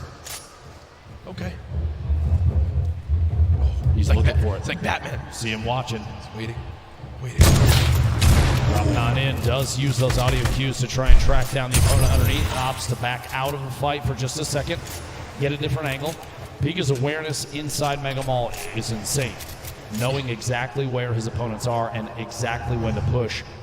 Already picked him one elimination using those skills. Gonna see if he can find a second player in the slip. Going for the snipe. Oh, and he can't quite connect. Imagine what would have happened in this arena if he hits that shot. He dabs after it. And he dabs after it. He's like, all right, this is mine. See you guys. That's Hood J, the only remaining player in the Mega Mall area. Pika just going to go back, loot on up. You know, another slurp still inside, so Pika knows if he gets in a fight, he can get the elimination. Even if he's weak, he can pop a slurp, go grab another. Don't think that's going to happen yet. We'll shift our focus. There's Booga on your screen, Core Gaming, and Veggie Fishy. Within a couple boxes of each other, maybe a fight will break out here soon. Snow rolling in the top right as well. You know, the baller. Lalia, ball boom on your screen. Edges there, Lalia beating quite a bit. A ton of damage taken. Meanwhile, back at that small town in the southeast corner of the map. Banny, Arkram, back in a 1v1. Most likely, honestly, round 6 of these two facing off the beginning of these games. 73 players left. The Storm right on their backs. Things are going to start moving here in a middle battle, but these two decide to fight it out right now. He phased through the floor. Could have opted to go up. Misses the shot. A little bit of damage. At a 140, going to opt for a mini. Even just the 10 shield might be enough to save him from Arkram. We'll have to see here. Pressure with the stink. He's trying to find a top down and kind of lead the shots on what may or may not be a build out from Arkram. Right through it. Arkram dropping all the way down the campfire. And he's going to drop that on one corner in an effort to push Arkram out of the box. Unbelievably, honestly, what a shot from Arkram, the bottom there. A quick edit on the ceiling. Shot comes through. Health very similar between the two. Slight advantage to Arkram right now. Have to imagine that almost every 1v1 between these two has played out so complexly. If we're watching this right now, I guarantee you this is not the first time we've seen it. What a shot, a quick flip and edit on the ramp. It's cat and mouse. It's literally cat and mouse in this fight. This is one of the most insane 1v1s I think I've ever seen. 64 HP remaining. Bandy's gonna have to back all the way to the top, maybe the campfire down. Just a second gets dropped in. Gonna have to wall against that, the ramp to save him. One chance for the minis is going to wall off. Still back and forth between these two titans. The campfire goes down. As soon as that wall edit happens, the ramp inside just to prevent any push from the opponent. Arkram finding another angle might be the only option at this point. The campfire, though, is going to have dealt a lot of HP back to Baney. Shot through, can't quite connect. Here we go. Pressure up top, and gosh, dude, the pyramid block. Finally, the Storm deciding it's time to play the fight out. And Banny goes down. Hey, great fight though, man. That was insane. That went on for a full 2 minutes. I love that we got to keep our eyes on that, but moving across the map now, it's Pika. We were complimenting so much on how easily he can move through these boxes in Mega Mall, how he can navigate these areas, and it looks like that same exact pattern is continuing. It's Flexi, who's at a major health disadvantage, but as I say that, does hit a quick little shotgun shot that I think will push Pika away for a moment or make him reassess what he's doing. Maybe a misclick. It looked like he didn't really mean to do that. Actually, he's going to have to try and take some sort of aggressive stance soon. A minute on this Storm before it closes, and he's not in the next safe zone. Rogue Shark on your feet, picking up an Elim. We're down to 68 players remaining. Outside of that 70 range before the Storm starts to tick on you. Pika, no wall in place yet. He's just trying every chance he can to every take tactic. these walls. This is the speed of these players. This is some insane stuff. This is why they're here at the World Cup. Can't quite hit the shot. He did a reset, took the other corner out, just as the opponent inside takes a shot with the shotgun. Can't quite connect. Still going for these wall replaces. Big hit there, down to 16 HP. And he's got no mats. He's got 2 total builds, so with the zone pushing as well, this looks like it's got to be a Shadow Bomb play. Pika is actually going to dive into the zone to make his path a little bit less predictable. We'll take the long route. 10 health, he's got a launch pad. I'm gonna tell you right now, Pika is not happy. Yeah, you see him kind of sigh right there. Uses both shadow bombs, uses all the materials he has. Literally can only build one wall, can't even box up for safety. Uses one of his launch pads to, not a fun spot to be in. If you're Pika, look, still can't even build one box. Does have the minis. He's got a campfire in case he wants to put it down. I think the fear at this point is if he puts that campfire down, it's like a signal flare for anybody around. This is the box to push. Meanwhile, Tfue, Dusty Divot flying across, landing near more opponent builds potentially. Back down, shots at the target he was right next to. He's in this box alone. You see in the minimap, only a handful of players around Dusty Divot. Clicks, reverse, Bizzle, you see in the top. Pretty far out there. And Clicks is actually, one of his trio partners. Previous trio cup that happened. They're fighting each other right now. Tfue trying to make his way out of here. He's not in the zone yet. Really used his launch pad. He did use his last shockwave, if you remember, as well. There is some loot nearby, but player challenging. Tfue's going to back up for the moment and rebox. Oh yeah, we got a fight here. Tfue, 1 versus 1. Is it Clicks? Not exactly sure. It is Clicks on the other side of this wall. So Tfue versus Clicks. Veteran versus the up-and-comer. Tfue backing up for the moment. It looks like there's another player nearby as Clicks will just say, nope, don't need this anymore. We'll fly away. Karhu goes down on the elimination feed. Cease goes down in the elimination feed. 63 players left. No Storm Surge in this one yet. Bugha picking up an elimination. His first of this match. Just another point between him and second place. Man.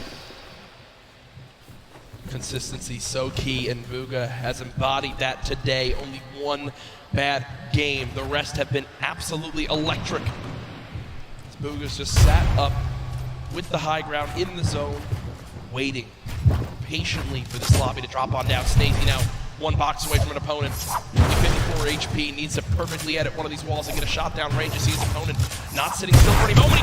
He expects him to drop it, and that's exactly what happens. He's finding the patterns and how his opponent likes to play these box fights. But still with no healing and his opponent jumping back up, you gotta think some shields will be replenished and Snazy will be at even more of a health disadvantage. Tries to go for the reset on the floor. No shields pop. There we go. Catches himself.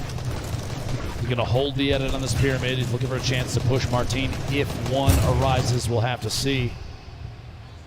Snazy's hope may be to catch him off guard. There we go.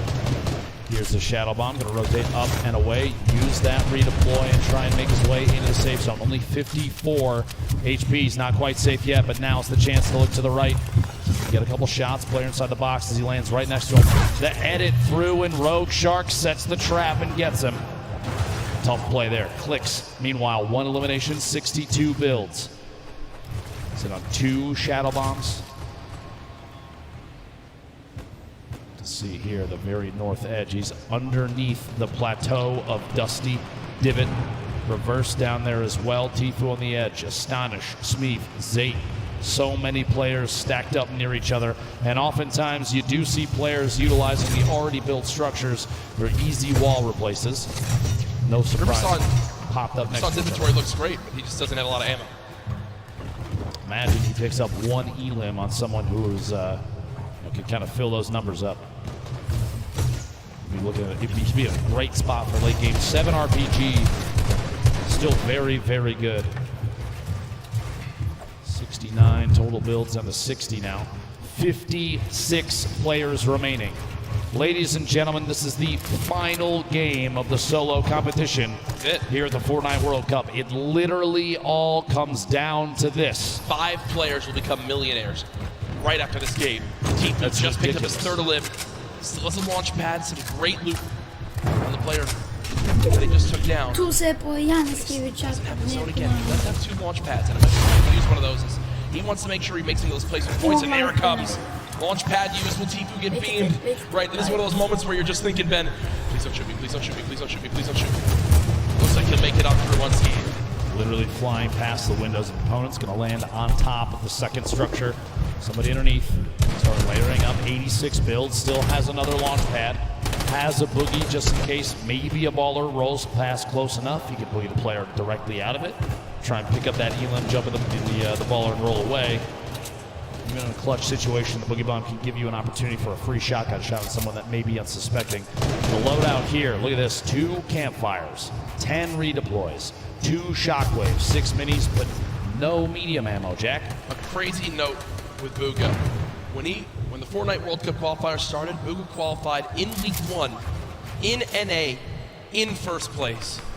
From the moment Fortnite World Cup started, he finished atop the North America region. And now in another spot again where it can happen, and he's just dancing up top.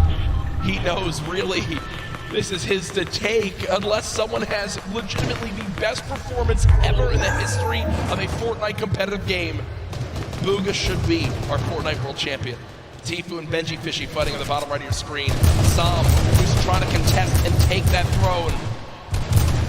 Replay did get his first limb of this game, and you see the fist bump right there. That was Clicks who gets cut down. At this point, 51 players remaining. This lobby is going to get very, very tight. Going into this match, Psalm was 2 points ahead of third place, but 15 points behind first. Talking about a lead as we've just now hit our top 50 in this game. Arkram goes down. Psalm, 1 elimination. Can he close the gap? If you think about it right now, he's still 15 behind, Ben. Booga's still in this game. What he needs right now, Booga to go down, and he needs 5 more limbs and a victory royale, but no! No! Psalm gets caught off guard. It's Zate, and as that happens, Booga gets a limb. The pieces are falling into place, and Booga's about to call checkmate. Tfue on your screen here. 3 eliminations. Still has the launch pad, sitting on a pretty similar loadout. Not a lot has changed as he's waiting, biding his time, looking for eliminations up above the rest, though. Booga hasn't had to move in 5 minutes. Nope. He's had height, he hasn't had to move in 5 minutes. He's sitting so pretty. Here's that limb that we missed when Psalm got taken out. And are you kidding? Look at him laugh. Look at him absolutely laugh. Quick one tap on Storm on the move. It's a gift. Is it his birthday? That's about as free as it gets. Booga might be the luckiest player with zone placement I think we've ever seen in a competitive Fortnite match. Sitting atop his tower, a castle of metal, unthreatened. And he built it with metal earlier, and he just kind of hoped it would work out this way, and it did. He's been sat here for so long. It basically sums up the leaderboard. This is the leaderboard in the game itself. Booga on top, nobody nearby, no threats, nothing. Now with the zone moving, everyone soaring. And this is where it picks up quick, folks. The final moments of the Fortnite World Cup. We're watching Booga. Oh, please. Imagine. Picking up a pair in the feed there. Fledermoys and Dubs both go down. Gonna be 2 very good eliminations there. 38 players remaining. Top 25 is when placement starts to come in, and Booga is looking for shots on everybody flying around. Still has that high ground advantage. He's just others looking to try and contest it. Benji Fishy moving up as well. Ballers still rotating in the low ground. Tfue making his way across. A lot of damage coming in. Only 1 minute in the inventory and 15 builds remaining. A tough spot for Tfue. He's so close to placement, but can he survive? King with elimination. Player count continuing to drop. Fizzle, Takamura, Zate picking up multiple eliminations. 30 players remaining. 29. We get closer and closer. Benji Fishy goes down. Tfue eliminated in the box. Kurtz picks that one up. That will end Tfue's Fortnite World Cup. Zate drops off high ground for the moment. Booga's still alive in this game in the bottom right of your screen. Still a max HP. He's made it in the top 25. At this point, it's basically a victory lap. Yeah, he's getting beamed out of the sky, but he doesn't care. He'll drop on in, pop some minis. King on the top right at 6 limbs. The guy's an absolute brawler. The 13-year-old should be so proud of how he played today. Lulboom up top, Crew, the double qualified player as well. Another elimination. Takamura goes down. Booga now into your top 20. Mongrel, your Fortnite World Cup is over. Vivid's still alive in this game. It's Crew with 4 limbs atop our leaderboard right now. Has most limbs of who's still alive. Booga there as well. Has all the ammo in the world, not a lot of materials. Let's see how he weasels his way out of this one. Lulboom, the ultimate high ground teach-up, going for a challenge up top. Does, in fact, take it over. Meanwhile, Booga, box fight for his life. A little back and forth here. He's waiting to see if this player rotates out. There it is, a big shot. Another elimination. And he's got near max material. Kidding me. He's gonna trap the ball. Oh, the ball escapes. The absolute seeds right now. Booga still moving through, and at this point, it's a sign of respect. We've got to watch this man continue to dominate. A statement is being made. Dr. Lupo at the end of this game, he'll most likely be crowned the best Fortnite player in the world. I've never seen anybody play in a competitive Fortnite match with a smile on his face like this kid right now, but he is absolutely dominating every single player he's run into thus far. Looking for a shot here with a couple of edits. Rotating back away, pressure from above, and he's immediately going to wall that off. The kid's top 10. He's smiling. He knows it. He knows it. Absolutely ridiculous. 9 players left. Unrelenting is Booga. Hasn't dropped out of first since today started. There's all the remaining players. Running low on materials, but he still wants more. 4 limbs in this game. Let's box it up for a moment. Pyramid comes through. Booga still alive. Shots going down. Can't connect with that one. 1 build left. The final moments of Fortnite World Cup. Oh my gosh. Bow down. Surprise. Bow down to Booga. Doesn't even matter. 4 players, 3 players remaining. It's a fight out for the victory royale in game 6. 2 left. 1v1. Crew still in it. T-Chubb as well, back and forth. And it might come down to a heel-off. T-Chubb dropping down those campfires. We'll see here. Crew following it all the way in, and T-Chubb goes down. Crew with a victory royale. Crew with 7 eliminations and the victory royale. The monster performance at the end of it. That could have just secured him hundreds of thousands of dollars, maybe even over $1 million by just that game right there with how he does. But ladies and gentlemen, there's no way anyone beats him. Your Fortnite World Champion, Booga!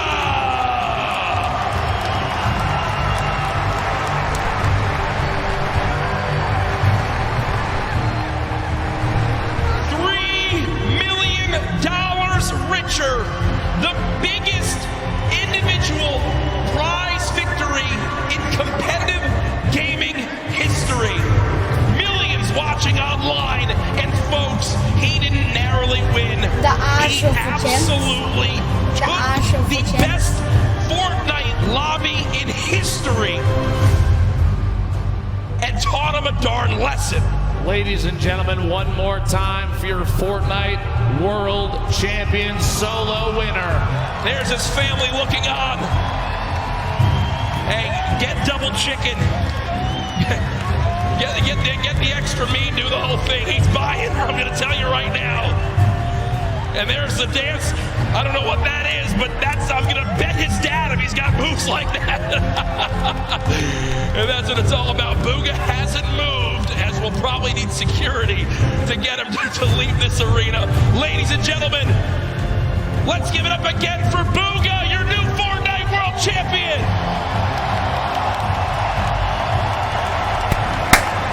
IP chat for kids. We have cast in almost every single major Fortnite event up to this point, Dr. Lupo.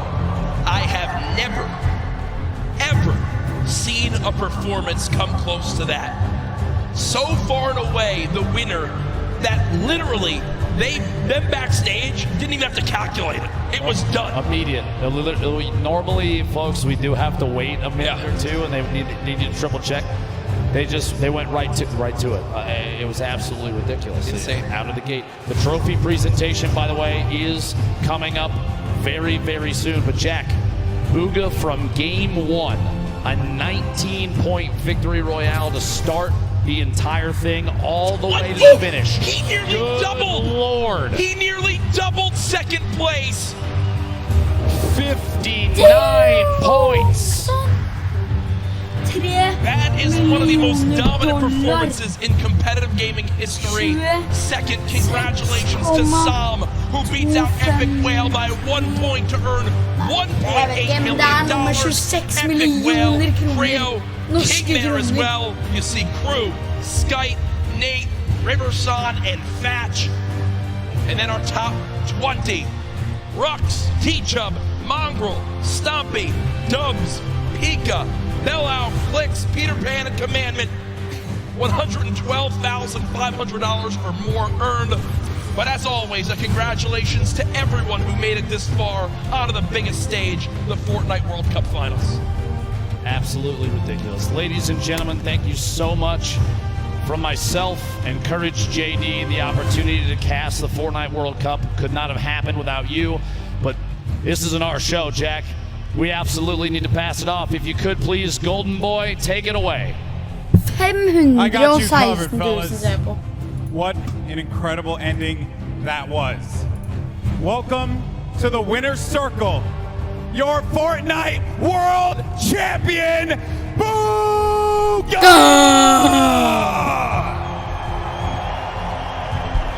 Det vel fortjent.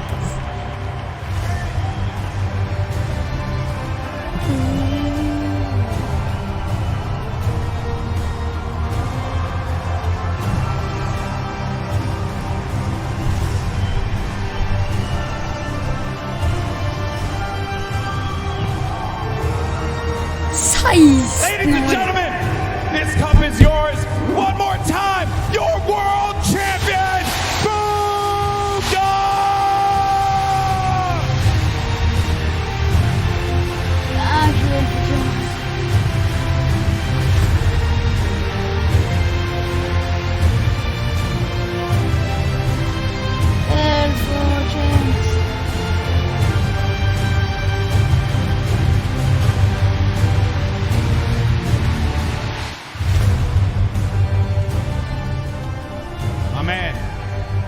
I won't lie, I have a tear in my eye for you, bro. Congratulations. I'm just gonna ask the most generic question in the world. How do you feel right now? Words can't even explain it right now. I'm just so happy. Everything I've done, the grind, it's all paid off, and it's just insane. So the last game I noticed you changed it up a little bit. You decided to change the drop spot. At what point in that game did you know that you locked it up? Well, pretty much. I got to center zone after getting like a llama, so it was pretty much just sealed from there. I don't know. Yeah. Now, I know that you have some family here today. They're right there. Who are you playing for here, bud? My whole family, man. Sentinels. And finally, you know what? I don't even think we need to say anything else. Give it up one more time. Your champion of the world, Booga!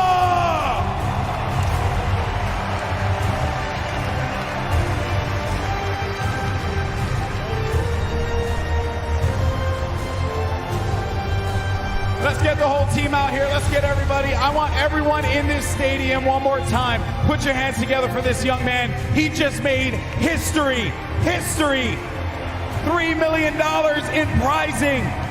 The greatest Fortnite player in the world, hands down. There is not even a question.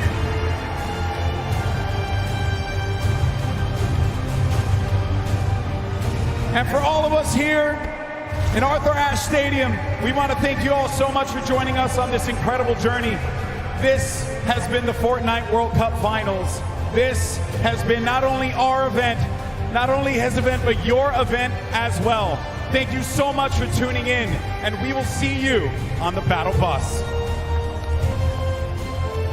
This is what it's all about. The Fortnite World Cup Finals ends right here. the biggest day of their entire lives. 100 players, the battle bus is loaded. It is time. Shots coming in. No elimination yet for the first game victory royale. Oh my gosh. By that storm, someone's going to be above him. He's too good. An elimination onto Skype. He's still holding position. Dubs has the high ground, but he dives in front of him. And Dubs gets a victory royale. King wants to jump into your box. It's in box now. Oh, what a beast. We have some great players still left in this game. But Mongrel with 4 eliminations is looking for number 5. Going up against a player. It's going to be Booga. The game 1 winner will not be enough against Mongrel, who does get picked quite a bit. He loses a lot of HP. No more build, but the victory royale goes to the veteran Som. History is about to be made here. He's smiling. He knows it. He knows it. Ridiculous. The final moments of Fortnite World Cup. Oh my gosh. Bow down. Surprise. Bow down to Booga, your Fortnite World Champion. Booga.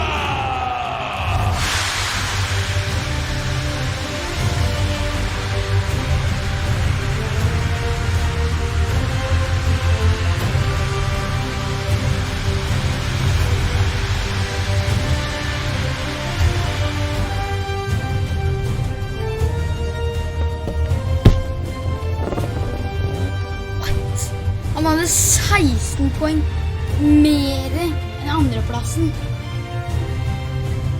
Det noe insane shit.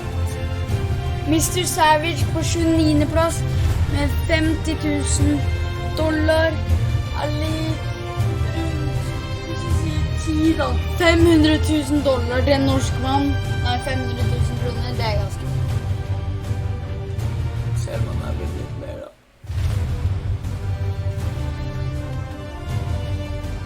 Jeg vil se han på siste plass. 1 poeng.